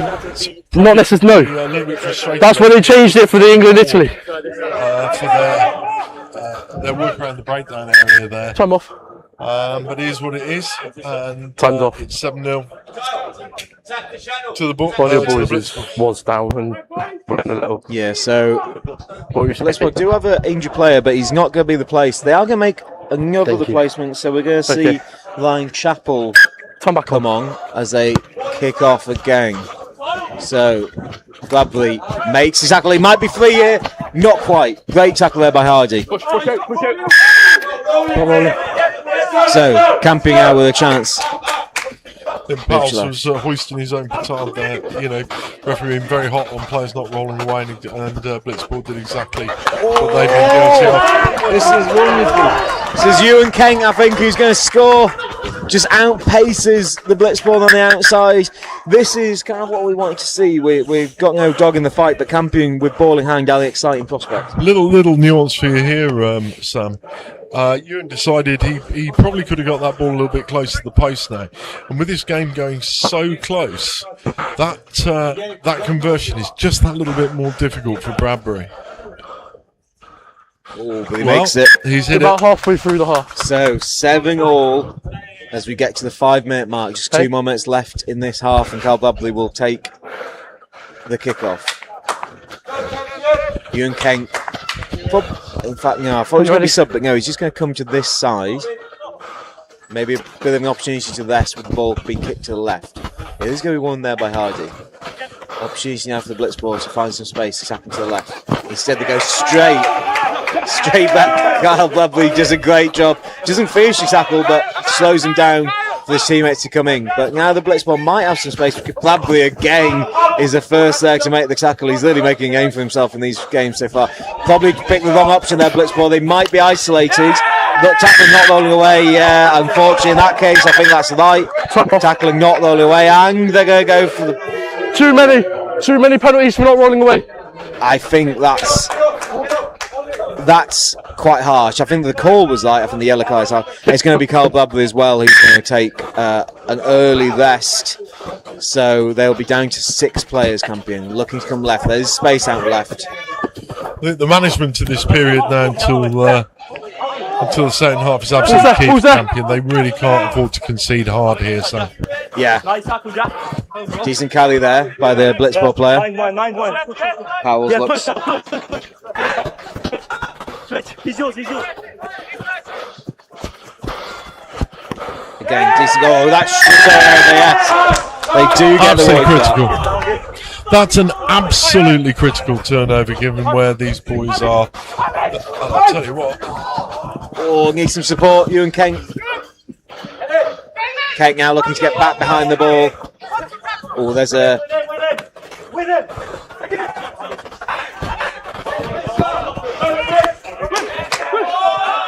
This is Harvey Leroy who's trying to hide on the wing here because he's got... Can't go over the top of the breakdown. An injury, but this is going to be Eccleston who goes quickly. He's going to find the space. He's going to go through. They are finishing the half a lot stronger there. That is Jack Eccleston who taps and goes and finds the space and finishes under the post here. The kick will make it a 7-point lead. I think that, Campions really went behind there when Bradbury got the yellow card, Sam. And I think we're in a scenario there that Campions could have folded. The breakdown Jackal penalty was absolutely crucial. Eccleston absolutely took matters into his own hand. I mean, I was standing up here thinking, would I be kicking for grass? Would I be trying to get the ball and get the blitz ball turning and running it back up and defending in a line? But no, they just decided to back their skills and go one-on-one. And good luck to them. Yeah, so we said Harvey Leroy, he came off with an injury, and it's Pablo Kuzna who is going to come on to the place, and he's been really good. But I'm just looking to see who missed that conversion because he was absolutely furious with himself when he missed that conversion. Yeah, and again, that was partly down to the yellow card because Carl Bradbury would have ordinarily have taken that conversion. Yeah, so I think it was Don Gilmartin who missed it. But yeah, he punched the post protectors afterwards, and you can see how infuriated he was that he missed that kick. It was an important kick, obviously. It was just a 5-point gap now. So, when we restart, we will obviously have just the 7 minutes left of the second half, and the gap at the moment is 5 points. And this is really important because the Blitzball at the moment are top of the table. So Campion need to close that gap. They haven't played as many games as the Blitzball, but they do need to close that gap. It's the Blitzball and the Bogtrotters. It's almost like that's what I got AR. The amalgamation of Bordeaux and Bagel, isn't it? Really, but it's taking place during a competition. It is. We got a quite heavily patched up Julian Tunnock, who is coming on, number 19. He's well taped on his knee, and we also have Jack Eccleston, who's I don't think he's missed a minute so far, and Chris Wingler, who doesn't seem to play all that many minutes, but is influential when he does. He's number 35. It's going to be the I might see Blitzball to start the second half of the kick. It's a nice kick. Oh, poorly legged by Campion, but ultimately they do manage to keep hold of it. And now there's an opportunity to go wide. Ewan Kent has to go back and fetch that ball, and now he's going to be under some pressure.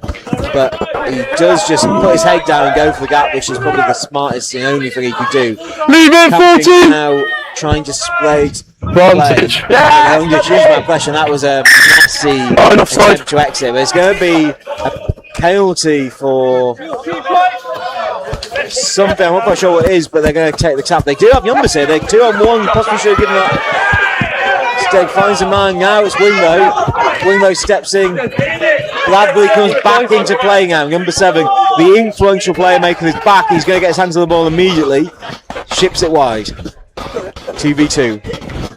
Some space. He needs some support. Great straightening up, but it's just great tackle by the Blitzball. Good continuity, might just be about Kyle Bradley. He's been off, he's been putting his feet up for the last few minutes, and now he comes straight back to score the try that pulls this match in Campion's favour.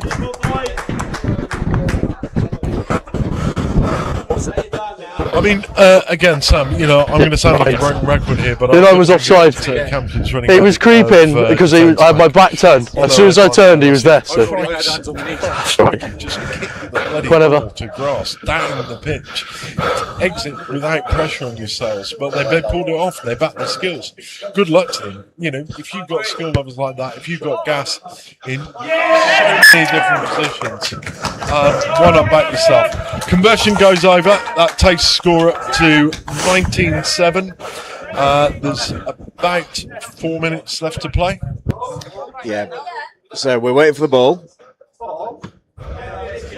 So it's going to be Bradley to start the kickoff, and we've also got Ewan Kent, who's probably the quickest player in the men's open, I would say, who is close at hand to chase this one down. Although it's going to be going in the opposite direction. One of the nuances of this pitch, Sam, I noticed from playing cricket on it under floodlights, when you get to about 6-7 o'clock at night, you do get a little bit of moisture coming in from the sea. It makes the top surface very, very slippy, and we've seen a number of players just slip when going into contact, when trying to look to receive the ball, and losing their footing just underneath them. Yeah, Blitzball just managed to hold on. You're not going to get away with that. Unfortunately, that's Leo Audrey who makes a carry, and now this is Hardy. Hardy straightens up through the arm, tackle of Kent, but he's tackled eventually, and this is Kieran Telly has to go over the top, and it's going to be another penalty. We could be looking at yellow cards soon. This is Kieran Telly, steps, Kent somehow makes a tackle just on the shoelaces there. Ben Jones moves forward, the tall referee Marcus there has seen one of the Campions trying to tackle whilst on the floor. That's what the penalty's for. The player was clearly out of the game and on the floor when he tried to tackle one of the Blitzballs. Yeah, that's Ewan Kent there. He was the one who made that tackle with the shoelaces. And this is going to be Jaden Hardy who's going to start things off. He's also been really impressive. They're a bit like Northampton Saints Campions. They like playing with one less player, don't they? Ben follows, just stands everyone up and carries straight through contact. He's been very impressive. He's not a I'm pretty sure they brought him over from the Bog Trotters. That was an incredibly good finish. And this like keeps watching the a game pinball alive. machine, wouldn't it? It really was. It I keeps don't this know, game it's all alive. counted This up is there. now just a 7-point gap.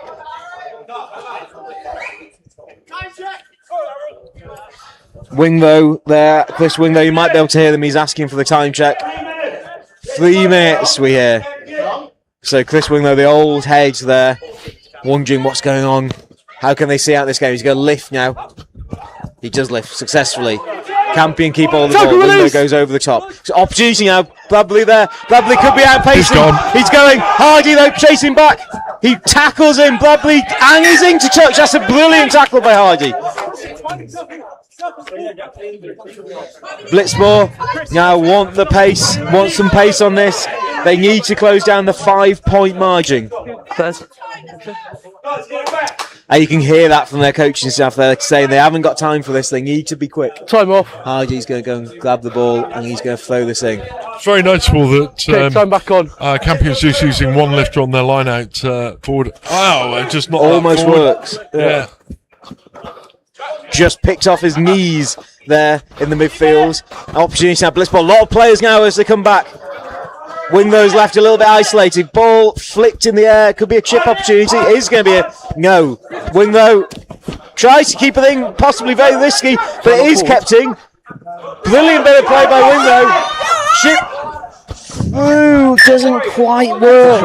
That was Daniel Solito who got into a little bit of space, but that was brilliant work by Chris Winglow to keep the ball in play. Good luck for the Campions here. Their yellow cards expired. Players back on the field. Back up to 7, although Sam, I think they made better with 6 at times, these boys. Yeah, it's interesting. It's Kent is back. He's going to be at the back of the line out, but oh, that's great. A one-man lift. Kent might now get his hands on the ball. No, it's going to be play by Eccleston. Eccleston looks for holes. Eccleston finds holes. Eccleston seals a win for Campion. And he gets a little bit of action at the end there from Ben Jones for his trouble, but that was very professionally done by Campion in the end. A game ultimately, James, where they had 2 yellow cards. Yeah, and I think I just want to mention that one-man line-out lifting. And I think one of the things that it creates, in a similar scenario, if you've got players athletic enough and a player strong enough to create a one-man lift, what it does is it allows the jumper full access to the ball, right? If you've got 2 lifting 1, then actually you don't have quite as much access because the front lifter is in the way. And I think it was very, very interesting that when you've got a really powerful one-man lifter and athletic jumper, the access to the ball is greater. Very interestingly, if we go back to top 14 final, the top 14 final 26 is this weekend. Last year in the top 14 final, Toulouse scored 2 tries off a line-out move that involved a one-man lift right at the back, Emmanuel Miafu and Francois Cross. They scored 2 tries from it. And one of the reasons was it allowed access to the ball with an extended line-out throw. One for the technicals amongst you. Yeah, we don't see that. I mean, we do see a lot of it in international sevens. We haven't seen much of it today, but it's just a showcase, really. We've obviously had James McKnight on previously, and it's the ideas that he's really bringing there. Oh, that could be a turnover. This is so hard. It's so hard to win a turnover there. That looked absolutely inch perfect, but not given. So Blitzball now with a chance. It does matter closing down some of these gaps and for example, not giving up, allowing losing bonus points and things like that. It does matter here. Blitzball with a chance possibly to go to the right. Good tackle though.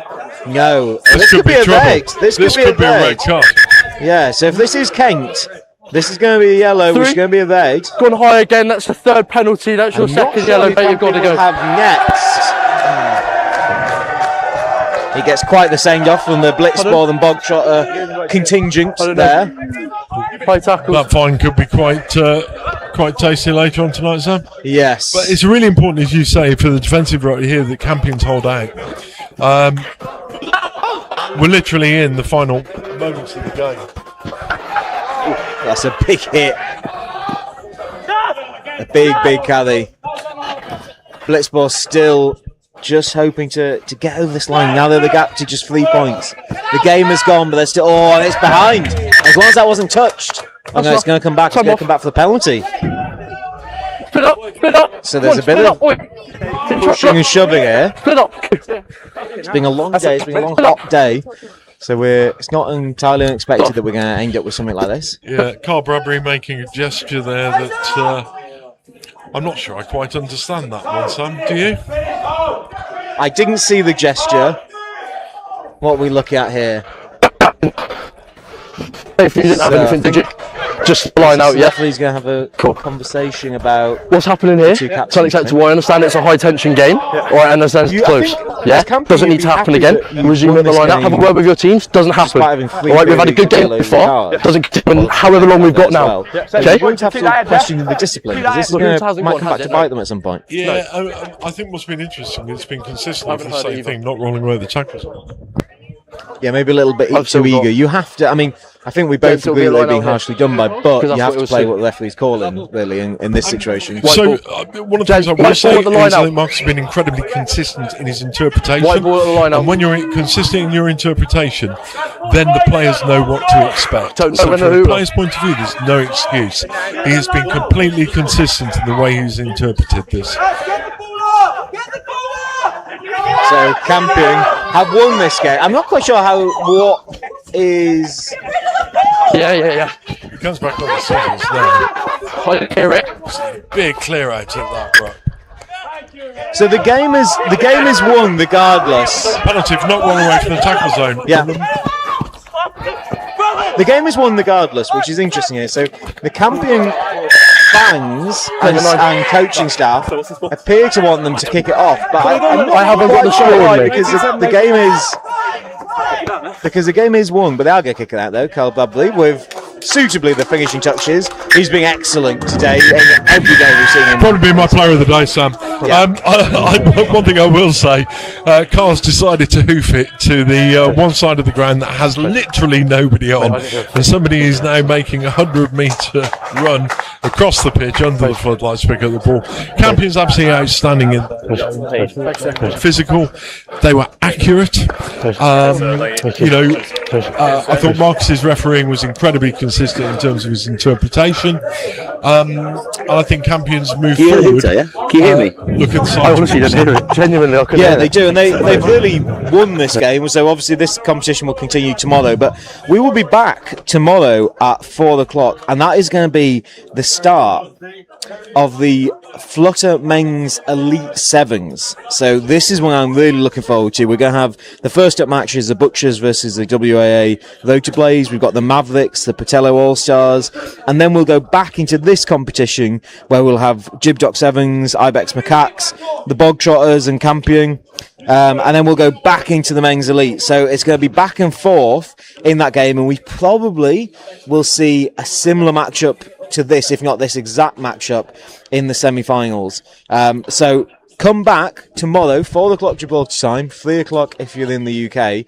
James, I can't wait for that. No, I can't either, Sam. And I've really enjoyed today. I think there's been some very high quality rugby. What I will say is I think it's time for us to sign off. Sam and I both left the UK at around 3 o'clock this morning, and having managed about 2 hours sleep. So it's been a long day for us both, but we've enjoyed your company, and thanks very much. We'll see you tomorrow.